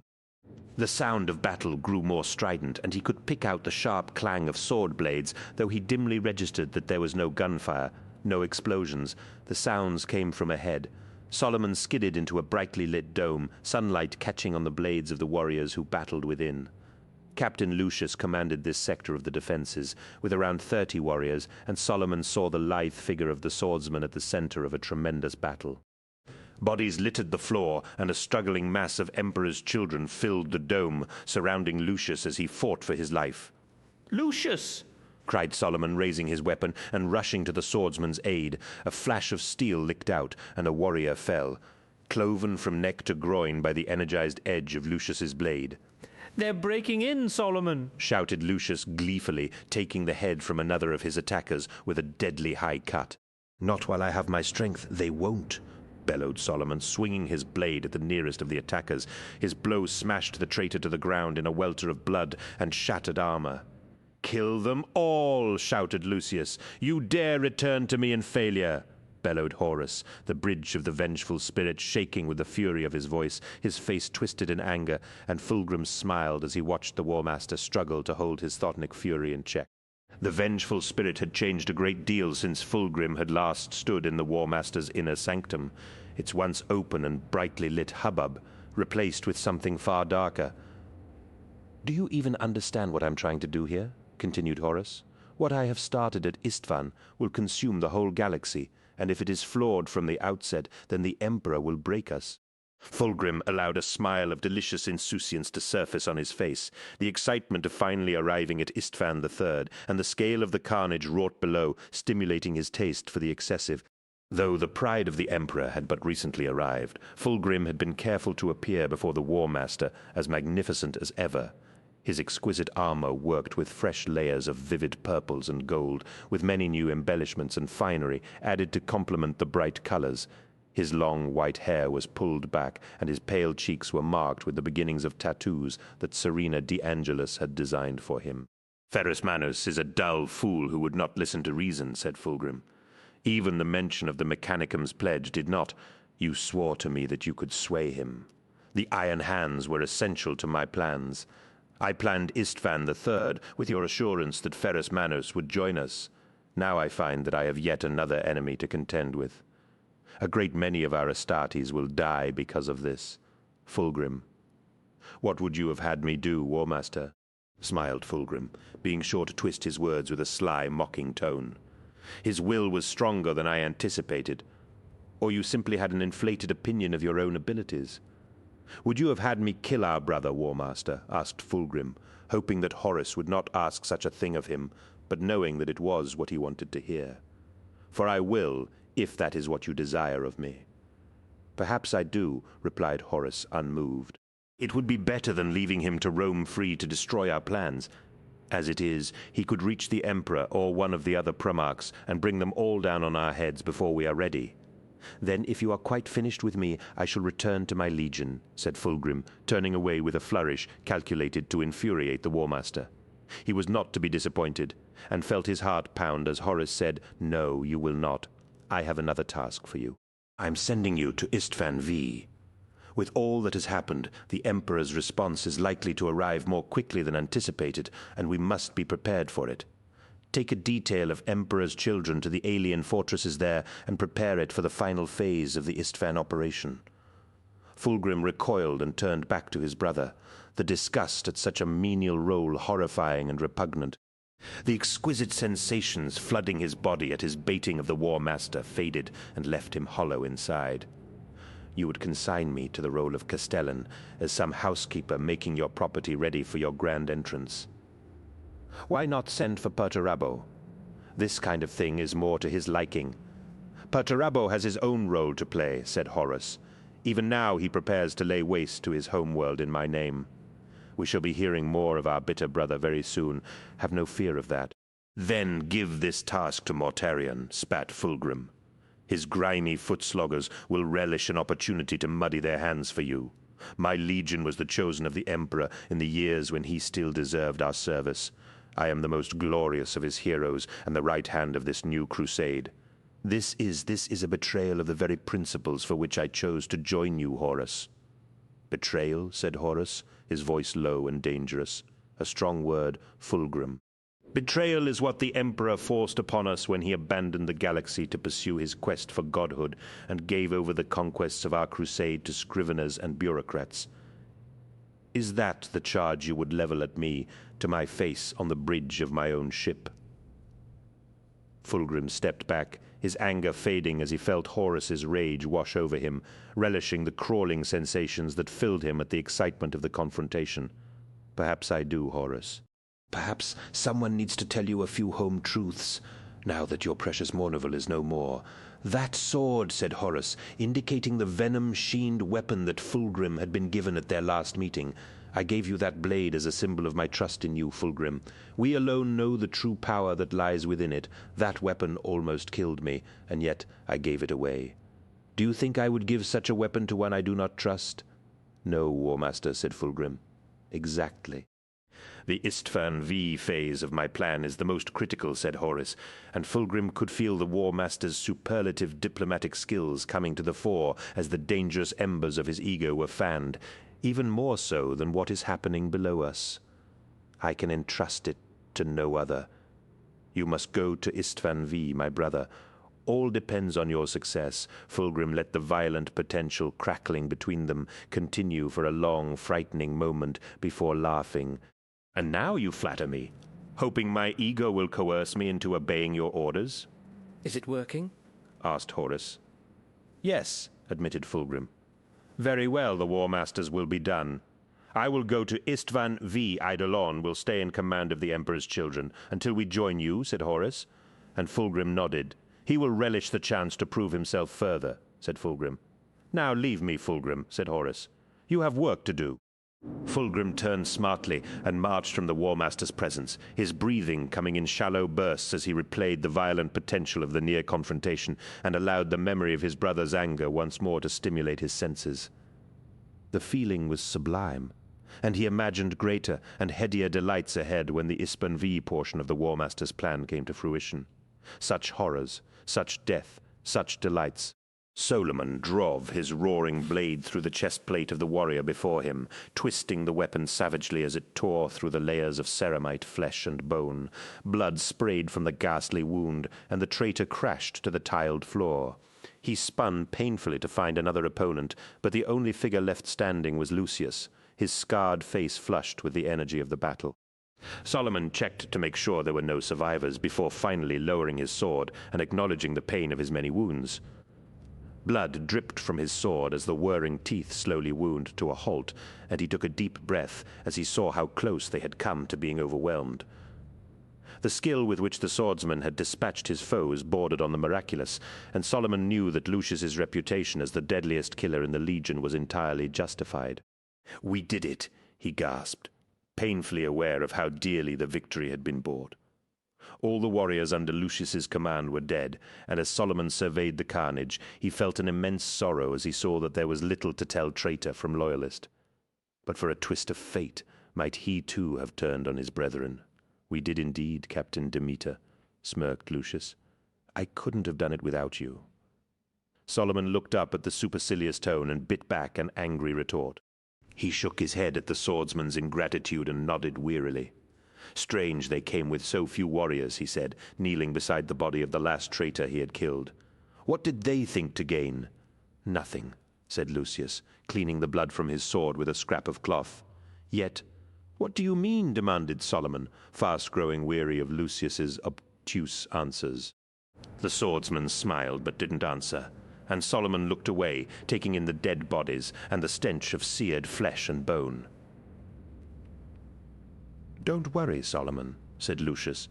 "It will all soon become clear to you." The smug gleam in the swordsman's eyes unnerved Solomon more than he cared to admit, and a horrific, gut-wrenching suspicion began to form in his mind.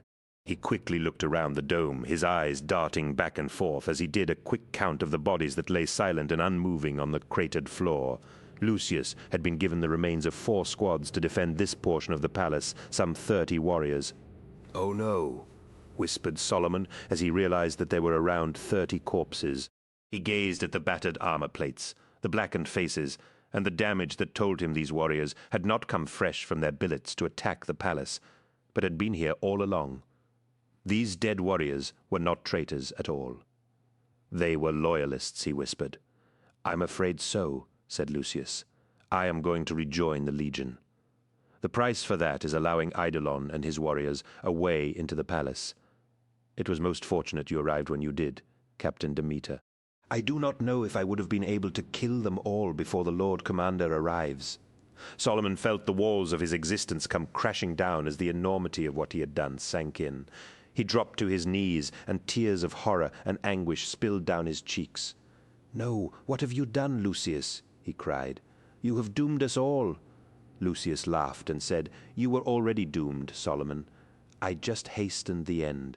Solomon hurled aside his sword in disgust at what he had become, a killer, no better than the traitors beyond the palace, and his anger at Lucius surged like a molten river. You took my honor from me, he snarled, rising to his feet and turning to face the swordsman. It was all I had left. Lucius was right in front of him, that cocky, arrogant smile still plastered over his scarred features. The swordsman smiled and asked, "How does it feel?" Solomon roared and flew at Lucius, wrapping his hands around his foe's neck.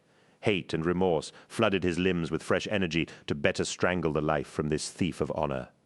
A terrible pain erupted in his stomach, tearing upwards through his chest, and Solomon cried out as his ruined frame fell away from Lucius. He looked down to see the glowing blade of Lucius's sword protruding from his breastplate. The sizzle of burning meat and melting ceramite was strong in his nostrils as Lucius thrust his sword completely through his torso. The strength fled from his body, and all the agony of the injuries he had fought to overcome since the firestorm returned 100-fold. His entire body was a mass of pain, his every nerve-ending shrieking in agony. Solomon dropped to his knees, his blood and life pouring from his body in a hot rush. He reached up to grip Lucius's arms and fought to focus on the swordsman's face as death reached up to claim him. "You will not win?" He gasped, each word forced from his throat a small victory. Lucius shrugged. "Maybe, maybe not, but you won't be around to see it." Solomon fell backwards in slow motion, feeling the motion of air across his face and the crack of his skull against the hard floor. He rolled onto his back, looking out through the cracked dome to the clear blue sky beyond. He smiled as the pain bombs of his armor struggled uselessly to alleviate the mortal wound Lucius's blade had done to him, staring into the limitless expanse of the open sky and feeling as though his gaze might reach beyond the atmosphere to where Horus's fleet hung in space. With a clarity denied him in life, Solomon saw where the War Master's terrible betrayal would inevitably lead, the horror and the long war that would surely follow. Tears spilled down his cheeks, but they were not shed for his own ending, but for the billions who would suffer an eternity of darkness for the sake of one man's dreadful ambition. Lucius walked away from him, not even bothering to watch his final moments, and Solomon was glad of the peace. His breathing slowed, and his eyelids flickered as the sky grew darker with each breath. The light was dying with him, he thought, as though the world marked his passing by, drawing a curtain across the day and ushering him into the final darkness with honor. Solomon closed his eyes as a final tear fell to the ground. 5 The Last Phoenix, 21. Vengeance, the price of isolation. The prodigal death marked love. The Iron Forge had become Ferrus Manus's refuge since the monstrous betrayal visited upon him by his once brother. Its gleaming walls were cracked, the Primarch's hurt reaching out to destroy the things he held dear in fury at the treachery given voice here. Gabriel Santor stepped over weapons and armor strewn across the floor, many pieces twisted as though melted in the heart of a fire. He carried with him a data slate with fresh news from Terra. He hoped that it would lift his Primarch out of the anger, fuel depression that had settled upon him like a shroud in the wake of the traitor's scheme to sway the Iron Hands to the cause of treachery. Every artificer, forge master, tech marine, and laborer had worked unceasingly to repair the damage done to their ships by the surprise attack of the Emperor's Children fleet, and in an unbelievable time the ships of the 52nd Expedition had been ready to make for Terra and bring warning of the War Master's perfidy. In this, however, they had been stymied as the ship's navigators and astropaths had been unable to penetrate the warp, monstrous storms of terrifying force erupting through the depths of the immaterium, preventing any contact with or from Terra. To venture into the warp while it raged and seethed with unnatural vigor was tantamount to suicide, but it had taken all of Gabriel Santor's calming words to break through Ferrus Manus's towering fury and persuade him to await the end of the storms. 100 astropaths had died in attempts to penetrate the roiling miasma of churning warp storms, but though their heroic sacrifice was commemorated on the Iron Column, their efforts were in vain, and the Iron Hands remained incommunicado. For weeks, the ships of the 52nd Expedition traveled by conventional plasma engines, hoping to locate a break in the warp storms, but it seemed as though the realm beyond was at odds with them, for the navigators could see no way to break through and live. Ferrus Manus had raged the length and breadth of the Fist of Iron at the injustice of surviving such treachery, only to be prevented from bringing word of it to the Emperor by something as mundane as a warp storm. When Astropath's sister had brought word that his surviving choristers were at last receiving faint messages hurled out across the stars, the news had been greeted with great joy until they had been deciphered and transferred to the command logic engines. All across the Imperium, war was raging on countless worlds. Traitorous curs were revolting against their loyal leaders. Many Imperial commanders had declared for Horus and were denouncing the rule of the Emperor.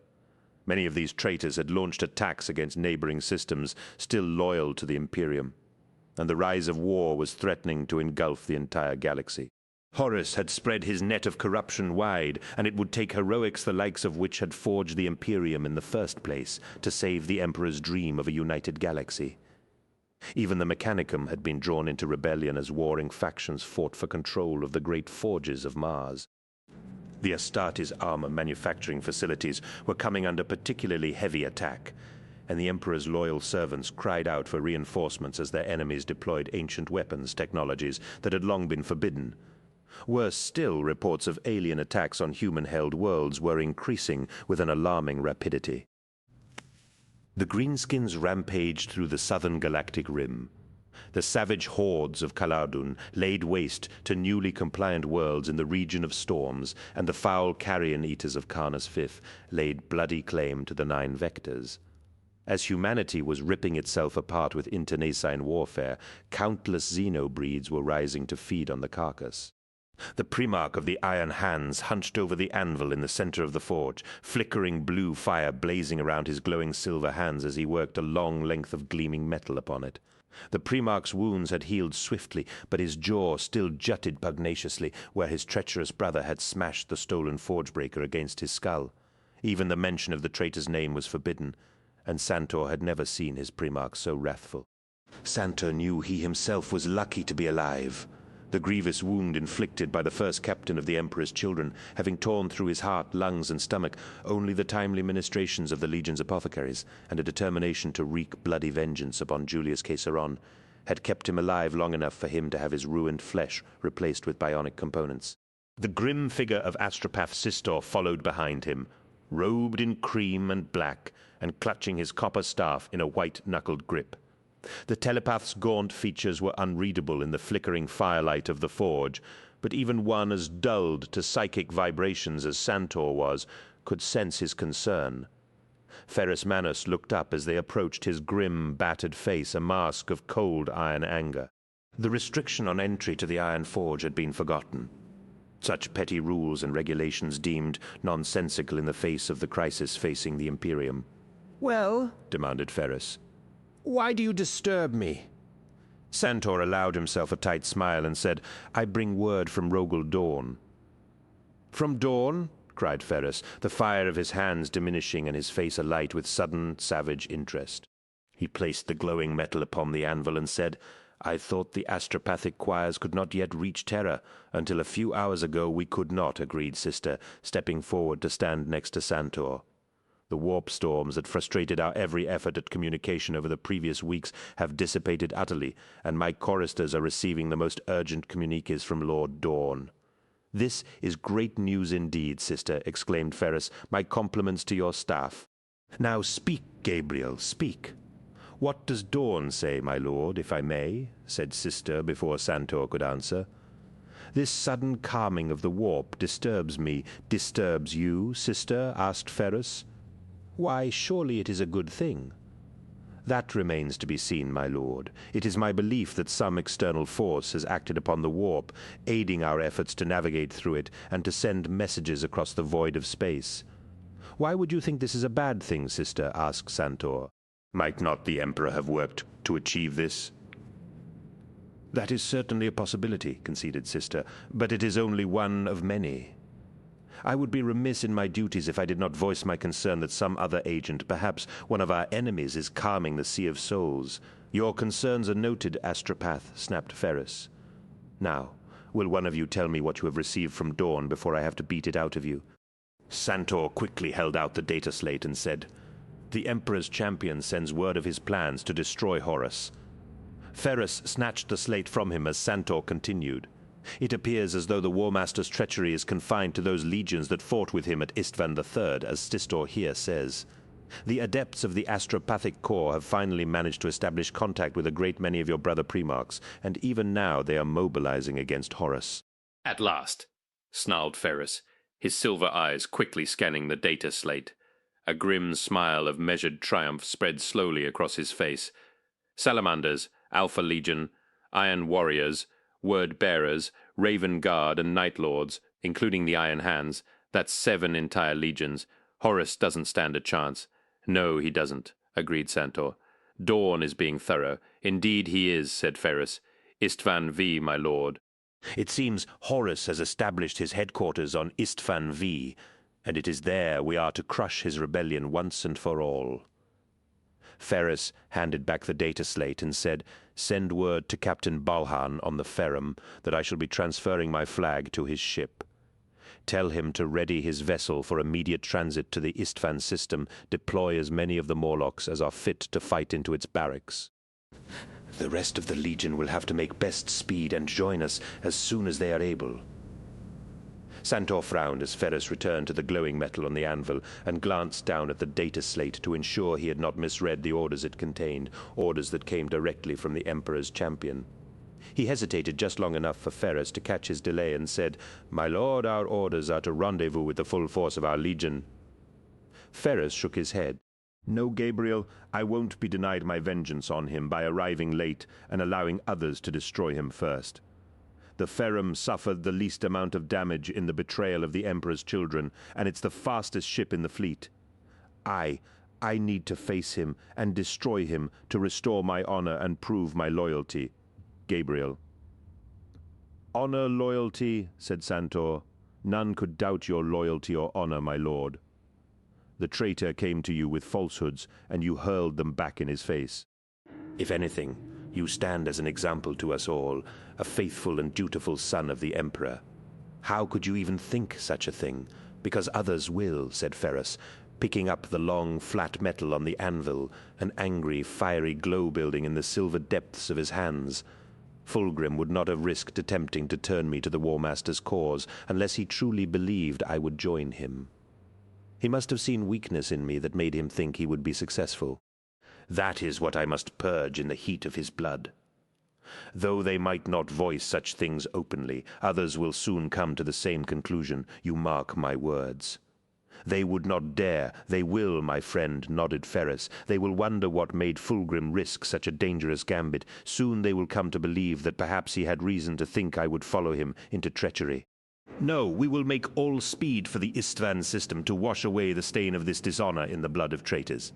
It took an effort of will not to approach the statue, and Ostian had to deliberately place the file on the battered metal stool next to him. Part of what made an artist great was knowing when something was finished, when it was time to put down the pen, the chisel, or the brush, and step away from it. The work belonged to the ages now, and as he looked up into the helmeted eyes of the master of mankind, he knew that it was finished. Towering above him, the pale marble was flawless, every curve of the Emperor's armor rendered with loving care to exactly replicate his majesty. Great shoulder guards with eagles rampant framed a tall helmet of ancient design, topped with a long horsehair crest of such fine carving that even Ostian expected it to ruffle in the cool air, fluttering the papers and dust around him. The great eagle on the Emperor's breastplate seemed as though it might burst from his chest, and the lightning bolts on his greaves and braces exuded a raw power that energized the statue with a fierce anima. A long, curving cloak of white marble spilled down the back of the statue like a cascade of milk, and the Emperor's stature was such that he felt sure the master of the Imperium might deign to look upon it with a moment of pleasure to see his image rendered so. A wreath of gold set off the paleness of the marble, and Ostian felt his breath catch as something amazing took flight within him at the statue's perfection. Ostian had been called many things in his career, a perfectionist, an obsessive, but to his way of thinking it took obsession and a quest for the truth of the details for an artist to be worthy of the name. Since receiving the block, the carving had taken him the best part of 2 years, his every waking moment spent working on the marble or thinking about the marble. Quick work by any method of measurement, but when placed against the final outcome, It was miraculous. Ordinarily, such a masterpiece would have taken much longer, but the changing character of the 28th expedition had troubled Ostian greatly, and he had not ventured beyond his studio for many months. He realized that he needed to reacquaint himself with events in the Great Crusade, what new cultures had been met, what great deeds had recently been accomplished. The thought of leaving his studio filled him with trepidation and excitement, for with the unveiling of his statue, he would be able to once again bask in the adulation of admirers, something he normally detested, but which, at moments like these, he craved. No false modesty blinded Ostian to his talents, nay, his genius, in the moment following the completion of a piece of work. It would be in the days, weeks, and months to come that flaws only he could see would become apparent, and he would curse his useless hands and begin thinking of how to improve on his next work. If an artist should ever feel that he could no longer better himself, then what was the point of being an artist? Each work should be like unto a stepping stone that led to greater and greater heights of artistry, where a man could look back at his life's works and be satisfied that he had made the most of his allotted span. Ostian removed his smock and neatly folded it before placing it upon the stool, taking exaggerated care to flatten the dulled fabric before stepping back. To admire his own work so avidly, now that it was finished, was unseemly, but when it was made public it would no longer be his and his alone. It would belong to everyone who saw it, and a million critical eyes would judge its worth or lack thereof. At moments like this he could begin to understand the self-destructive kernel of doubt that lurked in Serena D'Angelis's heart, or indeed any artist's, be they painter, sculptor, writer, or composer. Within the artist's work was a portion of his soul, and the fear of rejection or ridicule was potent indeed. A cold gust made him shiver, and a lilting voice said, "You have certainly captured him." Ostian jumped and spun around to see the terrifying, beautiful form of the Primarch of the Emperor's children standing before him unusually. The Phoenix Guard was absent, and Ostian found himself beginning to sweat, despite the coolness of his studio. "My lord," he said, dropping to one knee. "Forgive me. I did not hear you enter." Fulgrim nodded and swept past him, swathed in a long purple toga embroidered with dazzling silver wrapped around his powerful physique. The golden hilt of a sword protruded from beneath the toga, and a crown of barbed laurels sat upon his noble brow. The Primarch's face was rendered doll-like by the application of thick white grease paint and brightly colored, overpoweringly scented inks around his eyes and lips. What the Primarch hoped to achieve with his facial embellishments, Ostian did not know, but unless it was to appear vulgar and grotesque, it had failed completely. Like one of the theatrical performers of old Earth, Fulgrim carried himself with regal authority. He waved Ostian to his feet as he stopped before the statue, his expression unreadable beneath the layers of paint. "I remember him like this," said Fulgrim. Ostian heard a note of sadness in the Primarch's voice. "That was many years ago, of course. He looked like this at Ulanor, but that's not how I remember him on that day. He was cold then, aloof. Even Ostian rose to his feet, but kept his eyes averted from the Primarch, lest he see his disquiet at his appearance. His earlier pride in the statue vanished the instant Fulgrim looked upon it, and he held his breath as he awaited the Primarch's critical opinion. Fulgrim turned to face him, his grotesque mask of grease paint and oil cracking in a smile. Ostian relaxed a fraction, and even though the flat, gem-like eyes of utter darkness remained unmoved, he saw a hostility there that terrified him. The smile fell from the Primarch's face, and he said, "That you carve a statue of the Emperor at a time like this shows either willful stupidity on your part or reprehensible ignorance, Ostian." Ostian felt his composure crack at Fulgrim's pronouncement, and he tried in vain to think of something to say in response. Fulgrim walked towards him, and a suffocating fear rose in Ostian's fragile body, his terror at the Primarch's displeasure rooting him to the spot. The commander of the Emperor's children circled him, the towering presence of the Primarch threatening to overwhelm what remained of Ostian's resolve. "My lord," he whispered. "You spoke?" snapped Fulgrim, reaching down to turn him around so that his back was to the statue. "A worm like you does not deserve to speak to me, you, who told me that my work was too perfect, creates a work such as this, perfect in every detail. Perfect in every detail but one." Ostian looked up into the black pools of the Primarch's eyes, but even through his terror he saw a tortured anguish that transcended his own fear, a conflicted soul at war with itself. He saw the lust to do him harm, and the desire to beg his forgiveness in the depths of the Primarch's eyes. "My lord, Fulgrim," said Ostian through tears that spilled freely down his cheeks, "I do not understand." "No," said Fulgrim, advancing towards him and forcing him step by step towards the statue. "You don't, do you? Like the Emperor, you have been too enraptured by your own selfish desires to pay any mind to that which goes on around you, remembrances vanished and friends betrayed. When all you once held dear is crumbling around you, what do? You abandon those closest to you and forsake them in the quest for something of supposedly higher purpose." Ostian's terror reached new heights as he bumped into the marble of the statue, and Fulgrim leaned down so that his painted face was level with his own. Yet even amid the flood of horror at what had become of the Primarch, Ostian pitied him too, for there was great pain in his every tortured word. "If you had bothered to take note of your surroundings and the great events in motion, you would have dashed this sculpture to ruins and begged me to become the subject of your latest work. A new order is rising in the galaxy, and the Emperor is no longer its master." "What?" gasped Ostian in surprise. Fulgrim laughed, the sound bitter and desperate. "Horus will be the new master of the Imperium," cried Fulgrim, drawing the sword from beneath his toga with a flourish.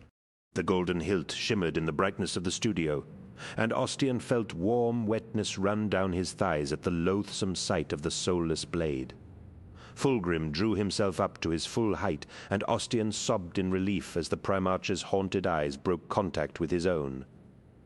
"Yes, Ostian," said Fulgrim, matter-of-factly. "For the past week, the pride of the Emperor has been in orbit over Istvan V, a bleak and blackened world of no particular note, but one which will go down in history as a place of glorious legend." Ostian fought to control his breathing as Fulgrim circled behind the statue, and he sagged against the cool marble. "For on this dusty, unremarkable world, the War Master will utterly destroy the might of the Emperor's most loyal legions in preparation for our march to Terra," continued Fulgrim. "You see, Ostian, Horus is the rightful master of mankind. He is the one who has led us to triumphs undreamt of. He is the one who has conquered 10,000 worlds, and he is the one who will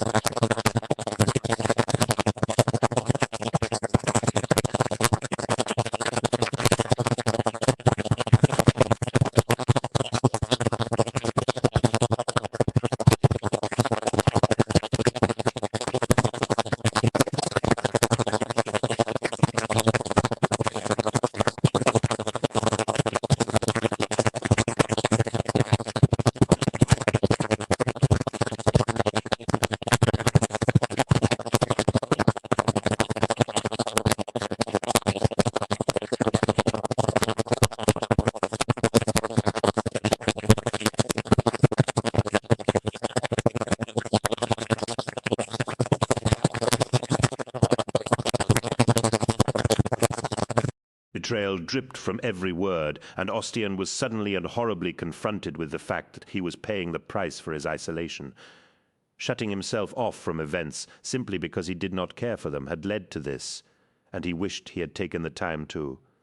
"Your work is not yet perfect," Ostian said Fulgrim from behind the statue. Ostian tried to frame a reply when he heard a horrific scraping sound of metal on stone, and the tip of the Primarch's alien sword burst through the marble plinth to spear between his shoulder blades. The glittering grey blade emerged from his chest with a crack of bone. Ostian tried to scream in pain, but his mouth filled with blood as the blade pierced his heart. The Primarch's strength drove the blade deeper into the statue, until the gold quillons clanged against the marble, and the tip of the sword projected a full foot from Ostian's chest. Blood flowed from his mouth in thick red runnels of saliva, and his eyes dimmed. Ostian's life flowed from his body as though clawed out by some voracious predator. Ostian looked up with the last of his strength as he dimly perceived Fulgrim standing before him once more. The Primarch looked at him with a mixture of contempt and regret, pointing at the blood-spattered statue he hung from. "Now it's perfect," said Fulgrim.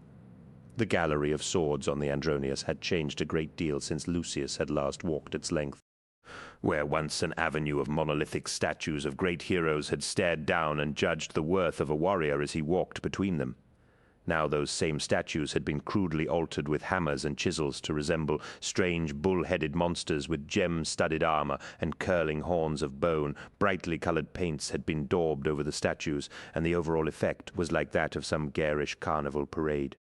Eidolon marched ahead of him, and Lucius could feel the Lord Commander's dislike of him as an almost physical resentment.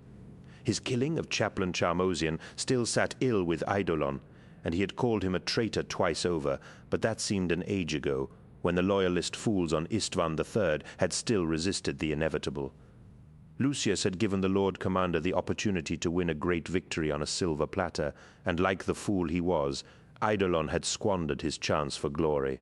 When Lucius had slaughtered his warriors, the eastern approaches to the palace were wide open, and Eidolon had led the Emperor's children into the palace to outflank the defenders and roll up their pathetic defiance in a tide of fire and blood. But he had overreached himself and left his forces exposed to a counterattack. It was an unforgivable oversight, and one that Saul Tarvitz had punished him for, flanking the flankers. Lucius still smarted at his last confrontation with Tarvitz, remembering the duel they had fought in the ruined dome where he had killed Solomon Demeter. Like Loken before him, Tarvitz had not fought honorably, and Lucius had been lucky to escape with his life. Still, it didn't matter anymore. After he had rejoined his legion, the War Master's forces had withdrawn from Istvan III and commenced an orbital bombardment that had pulverized the surface of the planet until not a single structure remained standing. The Precentor's palace was a rain of vitrified stone, and the force of the bombardment had leveled even the might of the Siren Hold. Nothing lived on Istvan III, and Lucius felt a thrill of delicious excitement as he considered the future the fates had opened up to him. He paused to savor the heights of glory he would rise to, and the new sensations awaiting him as he marched at the side of his Primarch once more. The statue before him had once been Lord Commander Teliosa, hero of the Madrivain campaign, and Lucius remembered Tarvitz telling him that he had especially honored it. He chuckled as he imagined what Saul Tarvitz would make of the carved horns and exposed breast that had been added to it by enthusiastic, if questionably skilled, sculptors. "Apothecary Fabius is waiting," snapped Eidolon from up ahead, his impatience obvious. Lucius grinned and spun on his heel to join Eidolon at his leisure. "I know, but he can wait a little longer. I was admiring the changes you've made to the ship." Eidolon scowled and said, "If it were up to me, I'd have left you to die down there." "Then I'm grateful it wasn't up to you," smirked Lucius. "Still, after your defeat at Saul's hands, I'm surprised you retained your command." "Tarvitz," growled Eidolon. "A thorn in my side from the day he made captain." "Well, he's a thorn no longer, Lord Commander," said Lucius, thinking back to his last sight of Istvan III, the swirling cloud-streaked glow of its atmosphere flickering with the mushroom clouds of high-yield atomics and incendiaries. "You saw him die?" asked Eidolon. Lucius shook his head. "No, but I saw what was left of the palace. Nothing could have lived through that. Tarvitz is dead, and so are Loken, and that smug bastard Torgadon." Eidolon at least had the good grace to smile at the news of Torgadon's death, and he nodded reluctantly.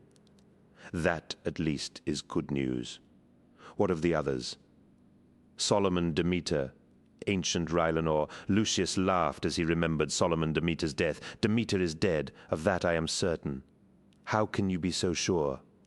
Because I killed him, said Lucius. He happened upon me when I was dispatching the warriors assigned to defend the eastern ruins of the palace, and happily joined in when I shouted to him that I was under attack. Eidolon smirked as he understood. You mean Demeter killed his own men? Indeed he did, said Lucius, with great gusto. Eidolon let out a burst of laughter, and Lucius could feel the Lord Commander's attitude thaw a fraction at the irony of Solomon Demeter's final moments. And ancient Rylanor? Asked Eidolon, leading him further along the gallery of swords to the entrance to the Apothecarion. I don't know for sure about that, said Lucius. After the bombing, he took himself off into the depths of the precentor's palace. I never saw him again. Not like Rylanor to run from a fight, noted Eidolon, turning a corner and marching down a parchment-lined corridor that led to the grand staircase of the ship's central Apothecarion. No, agreed Lucius, though Tarvitz did say something about him guarding something. Guarding what? He didn't say, rumor was. He'd found some kind of underground hangar. But if that were the case, then why didn't Prel use it to escape when the legions arrived? True, agreed Eidolon. It is the nature of the coward to flee rather than fight. Well, no matter whatever Rylanor's purpose, it is irrelevant, for he is buried beneath thousands of tons of radioactive slag. Lucius nodded and gestured down the stairs. Apothecary Fabius. What exactly is he going to do to me? Is that fear I hear in your voice, Lucius? Asked Eidolon. No, said Lucius. I just want to know what I'm letting myself in for. Perfection, promised Eidolon. The corridors of the Pride of the Emperor were never quiet now, hastily rigged mesh speakers blaring a constant cacophony of sound from La Fenice. After hearing a taster of the Maravillas overture, Fulgrim had commanded that his vessels be filled with music, and the weirdly distorted recordings of Bekwakinska's symphonies echoed along every hallway, day and night. Serena D'Angelis made her way along the dazzlingly bright corridors of Fulgrim's flagship, lurching from side to side like a drunk, her clothes stained with blood and ordure. The remains of her long hair were greasy, and matted clumps of it had been torn out in her ravings. With the completion of the paintings of Lucius and Fulgrim, she had found herself without inspiration, as though the fire that had driven her to undreamt of highs and lows had burnt itself out. Days passed, without her moving from her studio, and the months since the expedition had arrived in the Istvan system had passed in a blur of catatonia and horrified introspection. Dreams and nightmares had played out in her head like badly cut pictorials, images of horrors and degradation she hadn't known she was capable of visualizing, tormenting her with their intensity and hideousness. Scenes of murders, violations, desecrations, and things so vile that surely a human being was incapable of indulging in them without losing their sanity. Played out before her like some madman's fever dreams laid out for her unwilling scrutiny. Occasionally she remembered to eat, not recognizing the wild, feral woman she saw in the mirror, or the scarred flesh that greeted her every morning when she awoke, naked in the ruin of her studio. Over the weeks the suspicion grew in her mind that the repeated visions that plagued her in the night were not simply delusions. They were memories. She remembered weeping bitter tears as her suspicions were terrifyingly confirmed the day she had opened the stinking barrel in the corner of the studio. A reek of decomposing human meat and acidic chemicals hit her like a blow, and the lid clattered to the floor as she saw the gooey, partially dissolved remains of at least 6 corpses. Smashed skulls, sawn bones, and a thick soup of liquefying flesh sloshed around the barrel, and Serena vomited uncontrollably for several minutes at the horror of the sight. She dragged herself away from the barrel and wept piteously as the full abhorrence of what she had done threatened to overwhelm her already fraying sanity. Her mind had teetered on the brink of madness until a name had surfaced in the miasma of her consciousness, a name that gave her an anchor to cling to, Ostian. Ostian, like a drowning woman clutching at a branch. She had pulled herself to her feet, cleaned herself up as best she could, and stumbled weeping and bloody towards Ostian's studio. He had tried to help her, and she had rejected him, seeing now the love that had motivated his altruism and cursing herself for not realizing it sooner. Ostian could save her. As she reached the shutter to his studio, she only hoped he had not forsaken her. The shutter was partially open, and she slammed her palm against the corrugated metal. "Ostian," she cried, "it's me, Serena. Please, let me in." Ostian did not reply, and she beat her hands bloody on the shutter, screaming his name and sobbing as she cried and begged for his forgiveness. Still there was no reply, and in desperation she reached down and lifted the shutter. Serena stumbled into the dimly lit studio, detecting a dreadful, familiar smell even before her exhausted eyes made out the loathsome sight before her. "Oh no," she whispered, as she saw the grisly sight of Ostian's body impaled upon a glittering sword blade protruding from a wondrous sculpture of the Emperor. She dropped to her knees before him and screamed, "Forgive me. I didn't know what I was doing. Oh, please, forgive me, Ostian." What remained of Serena's mind finally buckled and collapsed inwards at this latest atrocity. She pushed herself to her feet and placed her hands on Ostian's shoulders. "You loved me," she whispered, "and I never saw it." Serena closed her eyes and wrapped her arms around Ostian's corpse, feeling the sharp tip of the sword between her breasts. "But I loved you too," she said, and pulled herself hard onto the sword blade. 22. World of Death. The trap is set Maraviglia. Istvan Fad been. So the exterminated Istvanian mythmakers believed, a place of exile. Stories told that in a time consigned to legend, Father Istvan himself had sung the world into being with music for his warsingers to hear and interpret. Father Istvan was, it seemed, a fertile god and had spread his seed far and wide across the stars, nameless mothers bearing him countless children with which he had populated the first ages of the world.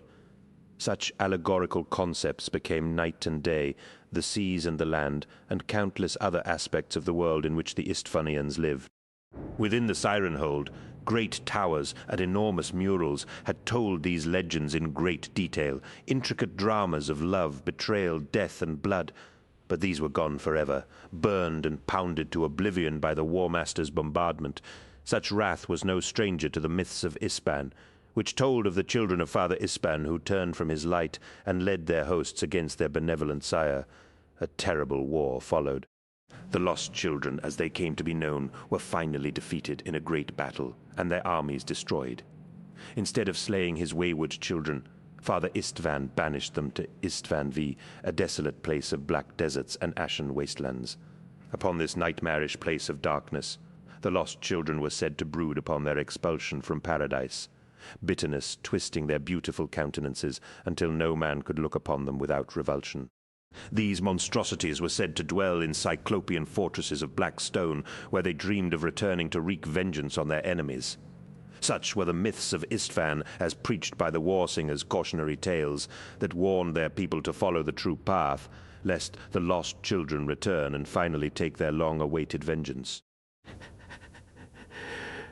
Whether these myths were allegorical parables or were in fact history was irrelevant, for, in the shape of the War Master's legions, the lost children had indeed returned. The skies of Istvan V were grey and ashen, dark clouds gathering in rumbling thunderheads to the south of where the first battle for the Imperium would be fought as places of legend went.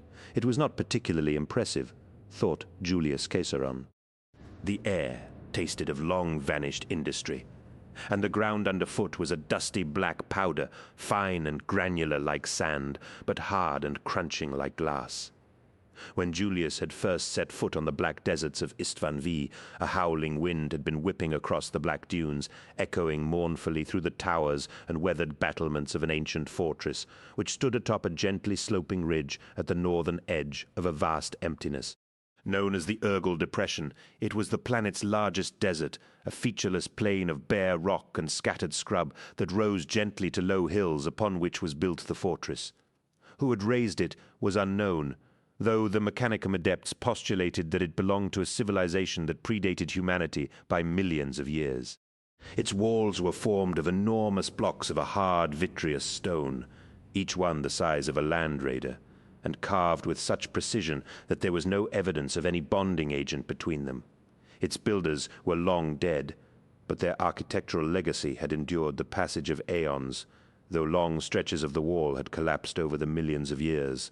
Such ruin rendered it untenable as a fortress, but ideal as a bulwark against which to mount a defense.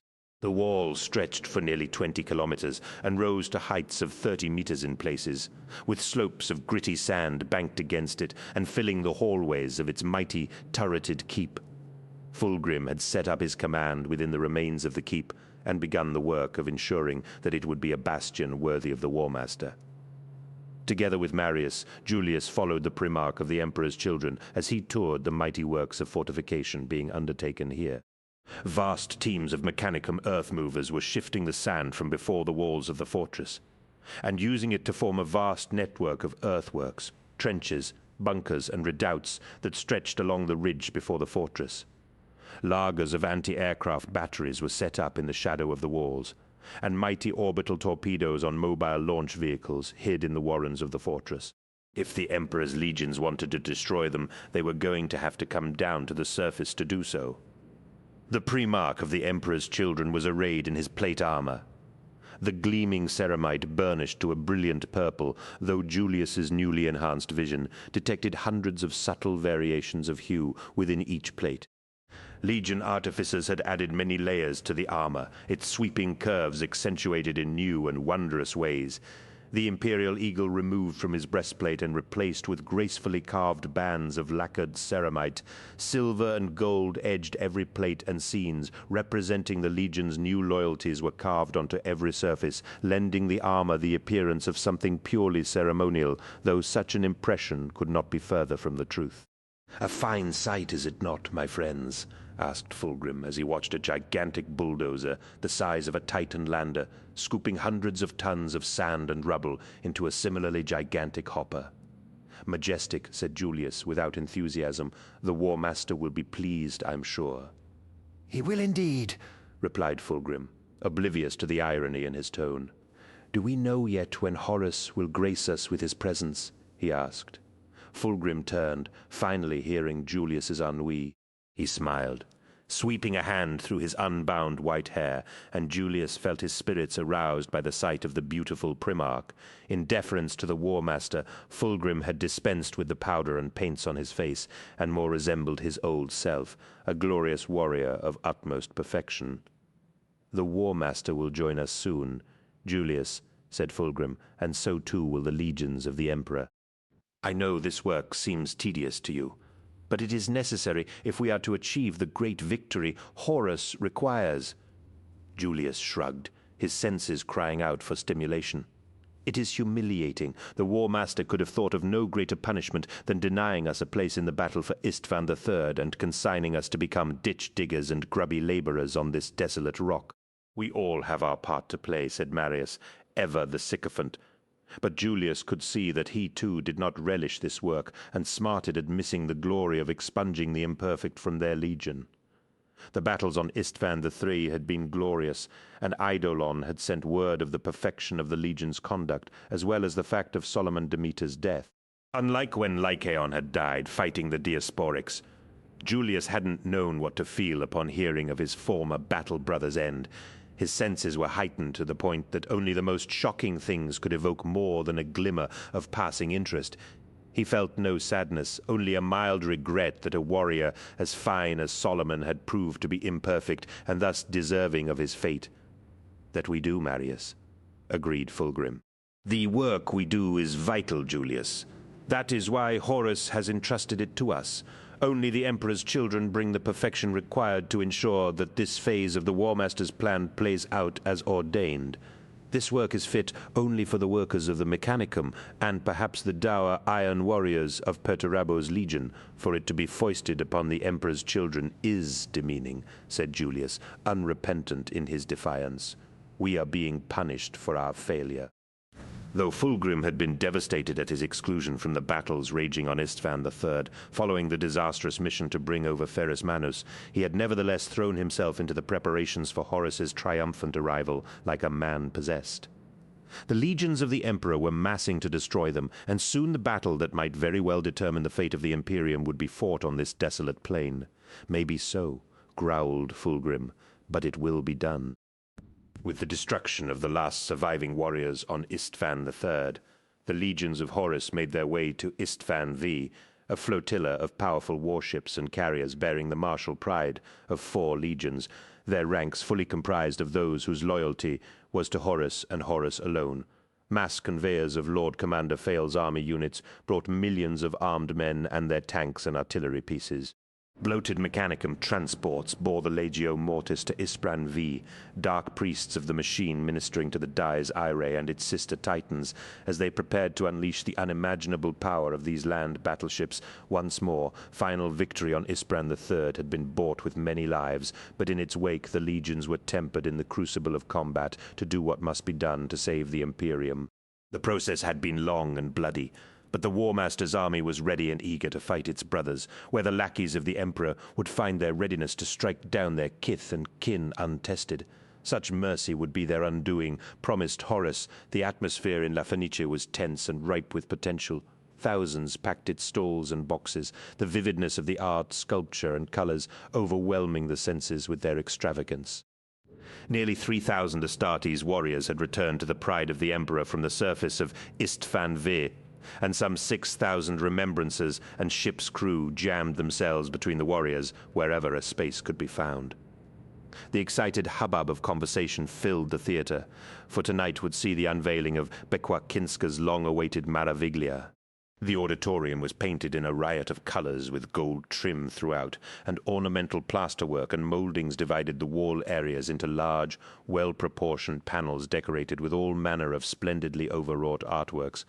In magnitude, La Fenice had few superiors, even in the largest and most urbane of the Terran hives, and was finished in a style that had clearly involved the most lavish expenditure of resources.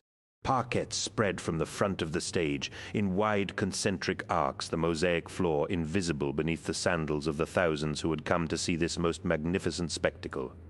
Semicircular niches to the side of the parquet accommodated busts of renowned impresarios of terror and other more exotic statues of hedonistic libertines. Amongst these sculptures were other, less recognizable statues of mightily muscled androgynous figures with bulls' heads and bejeweled horns. To the rear of this area 6 mighty columns of solid marble supported the dress circle, and the front of the balcony was decorated with exquisite plaster applique. Brass cages containing brightly colored songbirds were suspended from the base of the balcony, and their frantic music added to the din of the orchestra and audience. A sweet scented musk drifted from hanging incense burners, and the air was almost unbearably humid. The sense of fevered anticipation was palpable as scores of musicians tuned their instruments in the bow-shaped orchestra pit before the stage. Each instrument was a monstrous contraption of pipes, bellows, and crackling electrical generators, which in turn were hooked to towering stacks of mighty amplifiers, created specifically for this performance and designed to replicate the magical music of the Lair Temple. Colored lights and strategically placed prisms filled La Fenice with blinding rainbows and cast beams of a million different hues to every corner of the theater. An army of seamstresses had worked tirelessly to create the stage curtain, and the glaring footlights illuminated the vividness of the red velvet and the wondrously embroidered images of decadent legends, cavorting nudes, animals, and scenes of battle. On the vast pediment above the stage, illuminated by a single spotlight, was the late Serena de Angelis's painting of the Emperor's children's Primarch. Its terrible aspect, unendurable finish, and the passion of its outlandish colors rendered those who saw it dumb, and robbed them of coherent thought.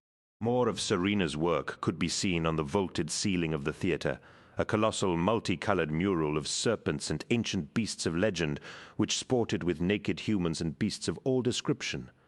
The sheer bulk of the Astartes filled much of the enormous theater, even though they were stripped of their armor and wore only simple training robes. Those remembrances that found themselves behind one of the giant warriors danced from foot to foot as they sought to obtain a better view of the stage. The captains of the legion sat in the comfort of the boxes, arranged in 2 tiers on either side of the stage. The boxes overlooked the proscenium with an unobstructed view, and their facades were of a classical design with fluted pilasters to either side. The box with the most perfect viewpoint was known as the Phoenician's Nest, its interior painted with frescoes of gold and silver, and decorated with yellow satin draperies that overhung lace curtains. Over it all, A valance of gold silk shimmered in the light of hundreds of candles fixed upon a great chandelier above the center of the stage. A movement in the Phoenician's nest drew the gaze of the gathered audience, and soon every eye was fixed upon the magnificent warrior standing there, dressed in his finest toga of regal purple. Fulgrim raised his hand to the crowd and basked in the adoration displayed by his legion. As thunderous applause built and shook the rafters with its volume, his senior commanders accompanied the Primarch, and as he took his seat, the lights began to dim. A brilliant spotlight shone on the stage as the great velvet curtain parted, and Bekwa Kinska made her entrance. Julius watched with barely contained excitement as the blue-haired composer crossed the stage and descended into the orchestra pit to take her place on her conductor's podium. Dressed in a scandalously translucent dress of gold and crimson, the gossamer thin material hung with precious stones that glittered like stars. The cut of her dress plunged from her shoulders to her pelvis, the swell of her breasts and the hairlessness of her flesh clearly visible beneath. "Magnificent!" cried Fulgrim, clapping furiously with the audience at Bekwa's appearance, and Julius was amazed to see tears in his eyes. Julius nodded, and though he had no real memory of feminine splendor or any frame of reference against which to compare her, the composer's curves and obvious womanhood stole away his breath. Julius had felt such stirrings of emotion when he gazed upon his Primarch, heard a particularly inspiring piece of music, or went into battle, but to feel his senses aroused by a mortal woman was a new experience for him. Thick silence enveloped the audience as they waited for the magic to happen. The collective breath of nearly 10,000 throats held fast as the moment of anticipation stretched to breaking point. Bekwa selected a Nemo baton and tapped it on the libretto.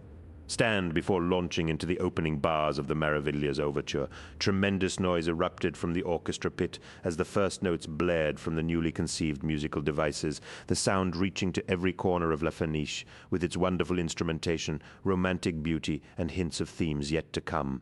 Julius felt himself carried on a journey of the senses as the music rose and fell, emotions he had never experienced, plucked from the depths of his soul and brought joyously to the fore as the crashing beats and wild skirling tunes wound their way through the audience. He wanted to laugh and then cry, and then he felt a terrible anger build before it bled away and a great melancholy settled upon him. Within moments the music had torn that loose, and a soaring elation asserted itself with the utmost lucidity and force, as though all that had gone before was merely the prelude to some grand design yet to be unveiled. Bekwa Kinska thrashed like a lunatic atop her conductor's podium, jabbing and slashing the air with her baton, her hair a wild comet of blue as it whipped around her head.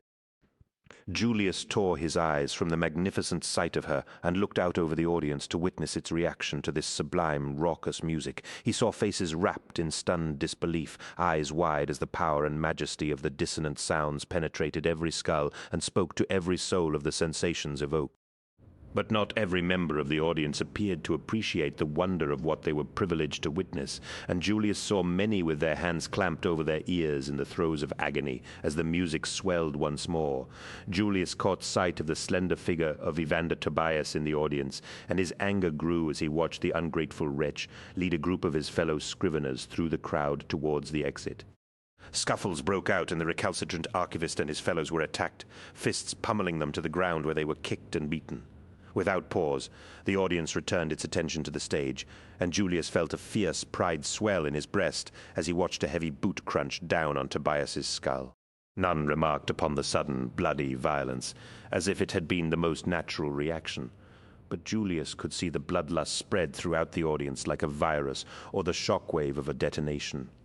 The music swept onwards, rising and sweeping around La Fenice like a whirlwind, until at last it reached the thunderous crescendo of its climax, whereupon the curtain rose in a flurry of dramatic and spectacular sensations.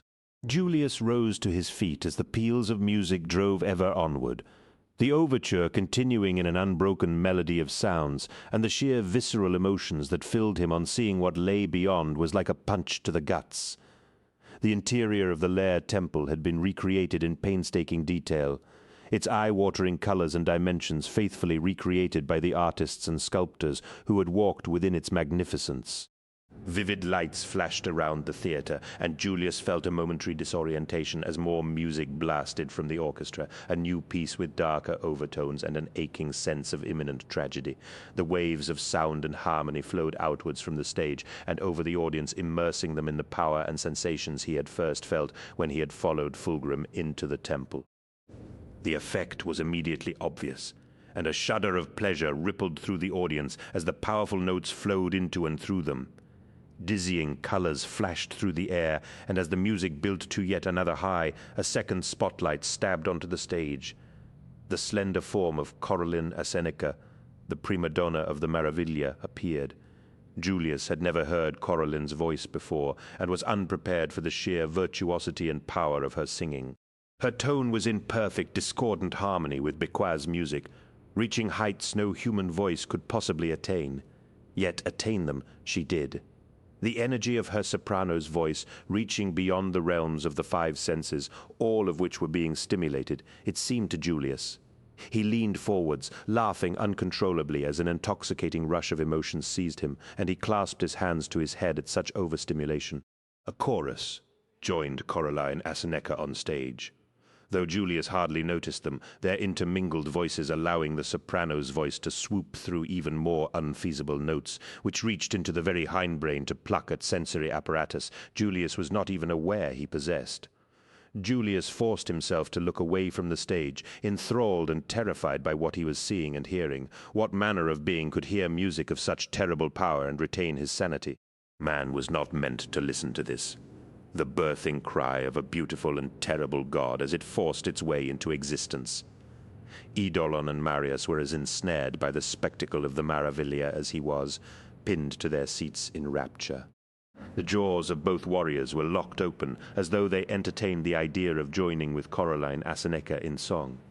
But there was panic in their eyes, as their mouths stretched wide in silent screams, bones cracking as they distended like a snake about to devour its prey. Hideous, soundless shrieks issued from their throats, and Julius forced himself to look at Fulgrim for fear that he might strike down his friends in his fugue state. Fulgrim gripped the edge of the Phoenician's nest, leaning forward as though forcing passage through a powerful wind. His hair writhed around his head, and his dark eyes burned with a violet fire as he reveled in the cacophony. "What is happening?" cried Julius, his voice swept up and becoming part of the music. Fulgrim turned his dark eyes upon him, and Julius cried out as he saw an age of darkness within them, galaxies and stars wheeling in their depths as unknown power flowed through him. "It's beautiful," said Fulgrim, his voice barely above a whisper, but sounding deafening to Julius as he propelled himself from his seat and fell to his knees at the edge of the box. Horus spoke of power, but I never imagined. Julius watched in wonder, realizing that he could actually see the soprano's music as it reached out into the audience and slithered amongst them like a living thing. Their shrieks and cries penetrated the fog of music that writhed in his brain, and he saw all manner of horrors enacted throughout the audience, as friends turned and fought each other with fists and teeth. Some audience members fell upon one another with carnal lust, and the heaving crowd soon resembled a great wounded beast, convulsing in agonized throes of death and desire. Nor was it simply mortals who were affected. The Astartes, too, were swept up in the surging power generated by the Maraviglia. Blood was spilled as the emotions of the Astartes were overloaded with sensational excess and were vented in the only way men bred, as warriors knew how. An orgy of killing spread from the stage, blood running in rivers as the power of the music thundered through La Fenice.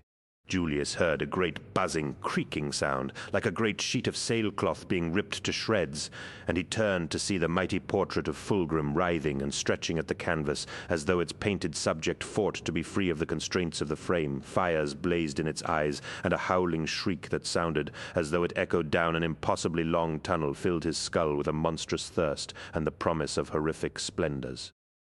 Lights blazed around the theater, flowing from the orchestra pit like liquid, the greasy electrical fire lifting from the bizarre instruments and achieving physicality as they became liquid serpents of myriad colors.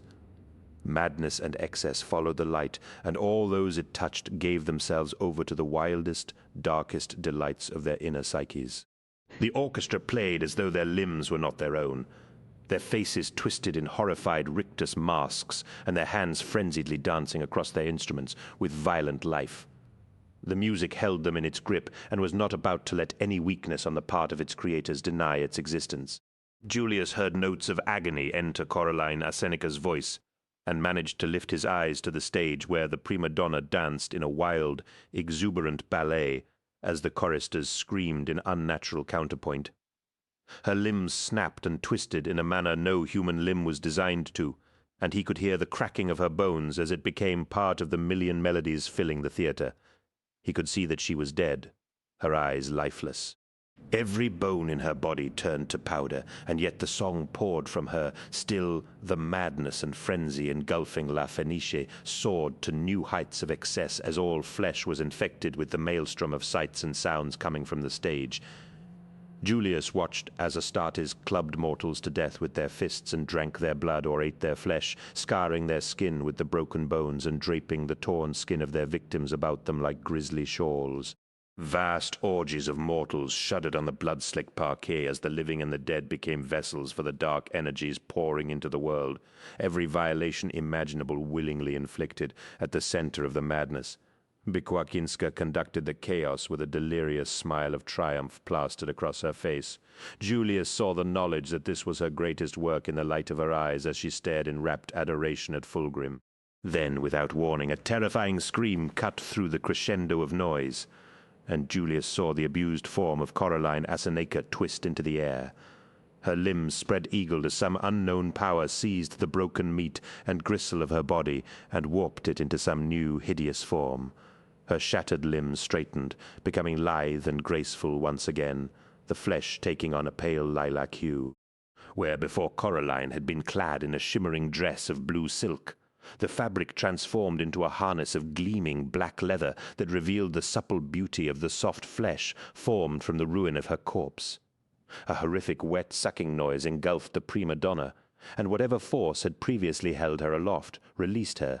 The thing Coraline Aseneca had become landed with supple grace in the center of the stage. Julius had never seen anything so simultaneously beautiful and repellent, a naked female creature that evoked both a potent loathing and a perverse sensuality that gnawed at the pit of his stomach. Hair like needle-horns swept back from her oval face, with its green saucer-like eyes, fanged mouth, and luscious lips. Her body was sculpted perfection, lithe and sensuous, but with only a single breast, and her skin was loathsomely tattooed and pierced. Each of her arms terminated in a long, crab-like claw of glistening red chitin and moist flesh. Despite the lethal claws, the creature was disturbingly seductive, and Julius felt moved in a way he had not been since he had been elevated to the ranks of the Astartes. She moved with languid, cat-like grace, her every movement redolent with sexuality and the promise of dark pleasures and excesses unknown to the minds of mortal men. Julius ached to taste them. The she-creature turned her ancient eyes upon the choristers behind her and threw her head back to emit a siren song of such longing and heartbreaking beauty that Julius wanted to climb from the box to join her.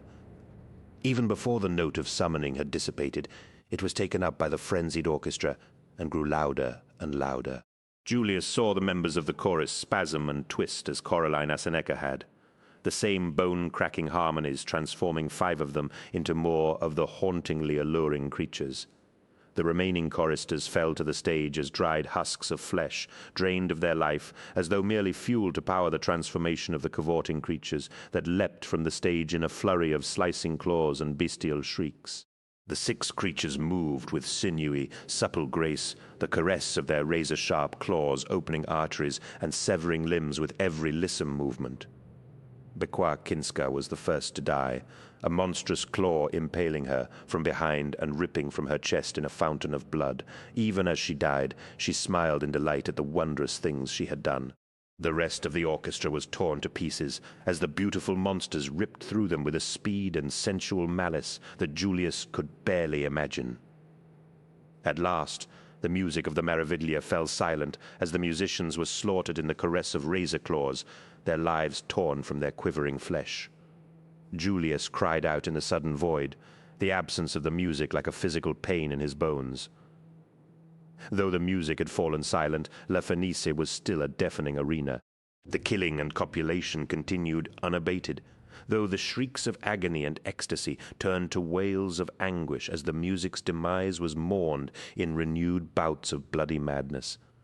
Julius heard Marius give a howling cry of loss and turned to see his battle brother leap from the Phoenician's nest to the stage. Fulgrim watched him go, his body quivering with emotion and pleasure, and Julius pushed himself unsteadily to his feet.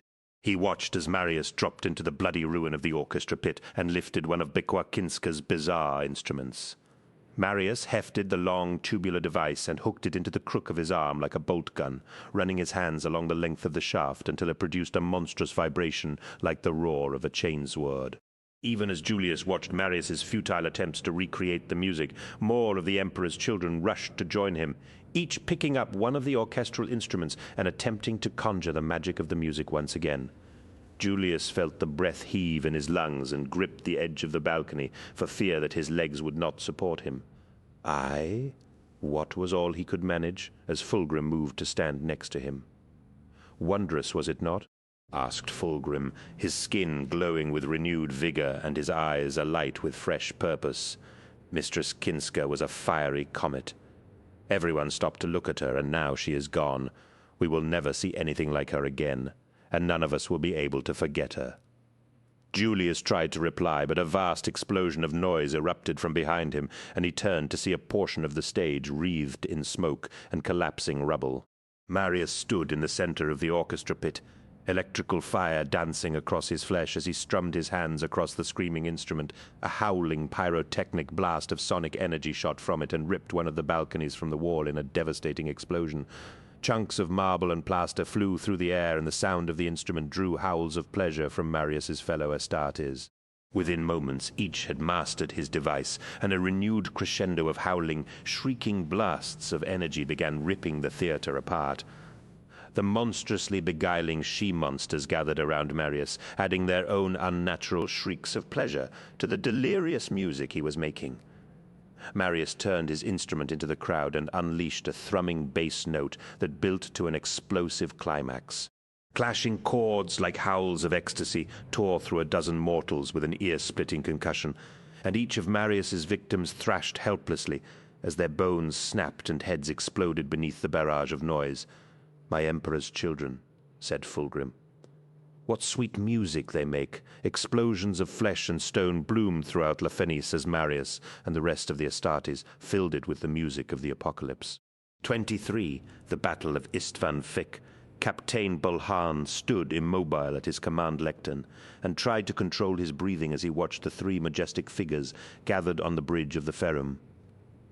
Iron Father Dideric stood by helm control, similarly awed by the towering figures of the three primarchs as they discussed how best to destroy the enemy forces on Istvan Vik.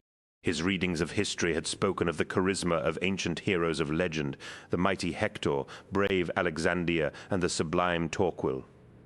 Tales spoke of how men had been struck dumb by their sheer majesty, and thus these heroes had been described in terms of wondrous hyperbole that were clearly exaggerated and designed to inflate their reputations. Balhan had discounted most such stories as overblown fabrications until he had first laid eyes upon a primarch and knew them to be true. But to see three of them gathered together was like nothing he could describe.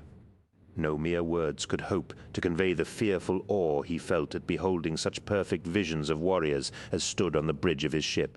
Ferrus Manus, clad in his shimmering fuliginous armor, stood a head taller than his brothers, pacing like a caged Medusan snow lion as he awaited news of the rest of his legion.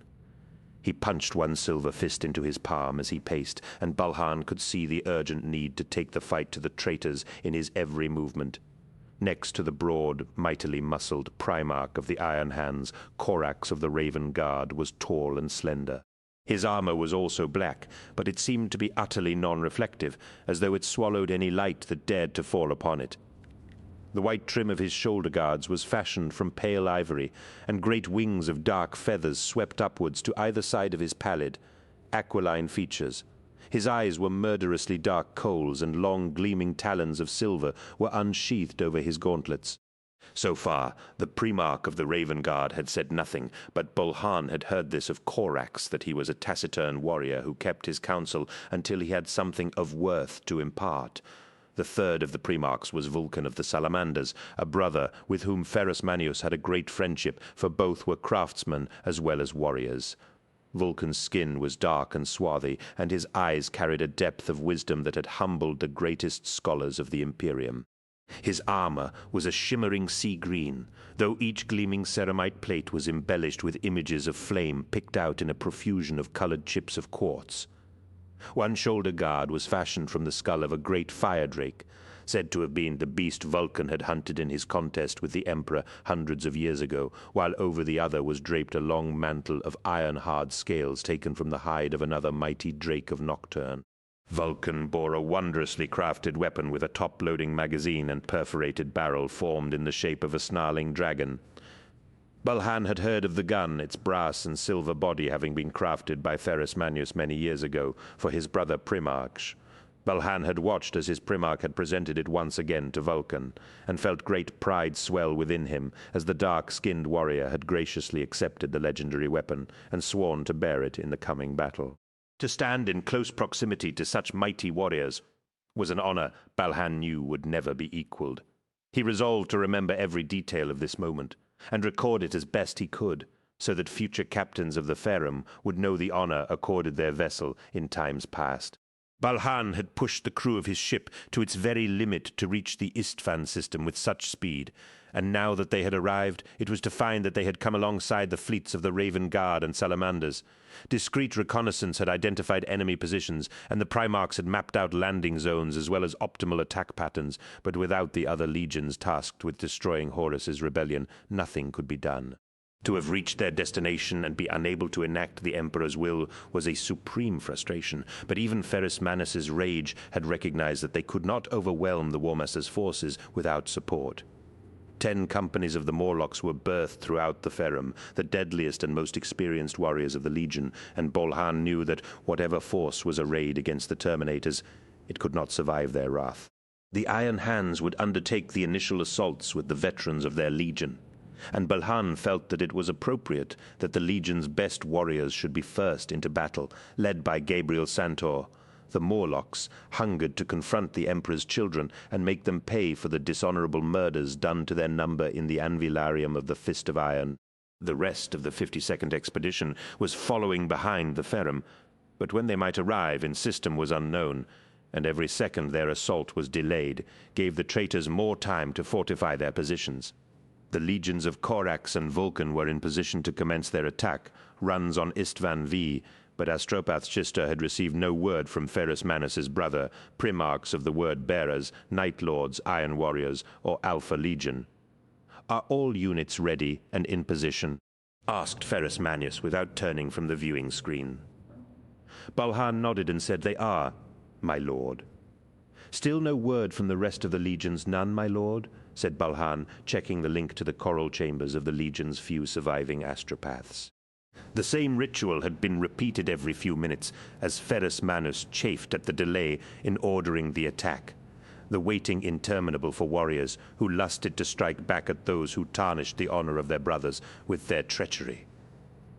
The hatch to the bridge slid open, and a pair of the Terminator-armored Morlocks entered, followed by the gaunt figure of Astropath's sister.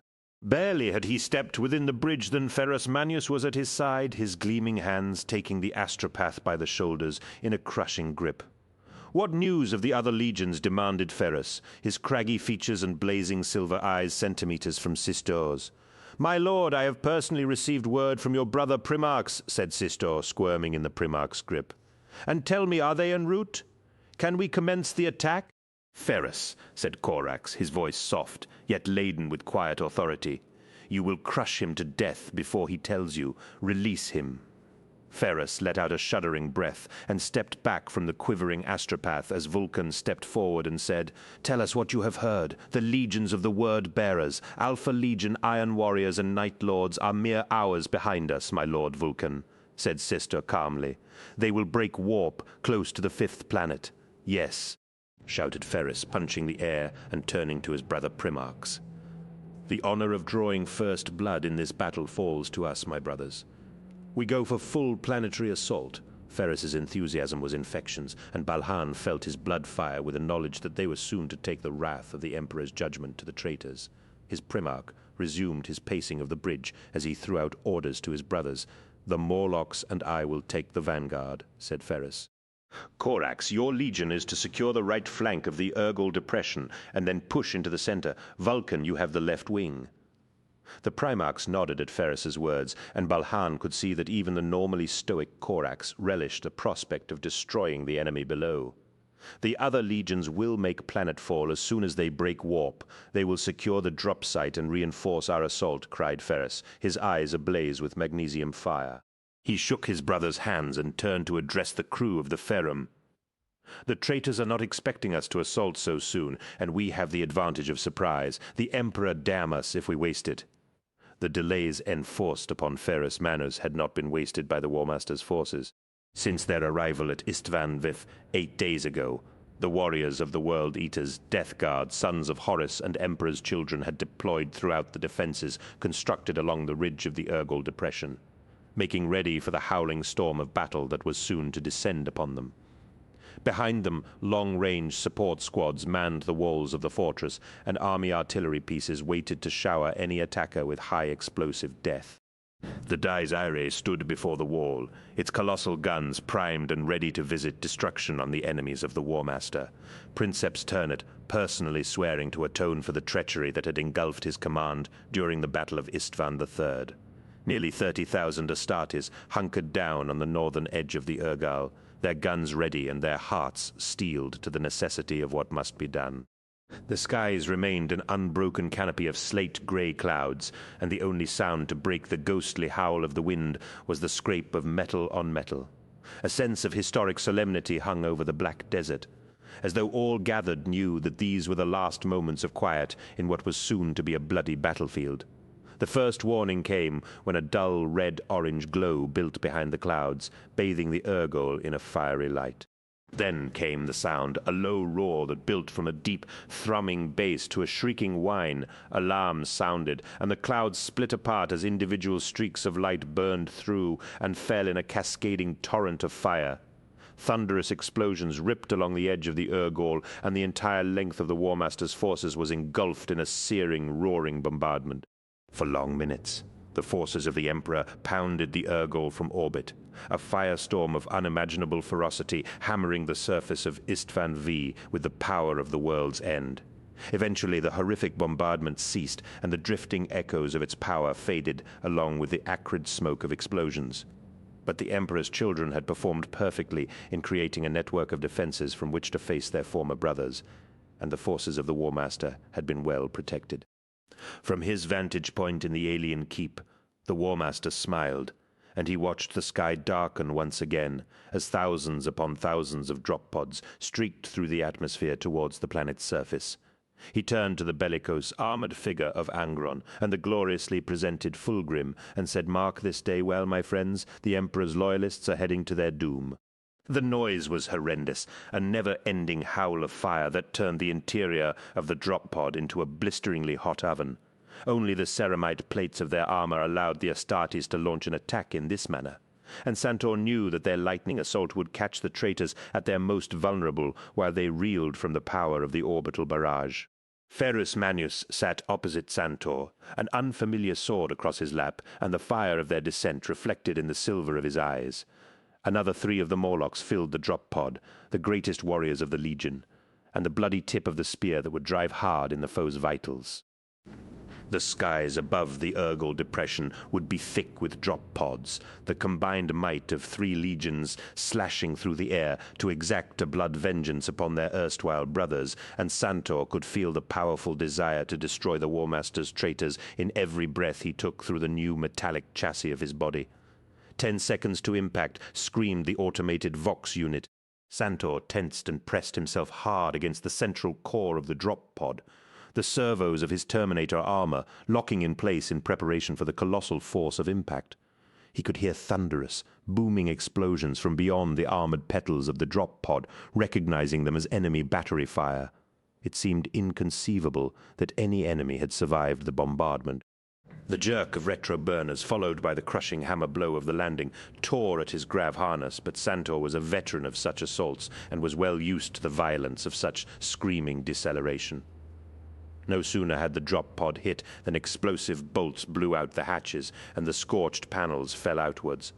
The grav harness released and Santor charged out onto the surface of Istvan V.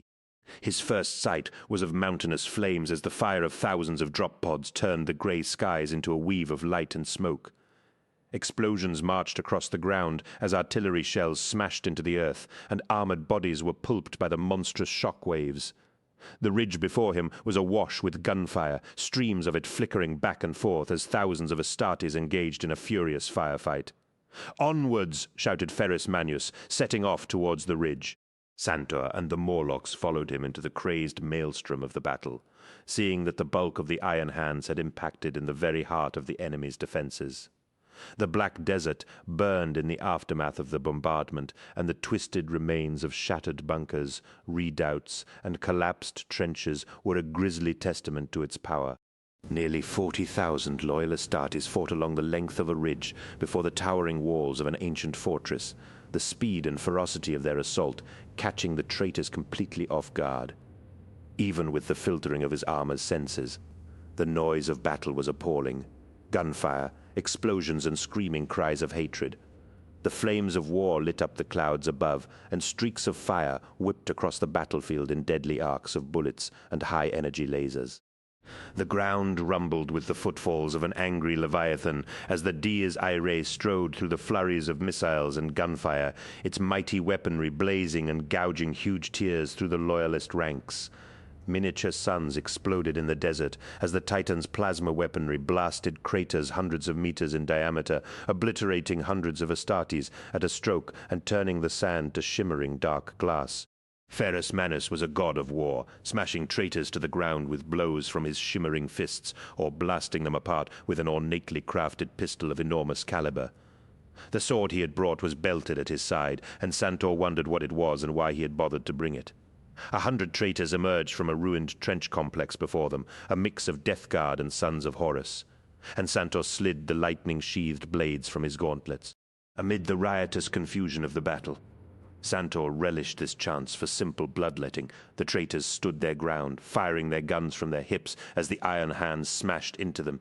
Santor disemboweled his first opponent and waded into the rest with a speed that would have done any warrior in Mark IV plate. Proud bolts and the roaring blades of chainsword struck him, but his armor was proof against such things.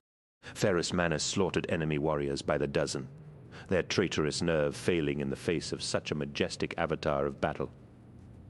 The trenches and bunkers were a mass of thousands of struggling warriors against a backdrop of explosions and the tremendous noise of slaughter, orders, and cries of victory or despair flashed through his helmet vox.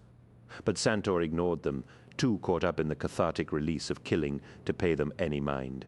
Even amid the chaos of fighting, Santor could see that the battle for the Urgol Depression was going well. Hundreds, perhaps even thousands of traitors had been slaughtered in the opening moments of the assault. Entire chapters of the Salamanders pressed home the shock of their attack with flame units cleansing the trenches and dugouts of enemies in stinking promethium tongues of fire. Streaks of sunfire stabbed through the smoke-wreathed darkness, and Santor recognized the light as fire from the weapon his Primarch had gifted to Vulcan. Sure enough, the mighty figure of Vulcan strode through the torrents of bolts, killing with every sweep of his sword and shot of the weapon his brother had forged in his name. A colossal explosion erupted at the Primarch's feet, wreathing him in killing fire, and dozens of his fire drakes were hurled through the air. Their armor molten and the flesh seared from their bones, Vulcan marched through the fire unscathed, continuing to kill traitors without missing a beat. Ferrus Manus pushed deeper into the ranks of the traitors. Their training had never prepared them to face the wrath of a Primarch. The Morlocks followed behind their lord and master, a fighting wedge forging a bloody path through the filthy traitors with every shot and blow. Behind the tremendous thunder strike of the assault, the heavy landers of the loyalist fleets braved the storm of anti-aircraft fire ripping upwards from inside the ancient fortress. Burning craft spiraled to the ground, ripped apart in streams of tracer fire or blown apart by mass reactive torpedoes. Hundreds of aircraft jostled for position as they descended to the drop site, bringing heavy equipment, artillery, tanks, and war machines to the surface of Istvan V. Billowing clouds of granular dust obscured much of the landing zones as cavernous holes disgorged scores of land raiders and predator battle tanks. Entire companies of armored vehicles roared onto the surface of the planet, churning the sand beneath their tracks as they raced to join the battle on the ridge. Whirlwinds and army artillery units deployed on the desert flats, spreading out and zeroing in on enemy emplacements, added their own thunder to the constant crack and rumble of battle. Even heavier craft descended on burning columns of fire, and the super-heavy tanks of the army rumbled out, the barrels of their massive guns hurling huge shells against the glassy walls of the fortress. What had begun as a massed strike against the traitors' position was rapidly turning into one of the largest engagements of the entire Great Crusade. All told, over 60,000 Astartes warriors clashed on the dusky plains of Istvan V, and for all the wrong reasons, this battle was soon to go down in the annals of Imperial history as one of the most epic confrontations ever fought. The Loyalist attack was bending the line of the traitors back, a curving arc of battle with Ferrus Manus at its center. The screaming raptors of Corax's Raven Guard cut a swathe through the enemy's right flank, his fearsome assault wings dropping from above on the fire of jump packs and slaughtering their foes with shrieking sweeps of curved blades. Corax darted like a dark bird of prey, leaping through the air with his winged jump pack and killing with every stroke of his mighty talons. Vulcan's salamanders burned the traitors' left flank, plumes of fire marking the extent of their advance. But for every success, the traitors thus far had an answer. The terrifying form of the World Eater's Primarch cut through hundreds of loyal Astartes as they tried to force a crossing through a killing zone of World Eater support squads. Angron bellowed like a primordial god of battle, his twin swords carving bloody rain through any who dared stand before them. As easily as the traitors died at the blades of Corax, Ferrus Manus, and Vulcan, so too did the Loyalists die at those of the Red Angel. In contrast to the brute savagery of Angron, Mortarion, the Death Lord, killed with a grim efficiency, harvesting scores of Loyalist lives with every sweep of his terrifying war scythe, his Death Guard fought with grim tenacity.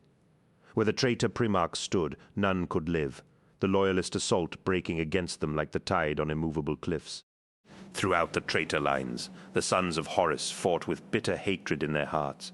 First Captain Abaddon leading the War Master's finest in battle, his wrath terrible to behold.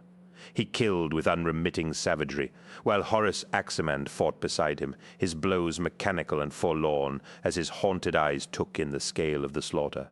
In the center of the traitor line, the Emperor's children fought with unremitting cruelty, its warriors howling with savage glee as they killed their former brothers. Unnatural horrors of mutilation and degradation were visited upon the living, and the dead as Fulgrim's legion repulsed every attack, though their Primarch was yet to be seen. Bizarrely clad warriors in Mark IV plate, draped in stretched skin, cavorted in the midst of the deadliest combats, fighting without helmets, their jaws wired open as they unleashed a hideous screaming. They bore unknown weaponry and fired echoing blasts of atonal harmonics that ripped bloody canyons in the massed ranks of the Iron Hands. Great pipes and loudspeakers fixed to their armor amplified the screaming vibrations of their killing music, and deafening sound waves tore apart warriors and armored vehicles. As the bulk of the heavier equipment was landed behind the ferocious battle, more and more explosions erupted in the traitors' lines, and even Angron and Mortarion were forced to pull back out of range of the Loyalist artillery. In the center of the battle, Ferrus Manus pushed ever onwards, his iron hands pushing deeper and deeper into the heart of the enemy defenses as they sought to punish the traitors and unleash their wrath on the Emperor's children. Thousands were dying every minute, the slaughter terrible to behold. Blood ran in rivers down the slopes of the Urgol Depression, carving thick, sticky runnels in the dark sand. Such destruction had never yet been concentrated in such a horrifically confined space, enough martial power to conquer an entire planetary system having been unleashed in a line less than 20 kilometers wide. Entire squadrons of armored vehicles fought to reach the front lines, but the press of armored bodies was so thick that their commanders were frustrated in their desire to crush the traitors beneath their armored bulk. Firing lines of land raiders formed, and collimated lines of ruby laser fire stabbed towards the fortress, and the Leviathan-like form of the D's-Ray. Void shields flickered, and realizing the danger, the monstrous titan switched its fire from the infantry to the armor. Rippling blasts of plasma energy soared along the line of tanks, and a dozen exploded as the white heat of fire torched their energy magazines. The slaughter continued unabated, on a scale never before seen, with neither side able to press home their advantages. The traitors were well dug in and had defensible positions, but the loyalists had landed virtually directly on top of them with vast numerical superiority. The bloodletting was a truly horrific sight, as warriors who had once sworn great oaths of loyalty to one another fought their brothers with nothing but hatred in their hearts. No legion fared well in the slaughter. The scale of the fighting rendering tactics meaningless as the two armies battered each other bloody in a remorseless conflict that threatened to destroy them all. Julius danced through the combat, the sights and sounds of the killing, causing rushes of physical pleasure to spasm through his body as he fought with savage joy. His armor was dented and gashed in a dozen places, but the wounds he had suffered only spurred his frenetic killing dance to greater heights. In preparation for the fighting, he had repainted its every surface in a riot of colors that stimulated his freshly reborn vision. He had similarly enhanced his weapons, and the looks of horror and disgust that accompanied his every killing blow fired his senses. "Look upon me and realize the grayness of your lives." He screamed as he fought, delirious with slaughter. He had long since discarded his helmet to better experience the chaos of the battle, the roar of guns, the buzz of swords through flesh, the explosions and the vividness of shell traceries across the heavens. He ached to have Fulgrim next to him in this most exquisite of battles, but the War Master had plans enough for the Primarch of the Emperor's children. A petulant frown creased Julius's ecstatic features, and he spun to deliver a perfectly aimed, decapitating strike at a dark-armored Iron Hands warrior, Horus and his plans, where amongst these plans was the time to enjoy the spoils of victory. The powers and desires awakened within him by the Maraviglia were for the using. To deny them was to deny one's own nature. Julius swept up the helmet he had just cut from his enemy, and plucked the head from within, taking a moment to savor the stink of the blood and scorched flesh where his blade had cauterized it. "We were brothers once," he cried with mock gravitas, "but now you are dead." He leaned in and kissed the cold lips of the Iron Hand, laughing as he hurled it high into the air, where it was ripped apart in the near-constant hail of bolts. Whooping howls of manic laughter and thrumming bass explosions swept towards him, and he threw himself flat as a killing wave of sound roared overhead. The musical wave was excruciatingly loud, but Julius screamed in pleasure as the noise sluiced through his flesh. Julius rolled to his feet in time to see a burnished group of Terminators lumbering towards him, and he grinned in feral glee as he saw they were led by Gabriel Santor, the first captain's markings on his armor standing out like a beacon in the darkness. A whooshing roar of clashing noise tore a great furrow in the ground beside him and blasted upwards from the black sand like a volcanic eruption. Behind him, Julius saw the flesh-wrapped form of Marius and roared with the pleasure of seeing his fellow captain alive and fighting. Marius Varosian had embellished his armor with jagged iron spikes and had torn the skin from the dead of La Fenice to decorate its blood-slathered plates. Like Julius, he had not walked away from the Maraviglia without alteration, the monstrous distension of his jaws locking his mouth open in a constant, howling scream. Where his ears had once been were two great gashes carved in his flesh, and his eyes were stitched open, forever prevented from closing. He still carried the great musical instrument he had taken from Bekwa Kinska's orchestra, modified to bear spiked handles and grips to render it into a terrifying sonic weapon. Together, he and his fellows unleashed a barrage of discordant scales that sent a dozen of the Morlocks into convulsions, and Julius screamed his appreciation as he leapt to meet Gabriel Santor with his sword aimed at his throat. The horror of what he was seeing almost cost Gabriel Santor his life. The Emperor's children before him were like nothing he could ever have imagined in his worst nightmares. Though the enemies he had fought before had been honorless traitors, at least they had still been recognizable as Astartes. These were degenerate perversions of that perfect ideal. warped and twisted freaks who openly displayed their perversions. A mutilated monster in power armor draped with bloody flaps of skin shrieked as he swept some bizarre weapon back and forth, its deadly sonic energies tearing warriors apart in explosions of ruptured armor and liquefied flesh. Even as Santor raised his energized fist to block a sword cut aimed at his head, he recognized the twisted features of Julius Ciceron. The warrior was a thrashing dervish, laughing and howling as he spun like a lunatic around Santor, slashing wildly as he attacked. Ciceron's weapon was a fearsome, energized glaive that was easily capable of carving through his armor, and Santor turned as fast as he was able to block each ferocious stroke of the blade, but even one as fast as he could not hope to match his opponent's serpent-like speed. He caught the descending blade of his opponent's weapon between the digits of his energy-wreathed fist, and a fiery explosion burst between them. He twisted his wrist, and Julius's blade snapped, leaving only the length of a forearm above the quillons. Santor grunted in pain as he felt the skin of his fist fuse with the melted plates around his hand. He saw Julius sprawled on his back, the ceramite armor of his breastplate bubbling with the residue of the explosion, his face a screaming burnt horror of seared flesh and exposed bone. Despite the pain of his burned claw of a hand, Santor grinned beneath his helmet and stomped forwards to deliver the avenging death blow to his hated enemy. He raised his foot to stamp down on Julius's chest, the power of his Terminator armor easily able to crush Astartes' plate. Then he saw that Julius wasn't screaming in pain, but in orgasmic pleasure. He paused in revulsion for the briefest second, but that second was all that Julius needed. Sweeping up the broken edge of his glaive, the blade alive with flaring energies, he rammed it into Santor's groin. The pain was unimaginable, surging agonizingly around his body. Julius Ciceron tore the remains of the weapon upward, molten gobbets of armor dropping to the dark sand in the midst of a spraying rain of Santor's blood. The blade tore through his pubis and ripped into his breastplate as Julius rose to his feet with the motion of his soaring weapon. Santor's entire body convulsed in agony.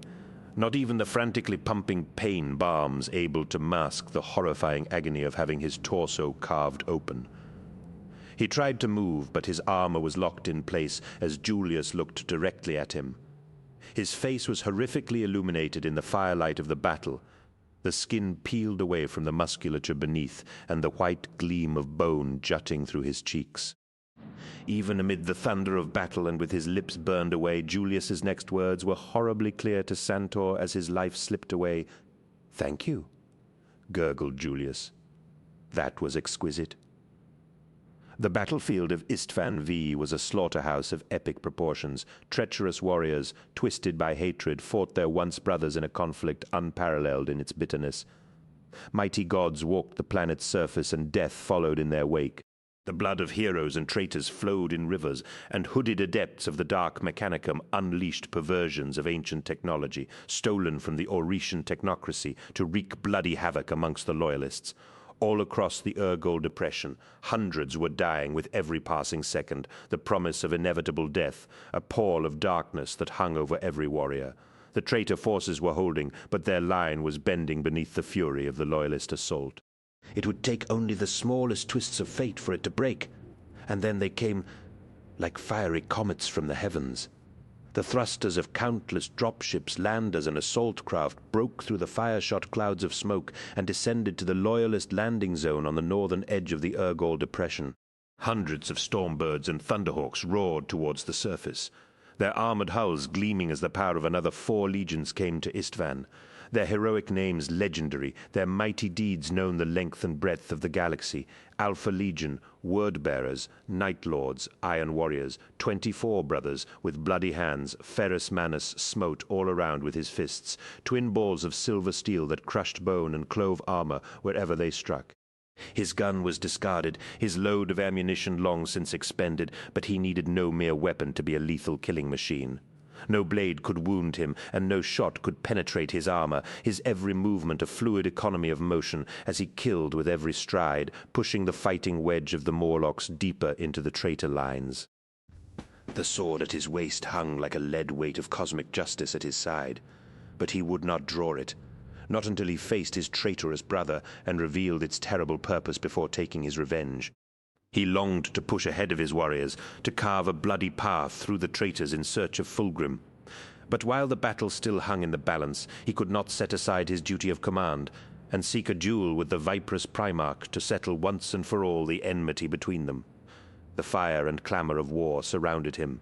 Smoke boiled from wrecked tanks and shattered defenses, and explosions of gunfire filled the air with bullets, bolts, and lasers. Screams and blood filled his senses, the chaotic nature of the battlefield, a morass of thousands upon thousands of warring Astartes. Even through his fury, Ferrus saw the horrific tragedy being played out upon the stage of Istvan V. Nothing would ever be the same again after this battle, even in their final victory. This betrayal would stain forever the honor of the Astartes, no matter the outcome. Men will fear us from this day onwards, and they will be right too, thought Ferrus. He heard the cries of jubilation behind him. But it was some moments before their substance penetrated his killing rage. He crashed the skull of a warrior of the sons of Horus in his mighty fist, and turned to see the welcome sight of an aerial armada of gunships dropping from orbit. "My brothers!" he yelled triumphantly, as he recognized the familiar iconography of his fellow loyalists.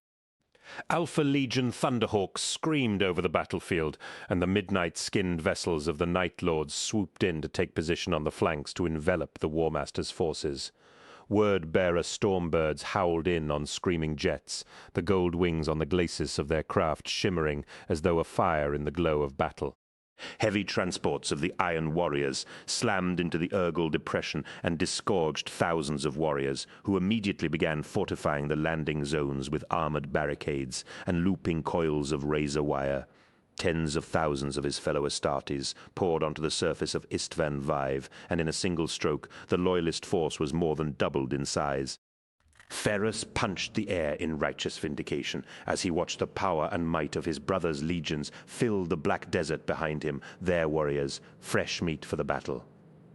His Vox unit chimed urgently as a ripple of fear visibly passed along the traitor lines at the sight of such a terrifying display of martial power. His practiced eye could see that the traitor forces had lost their stomach for the slaughter, entire cohorts pulling back from their prepared positions in dismay. Even the Dai's ire was retreating. The mighty Titan cowed in the face of such overwhelming force.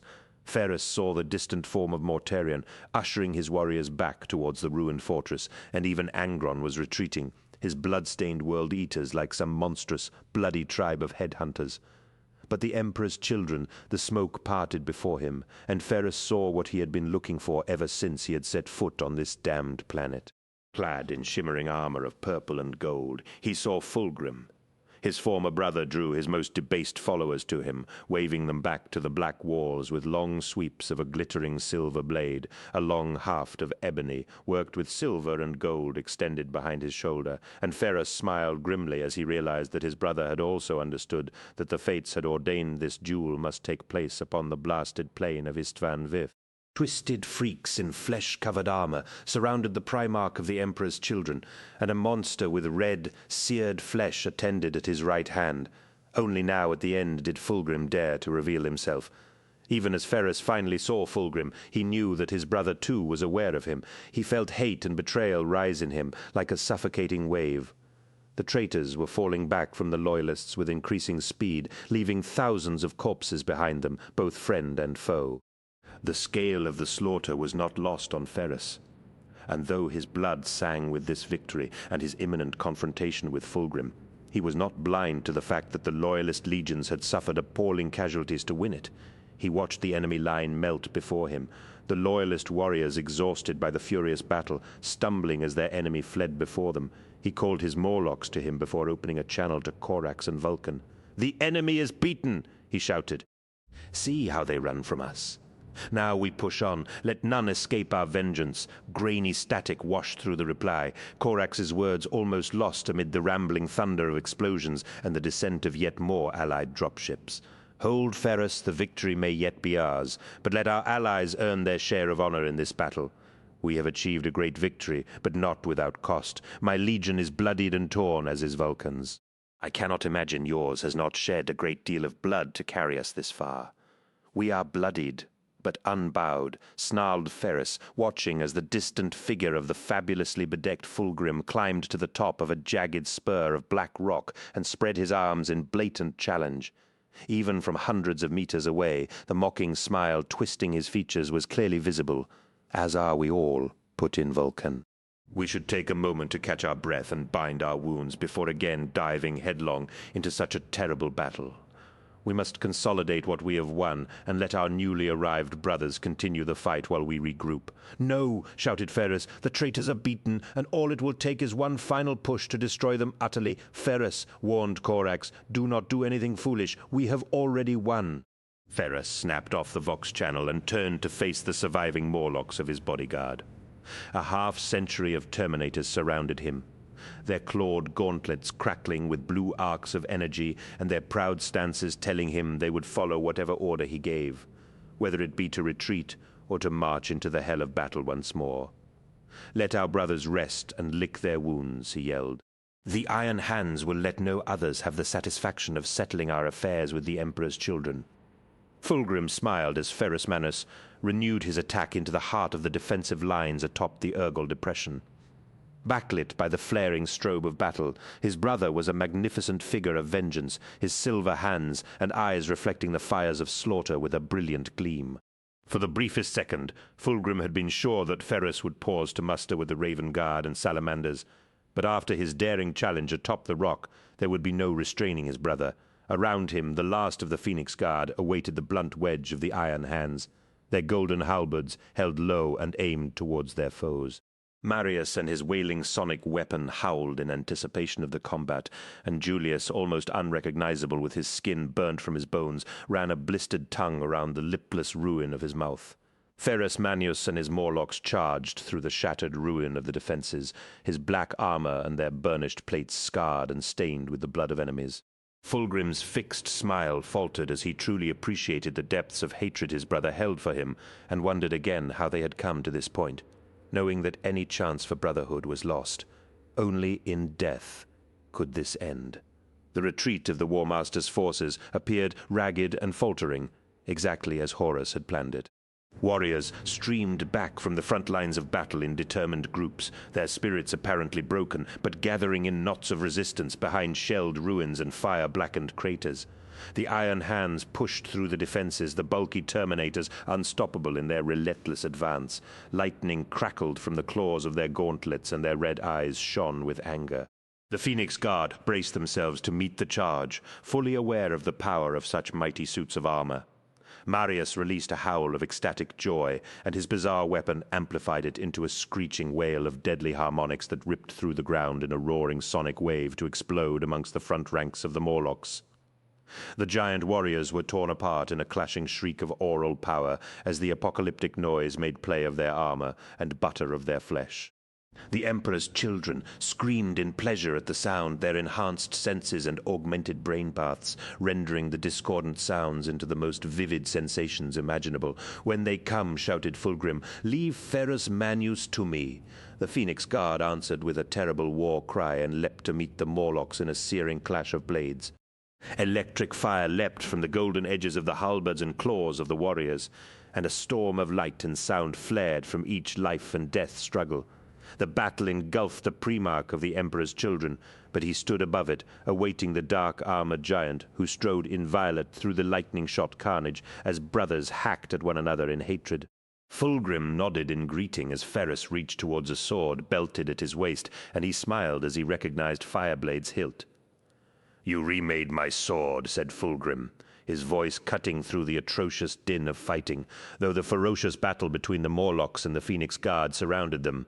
Neither Primarch's Praetorians dared approach them, as though aware that to transgress this fateful confrontation would be a heinous crime.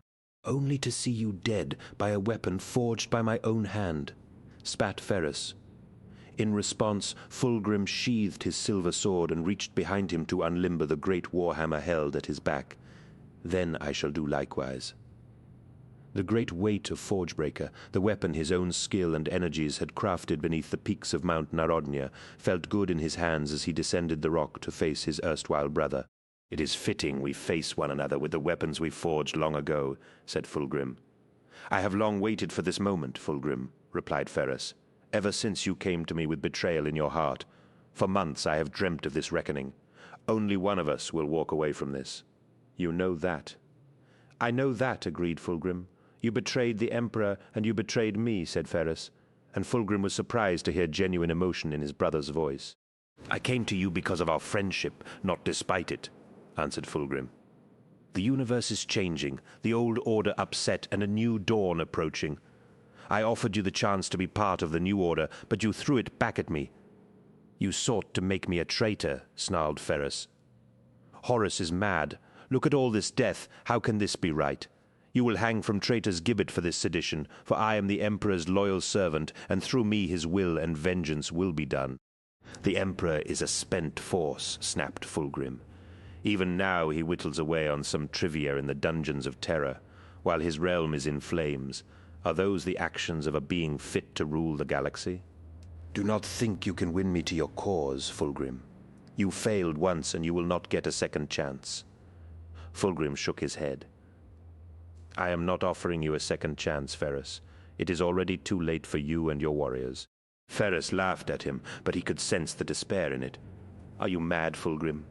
It's over. You and the War Master are defeated. Your forces are routed, and the power of another 4 legions will soon crush your attempt at rebellion utterly." Fulgrim was unable to keep the sensations seething in his head contained any longer, and he shook his head as he savored his next words. "My brother, how naive you are. Do you really think Horus would be foolish enough to trap himself like this? Look to the north, and you will see that it is you who are undone." The forces of the Raven Guard and Salamanders fell back in good order to the drop zone, where their reinforcements were deploying to join the fight. The drop ships of the Iron Warriors, armored bastions connected by high walls of spiked barricades, formed an unbroken line of grim fortifications on the northern slopes of the Urgal Depression. A force larger than that which had first begun the assault on Istvan mustered in the landing zone, armed and ready for battle, unbloodied and fresh. Korax and Vulcan led their forces back to regroup, and to allow the warriors of their brother Primarchs a measure of the glory in defeating Horus, dragging their wounded and dead with them. The victory had been won, but the cost had been steep indeed, with thousands of all 3 legions lost to the betrayal of the War Master. Horus's forces were in retreat. But there would be no celebration of the slaughter, no joyous victory feasts or glorious days of remembrance, only another sad scroll added to a banner that would never again see the light of day. Scorched tanks rumbled alongside the Astartes, their ammunition expended and their hulls battered by the impact of shot and shell. Unanswered vox hails requested medical aid and supply, but the line of Astartes at the top of the North Ridge was grimly silent as the exhausted warriors of the Raven Guard and Salamanders came to within 100 meters of their allies. A lone flare shot skyward from inside the Black Fortress where Horus had made his lair, exploding in a hellish red glow that lit the battlefield below like a madman's vision of the end of the world. And the fire of betrayal roared from the barrels of 1,000 guns. Fulgrim laughed at the stunned look on Ferrus's face as the forces of his allies opened fire upon the Salamanders and Raven Guard. Hundreds died in the fury of the first moments, hundreds more in the seconds following, as volley after volley of bolter fire and missiles scythed through their unsuspecting ranks. Explosions flashed to life in their midst, vaporizing warriors and tearing through tanks as the force of 4 legions ripped the beating heart from the first wave of loyalists. Ferrus Manus watched in mute horror as he saw a storm of fire engulf Korax, and a titanic explosion mushroom skyward from where Vulcan stood in astonished outrage at what was happening. Even as terrifying carnage was being wreaked upon the loyalists below, the retreating forces of the War Master turned and brought their weapons to bear on the enemy warriors within their midst. Hundreds of World Eaters, sons of Horus and the Death Guard, fell upon the veteran companies of the Iron Hands, and though the warriors of the X-Legion continued to fight gallantly, they were hopelessly outnumbered and would soon be hacked to pieces. Ferrus Manus turned to face Fulgrim, and the Primarch of the Emperor's children could see the despair etched into his brother's features, his silver eyes dull and lifeless. To have so great a victory snatched away in an instant must be the most sublime sensation. Fulgrim almost wished to switch places with his brother just to taste that feeling for himself, only dismal defeat and death await you, Ferrus, said Fulgrim. Horus has commanded your death, but for the sake of our past friendship I shall plead your case to him if you throw down your arms. You have to surrender, Ferrus. There is no escape. Ferrus Manus tore his eyes from the slaughter of the Loyalist forces, his teeth bared with the volcanic fury of his home world. Maybe not traitor, but only dishonor holds any terror for me, spat Ferrus. The Emperor's loyal warriors will not surrender to you. Not now, not ever. You will have to kill every last one of us. So be it, said Fulgrim, launching himself towards Ferrus Manus, swinging his mighty warhammer, the Primarch's weapons, forged in brotherhood, but wielded in vengeance, met in a blazing plume of energy, and the battlefield was illuminated for hundreds of meters by their ferocious energies. The two Primarchs traded blows with their monstrously powerful weapons, the strength to defeat armies and topple mountains unleashed as they fought like gods, forced to end their dispute in the realm of mortals. Ferrus Manus wielded his flaming blade in fiery slashes, his every blow defeated by the ebony-hafted hammer he had borne in countless campaigns. Fulgrim swung his hammer in great looping arcs, its heavy head powerful enough to crush the armor of a Titan to paste.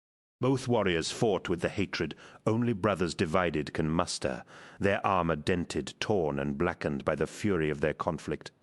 To fight an opponent of such magnificence was a privilege, and Fulgrim savored every clash of hammer and sword, every fiery line cut across his flesh, and every grunt of pain torn from his brother's mouth as Forgebreaker glanced his armor.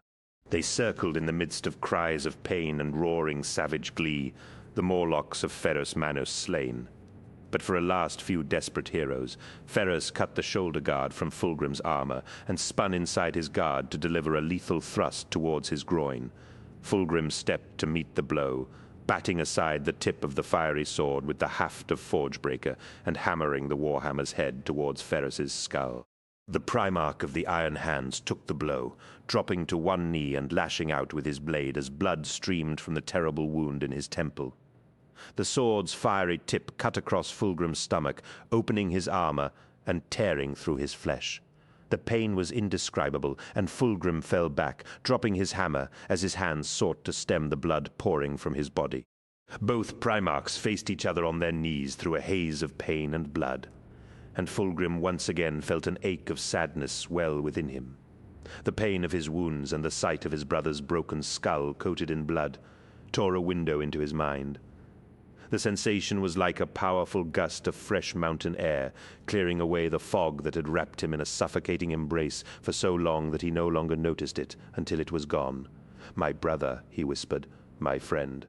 "You have long since lost the right to call me friend," snarled Ferrus, pushing himself to his feet and staggering towards Fulgrim with Fireblade raised to smite him.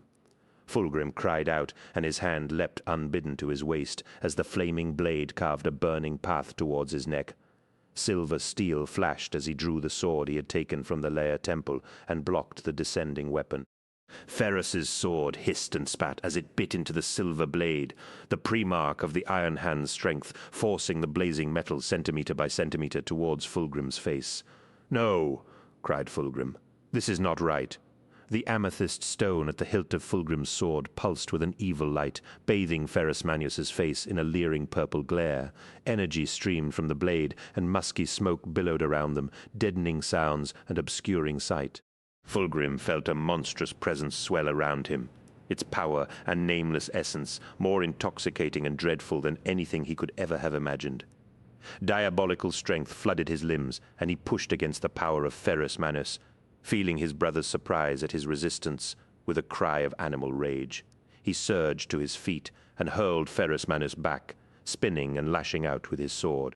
The silver edge bit deep into the breastplate of his brother's armor, and the Primarch of the Iron Hands cried out, falling to his knees once again as the blade's flaring energies parted his dark armor like a fingernail through cold grease. Hot blood sprayed from the wound, and Fireblade slid from Ferrus's hand as he gasped in fierce agony.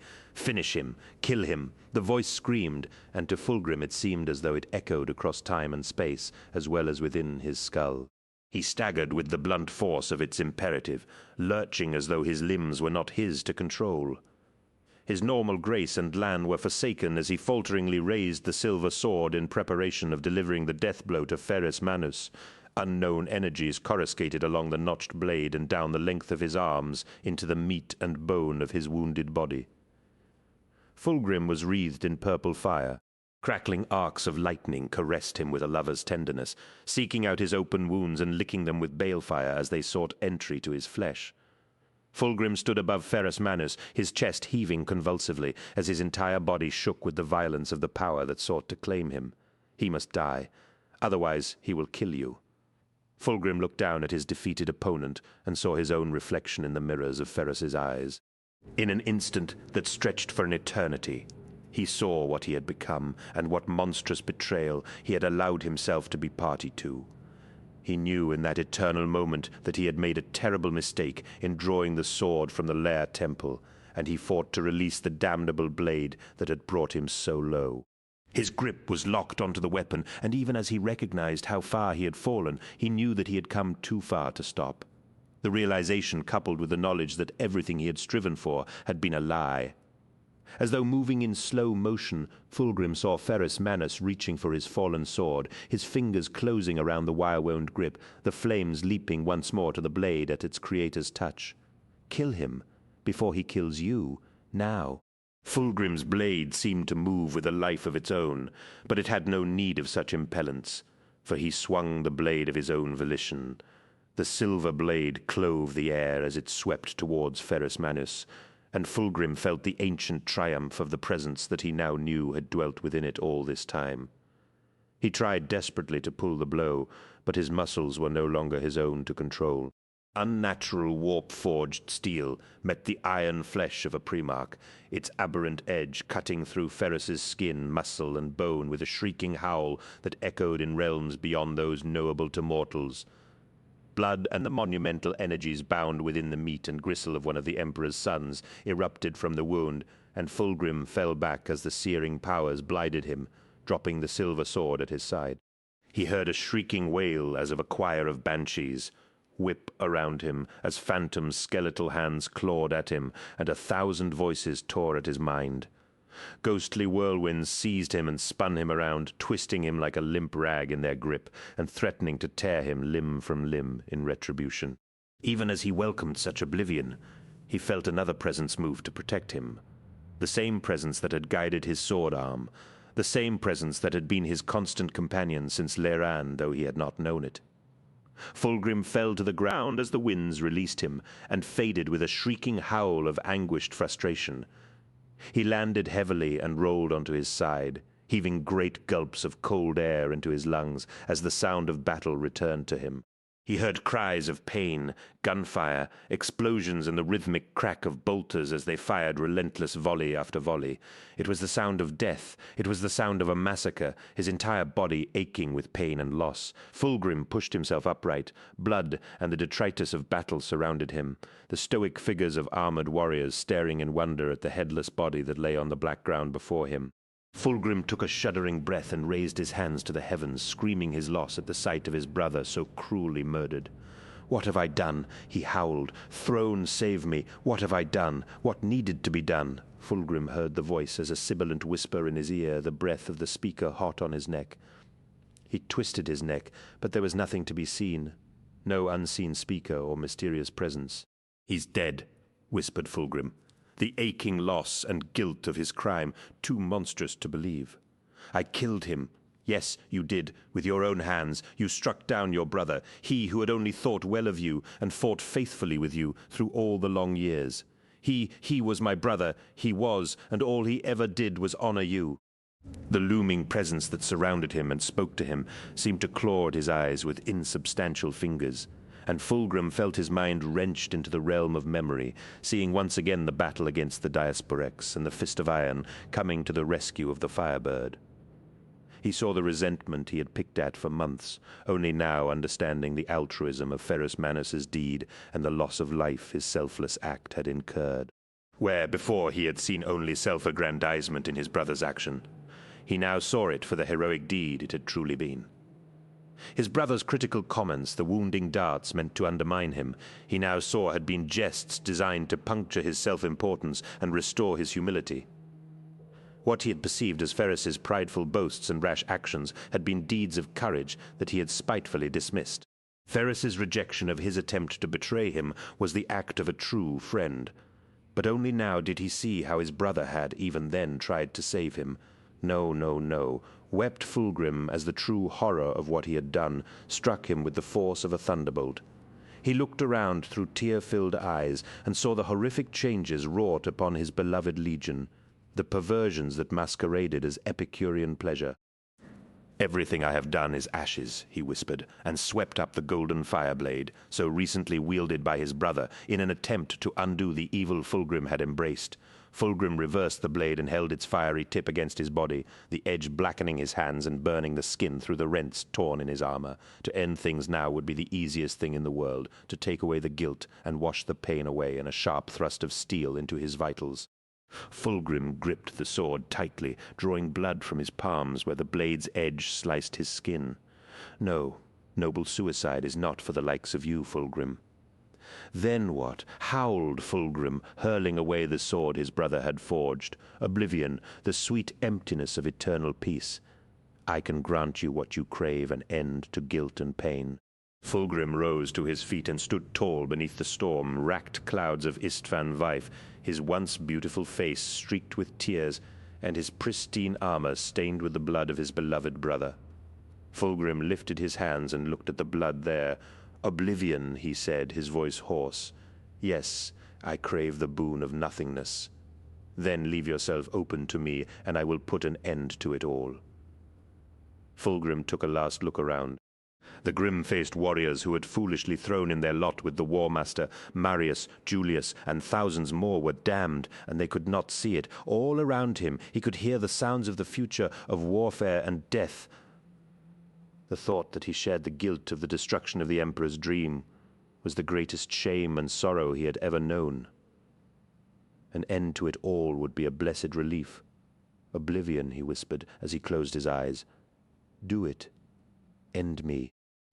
The barriers in Fulgrim's mind dropped, and he felt the elation of a creature older than time as it poured into the void in his soul. No sooner had its touch claimed his flesh for its own than he knew he had made the worst mistake of his life. Fulgrim screamed as he fought to keep it out, but it was already too late.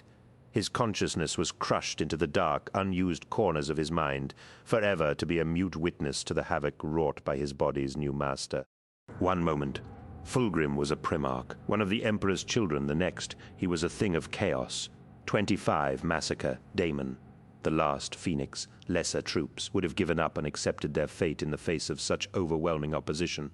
But the warriors of the Salamanders and Raven Guard were Astartes, so they fought like never before, knowing their doom was at hand, and desiring to make the traitors pay in blood for every one of their number that fell. Caught between two armies, the first wave of the Loyalist forces was being systematically massacred, unrelenting gunfire from the Iron Warriors at the drop site, and the resurgent forces along the Urgal Depression crushed the Salamanders and Raven Guard in a terrifying vice, and cut them to pieces in a murderous storm of fire and blood. Warriors of the Alpha Legion and Word-bearers followed their leaders onto the black plains of Istvan V, their guns blazing and their chainswords bright as they cast off the last remnants of their loyalty to the Emperor and turned their weapons on their brothers. The Dyer's eye killed scores with every shot of its mighty weaponry, striding like a giant demon of legend through the benighted slaughter. White-hot fire blossomed amongst the Loyalists, and killing flames soared across the black desert, vaporizing men and turning sand to glass. Traitor tanks roared from the Urgal hills, weapons blazing and crashing the wounded beneath their tracks. The Iron Hands were lost. The fate of their Primarch, a mystery, as his last known position was overrun by hordes of screaming enemy warriors. Let slip from his false retreat, Angron carved a bloody path through the Loyalists, his swords reaping a bloody tally through the ranks of his enemies.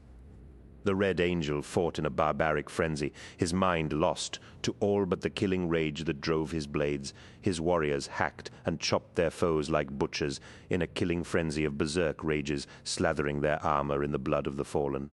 If the noise of battle had been incredible before, it was deafening now. No voices heard that were not screams of pain or hate.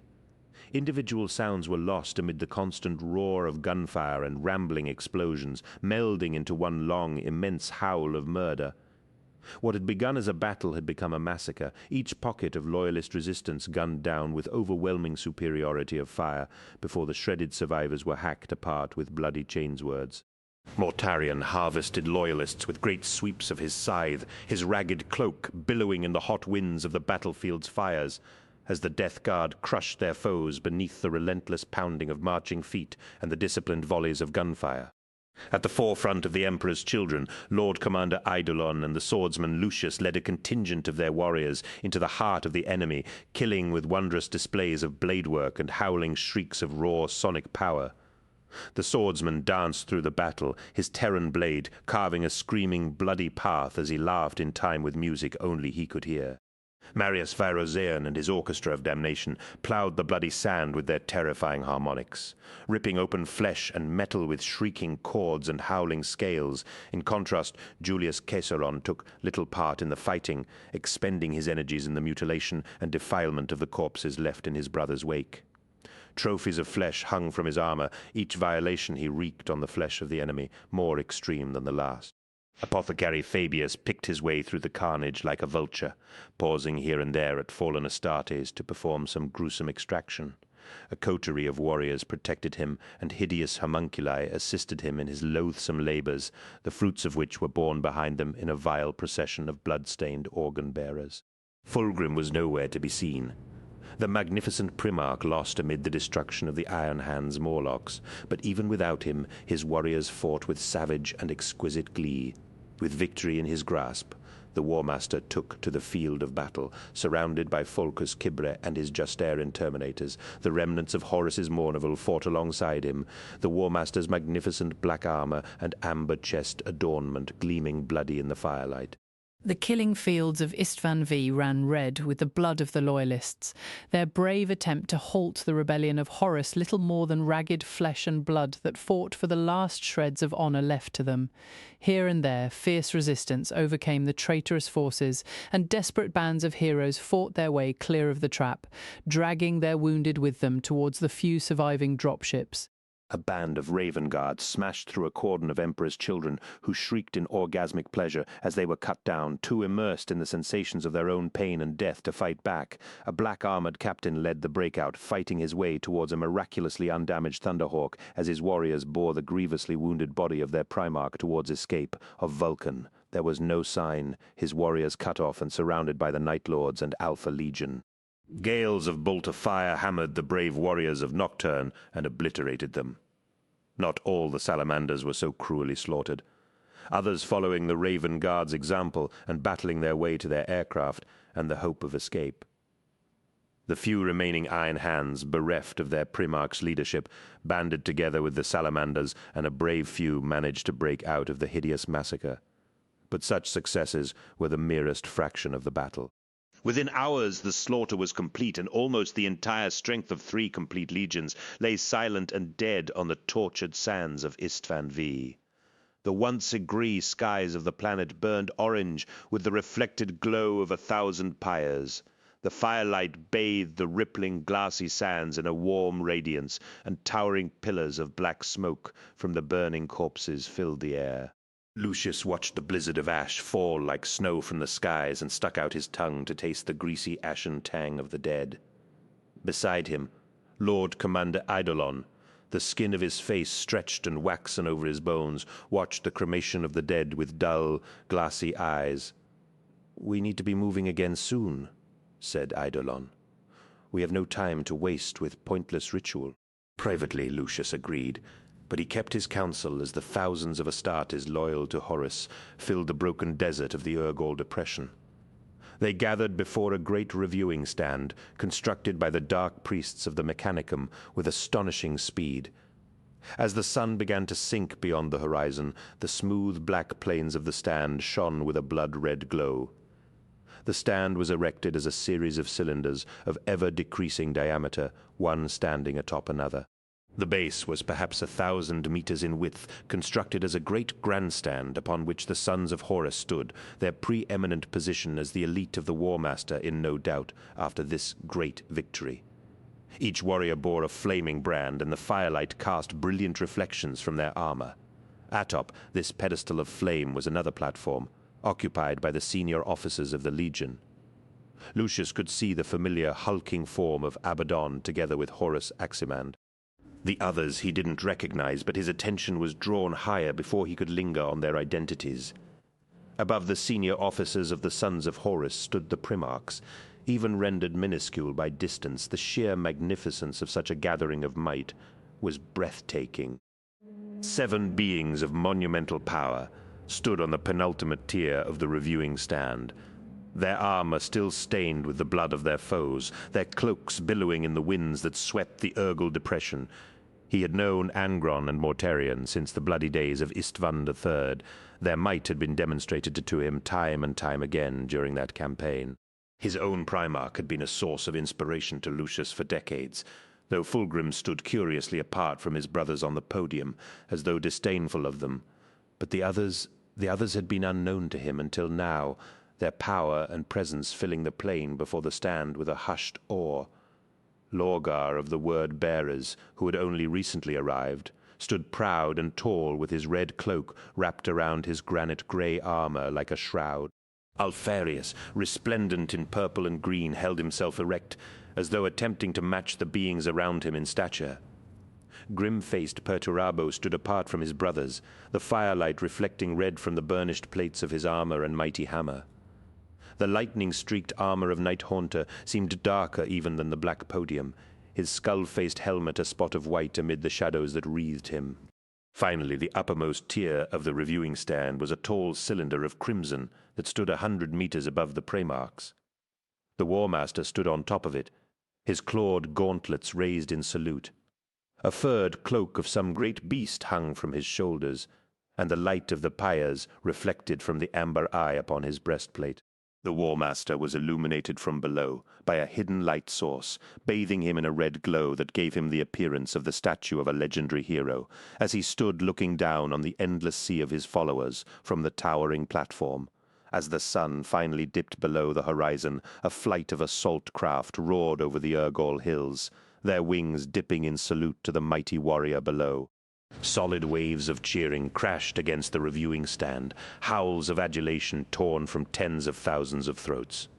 Lucius found himself swept up in the glory, and added his voice to the din, his enhanced senses screaming in pleasure at the sheer deafening volume of the cries. High, screaming voices from the Emperor's children echoed weirdly over the plain, ecstatic shrieks of pleasure and debasement like nothing that should ever have been given voice by a mortal throat. No sooner had the aircraft passed overhead than the massed Astartes began to march around the reviewing stand, their arms snapping out and hammering their breastplates in salute of the War Master. At some unseen signal, a flame ignited on the northern slopes of the Urgal depression, and a blazing line of phosphor leapt across the ground in a snaking arc that described the outline of an enormous blazing eye upon the hillside. The adulation soared to new heights as the eye of Horus seared itself into the sands of Istvan V, the War Master's forces roaring themselves hoarse in his praise. Super-heavy tanks fired in salute of Horus, and the towering immensity of the Deus Irae inclined its massive head in a gesture of respect. The ashes of the dead fell like confetti over the War Master's mighty army. Lucius felt a huge surge of purpose fill his heart, and made a vow to never once rest in the service of the power Horus represented. Not even death would contain his might. He gripped the hilt of his sword tightly as loudspeakers placed around the desert erupted with sound, the booming stentorian voice of the War Master sweeping over the Astartes. "My brave warriors," began Horus, "we have achieved much, but there is still more for us to do. With courage, vision, and power, we have defeated those who sought to prevent us from realizing my great dream, but our victory here will count for little if we do not press onwards." Horus punched his clawed gauntlet into the air and shouted, "The road to Terra is open. The time has come for us to take the war to the Emperor in his most impregnable fastness. We will make immediate preparation for the invasion of Terra and an assault on the Imperial Palace. Make no mistake, and it will be ours, my brothers. This will be no easy task, for the Emperor and his deluded followers will fight hard to prevent us from interfering with his plans for godhood. Doubtless much blood has yet to be spilled, theirs and our own, but the prize is the galaxy itself. Horus paused as he let the weight of the stakes sink in before bellowing across the fields of Istvan V. Are you with me? Lucius joined the cheering as it reached into the fire-lit skies, and cries of "Hail Horus! Hail Horus!" resounded long into the darkness. Within the ruined keep of Istvan V, shadows cast by the funeral pyres were thrown out on the smooth basalt flagstones. Dust motes shaken from the ceiling and walls by the rumble of thrusters hung heavily in the air as the War Master's army took its leave of the fifth planet. Horus watched as yet another squadron of stormbirds lifted off in clouds of dust lit by blue fire, satisfied that all was proceeding as he desired. His brother Primarchs were mustering their forces for the invasion of Imperial space, and he was certain that each and every one understood the need for unquestioning obedience to his orders. As War Master, the armies of the Imperium had been his to control, from the mightiest fleet of battleships to the lowliest army soldier. But to see such martial power gathered in one place was truly inspiring. Not since Ulanor had he witnessed such a gathering of heroes, and his mood soured as he thought once again of the devastated greenskin world and the last time he had seen his father. Time had moved on and revealed much that had been hidden, but still the unease that events were moving too fast for him to control gnawed at the furthest corners of his mind. He turned from the window and poured himself a cup of wine from a brass pitcher he lifted from a nearby table. He drained the wine in a single swallow and poured another as a rapid knocking sounded at the chamber's entrance. Horus looked up, his mood souring further as he saw Fulgrim standing in the doorway, a gilt inlaid box held before him. Once they had shared a brotherhood as close as any, but in the years since they had fought together, something had changed within Fulgrim. His brother had been a warrior of perfection, but now he simply reveled in the sensations of battle and the adrenaline high of ferocious combat, instead of the precise application of force. His brother wore his battle armor, the plates gleaming and new once again, as though he had never set foot upon a battlefield. He wore a long cape of fiery golden scales at his shoulders, and a mail shirt of glittering silver hung beneath his breastplate. What had once been a magnificent all-enclosing suit of armor now resembled a theatrical costume. "War Master?" said Fulgrim. Horus detected a subtle difference in his brother's tone, something so slight that it would have escaped anyone else's notice but his. He lifted his cup and drank a mouthful of wine, beckoning Fulgrim into his chambers. "You requested a private audience with me, Fulgrim," he said. "What is so important that you could not tell me in front of our brothers?" His brother smiled and bowed before opening the box he carried. "My esteemed lord and master of Istvan, I have brought you a trophy." Fulgrim reached into the box and withdrew a grisly prize lifted from the field of battle. Horus felt a momentary shiver of horror as he saw the severed head of Ferrus Manus. The flesh was grey and dead, his erstwhile brother's silver eyes plucked from his head, and the sockets raw and bloody. His jaw hung open, and a splintered nub of bone projected from where his skull had been caved in on one side. Ferrus had become an enemy, but to see his flesh violated so brutally was repugnant to Horus, though he was careful to keep his feelings veiled. With a casual flick of the wrist, Fulgrim tossed the bloodied object at Horus's feet. Ferrus Manus's head rolled across the black floor and came to rest with the ravaged eye sockets staring up at Horus in blind accusation. Horus looked up from the head and turned his gaze on Fulgrim, seeing again the insouciance that had infuriated him so when his brother had returned in failure from his attempt to win over the Primarch of the Iron Hands. As distasteful as it was, he knew he would have to offer congratulations. "Well done, Fulgrim. You have slain one of our greatest foes, as you said you would, but I failed to see why you make this presentation in so private an audience. Surely you would wish our brothers to revel in your triumph." Fulgrim laughed, but there was a timbre to his brother's amusement that sent a chill down Horus's spine as he recalled where he had heard such ancient malice before. In the voice of Sarkel, the entity Erebus had summoned in the heart of the vengeful spirit. "Fulgrim," asked the War Master, "explain yourself." The Primarch of the Emperor's children shook his head and wagged his finger at Horus. "With the greatest respect, mighty Horus, you do not address Fulgrim any more." Horus looked into his brother's dark eyes, seeing beyond the arrogance and superiority to what lay within.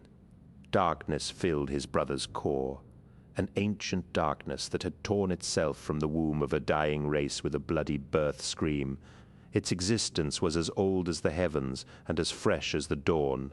Its life was immortal, and its capacity for malice infinite. "You are not Fulgrim," he breathed, suddenly wary of this intruder in his midst. "No," agreed the thing with his brother's face. "Then who are you?" demanded Horus. "A spy, an assassin. If you are here to kill me, then I warn you I am no weakling like Fulgrim. I will break you before you can lay a hand upon me." Fulgrim shrugged and tossed the box he carried onto the floor with a clatter. It landed next to Ferris's severed head. Horus let the energized claws of his gauntlets slide out in warning. "Perhaps you can defeat me," said Fulgrim, crossing the room to pour himself a cup of wine. "But I have no wish to test either of us in such a fruitless and wasteful trial of combat. On the contrary, I am here to pledge myself to your cause." Horus glanced towards Fulgrim's waist and relaxed as he saw that this thing masquerading as his brother had come before him unarmed. Whatever its purpose in unveiling itself, it had not come with violence on its mind. "You still have not answered my question," said Horus. "Who or what are you?" Fulgrim smiled and licked his lips with a long sweep of his tongue. "Who am I? I should have thought that would be obvious to one who has had dealings with other creatures of my ilk." Once again, Horus felt the chill that he had experienced when the Lord of the Shadows had manifested in the stone-walled lodge raised in the heart of his flagship. "You are a creature of the warp?" he asked. "I am indeed. What your insufficient language might call a daemon, a poor word, but it will have to suffice. I am a humble servant of the Dark Prince, an emissary come to aid you in your little war." Horus felt his anger towards this impudent creature grow with every patronizing syllable that dripped from its lips. It had usurped the body of one of his underlings. The fate of the galaxy was at stake, and it dared to call such a conflict little. The Fulgrim thing turned away from him and paced the length of his chambers, as though it had never seen a room quite like it. I have claimed this mortal shell as my own, and I must admit that it is most pleasing to me. The sensations one experiences when clothed in flesh are quite unique, though I dare say I shall have to make some alterations to its form in time. Horus felt his skin crawl at the idea of such a hideous violation. "What of Fulgrim? Where is he?" "Fear not," laughed the warp creature. "We have a long and involved history, Fulgrim and I certainly do not wish him any lasting ill. For some time I have been his conscience, quietly advising him in the lonely watches of the night, advising him, cajoling him, comforting him, and steering his course of action." Horus watched as the daemon ran its hands along the sand-blown walls of the chamber, its eyes closing as it enjoyed the rough texture of the stone surface. "Steering his course of action," prompted Horus. "Oh, yes," exclaimed the warp creature. "I made him believe that he should not doubt your course of action." Of course, he resisted. "But I can be very persuasive. You made Fulgrim join with me?" Of course. Did you really think you were that good an orator? Chuckled the daemon. "You have me to thank for clouding his perceptions and adding his strength to yours. But for me, he would have run to his emperor screaming of your imminent betrayal. And you think I owe you something? Is that it?" asked Horus. "Not at all, for in the end, Fulgrim was weak. Too weak to finish what his own desire had begun," explained the creature. "His obsession led him to launch the death blow at his brother, but his weakness would not allow him to land it without my help. I merely gave him the strength to do what he wanted to do. But where is he now? I have already told you, Horus," cautioned the daemon. "Fulgrim's anguish at what he had done proved too great for him to bear. He begged me to help him extinguish his life, but I could not destroy him. That would have been far too prosaic. Instead, I gave him eternal peace, though not, I think, in the way he actually desired it." "Is Fulgrim dead?" asked Horus. "Answer me, damn you." "Oh, no," smiled the daemon, tapping an elongated finger with a sharpened nail against his temple. "He is here inside me, utterly aware of all that transpires, though I do not suppose that he is happy pressed into the furthest reaches of his soul. You have already claimed his flesh," snarled Horus, taking a thunderous step towards the demon Fulgrim. "If he is of no more use to you, then let him die." The demon shook his head with an amused sneer. "No, Horus, I shan't be doing that, for his cries of horror are a great comfort to me. I am unwilling to let him fade away, since our discussions offer me much amusement, and I do not suppose I shall ever tire of them." Horus felt nothing but revulsion at the fate his brother suffered, but forced his disgust to one side. After all, had not the daemon already pledged its allegiance to him? It was patently a creature of great power, and to allow the knowledge that their primarch was as good as dead would certainly cost him the loyalty of Emperor's Children Legion. "You may have Fulgrim for now," said Horus, "but keep your identity a secret from all others, or I swear I will see you destroyed." "As you wish, mighty War Master," said the demon Fulgrim, nodding and giving an unnecessarily ostentatious bow. "I have no particular desire to reveal myself to others anyway. It will be our secret." Horus nodded, though he made a silent vow to free his brother as soon as he was able, for no one deserved to endure such a terrible fate. But what power could unmake a demon? Orbital space around Istvan V was as busy as any fleet docking facility around the lunar bases, with the vessels of 8 legions assuming formation prior to transit to the system jump point. Over 3,000 vessels jostled for position above the darkened 5th planet, their holds bursting with warriors sworn to the War Master.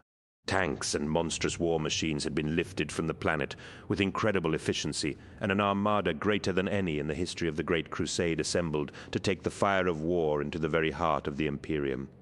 The fleets of Angron, Fulgrim, Mortarion, Lorgar, and the War Master's own legion would rendezvous at Mars now that word had come from Regulus of the planet's fall to Horus's supporters within the Mechanicum.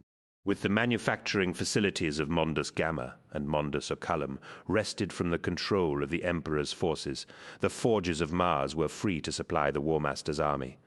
The eager warriors of the Alpha Legion were singled out by Horus for a vital mission, one upon which the success of the entire venture could depend. Following the War Master's misdirection of Leman Russ, the Space Wolves were known to be operating in the region of Prospero after their attack on Magnus's Thousand Suns. In the nearby system of Kondax, the White Scars of Jagatai Khan were sure to have received word of Horus's rebellion and would no doubt attempt to link with the Space Wolves. Horus could not allow such a grave threat to appear, and so the warriors of Alpharius were to seek out and attack these legions before they could join forces. Night Haunter's fleet had already departed, bound for the planet of Sagualsa, a remote world in the eastern fringes that lay shrouded in the shadow of a great asteroid belt. From here, the Night Lord's terror troops would begin a campaign of genocide against the imperial strongholds of Heraldar and Thramas, systems that, if not taken, would leave the flanks of the War Master's strike on Terra vulnerable to attack. The Thramas system was of particular importance as it comprised a number of Mechanicum forge worlds whose loyalty was still to the Emperor. The ships of the Iron Warriors prepared to make the journey to the Fal system, where a large fleet of Imperial Fist's vessels were known to be regrouping after a failed attempt to reach Istvan Vive. Though Rogel Dawn's warriors had played no part in the massacre, the War Master could not allow such a powerful force to remain unmolested. The enmity between bitter Perturabo and proud Dawn was well known, and it was with great relish that the Iron Warriors set off to do battle.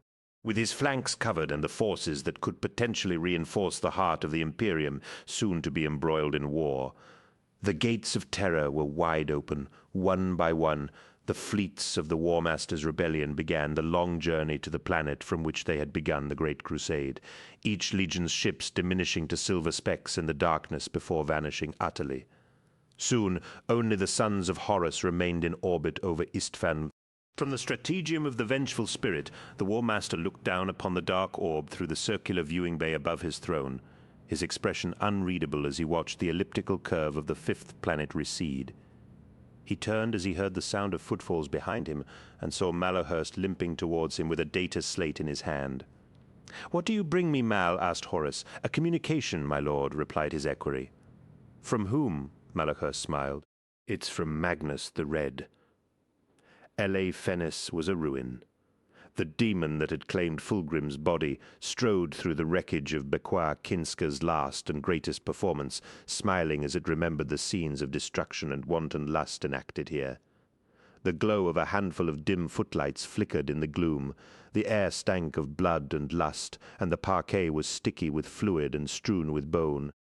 The power of its dark prince had poured through the mighty theatre and entered every living thing within it, breaking down the barriers of inhibition between desire and action. Truly it had been a great performance, and the lesser avatars of its master had feasted well on the excess of sensation unleashed before discarding their borrowed flesh and returning to the warp. All around it were the signs that its master's power had been unleashed. The remains of a defiled carcass, a gaudy masterpiece of blood and ordure daubed on the wall, or a sculpture of flesh formed from a multitude of body parts. Outwardly the daemon still resembled the body it had stolen, but already there were hints that the flesh was soon to be reshaped in an image more pleasing to it. An aura of power vibrated the air around it, and its skin held a soft shimmer of inner luminosity. The demon hummed the opening bars of the Maraviglia's overture and drew the sword sheathed at its waist, the golden hilt shimmering in the fading glow of the wavering footlights. It had retrieved the anathemum from Ostian Delafour's studio, surprised and amused to find another body impaled on its lethal point. The shriveled husk of flesh was barely recognizable as Serena de Angelis, but the demon had honored her corpse with the most sublime ruin before making its way to La Fenice. It held the sword up to its face and laughed as it saw the tortured soul of Fulgrim behind its eyes, reflected in the shimmering depths of the blade. The daemon could hear his pitiful cries echoing within his skull, the torment in every desperate shriek, the sweetest music. Such things pleased the daemon, and it stood for a moment to savor the fruits of its influence on Fulgrim. The fools who served in the 30 Legion had no idea that their beloved leader was clawing ineffectually at the bondage in which he was held. Only the swordsman Lucius had appeared to realize that something was amiss, but even he had said nothing. The daemon had sensed the burgeoning warp touch upon the warrior and had presented him with the silver blade within which the lair had bound a fragment of its essence.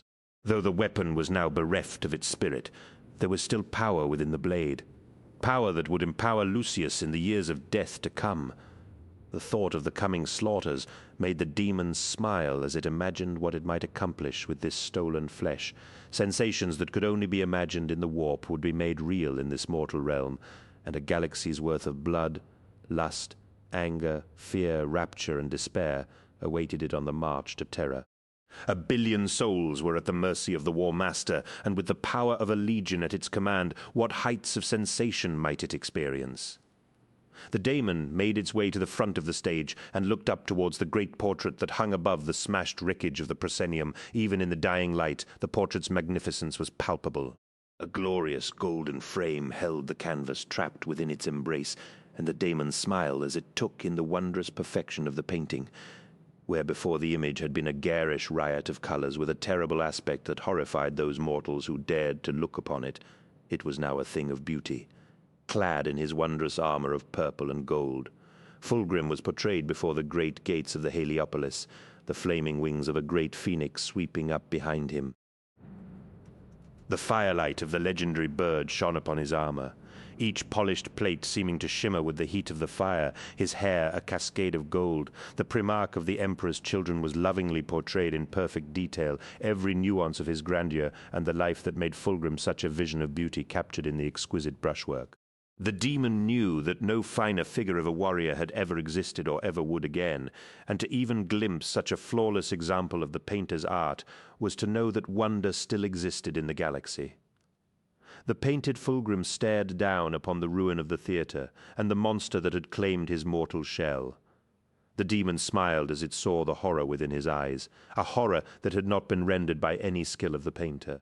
Perfect, exquisite agony burned in the portrait's gaze, and as the daemon sheathed the anathemum and bowed to the silent stage, the dark pools of its painted eyes seemed to follow its every movement. The daemon turned from the portrait and made its way from the theatre as the last of the footlights guttered and died, leaving the last phoenix forever shrouded in darkness.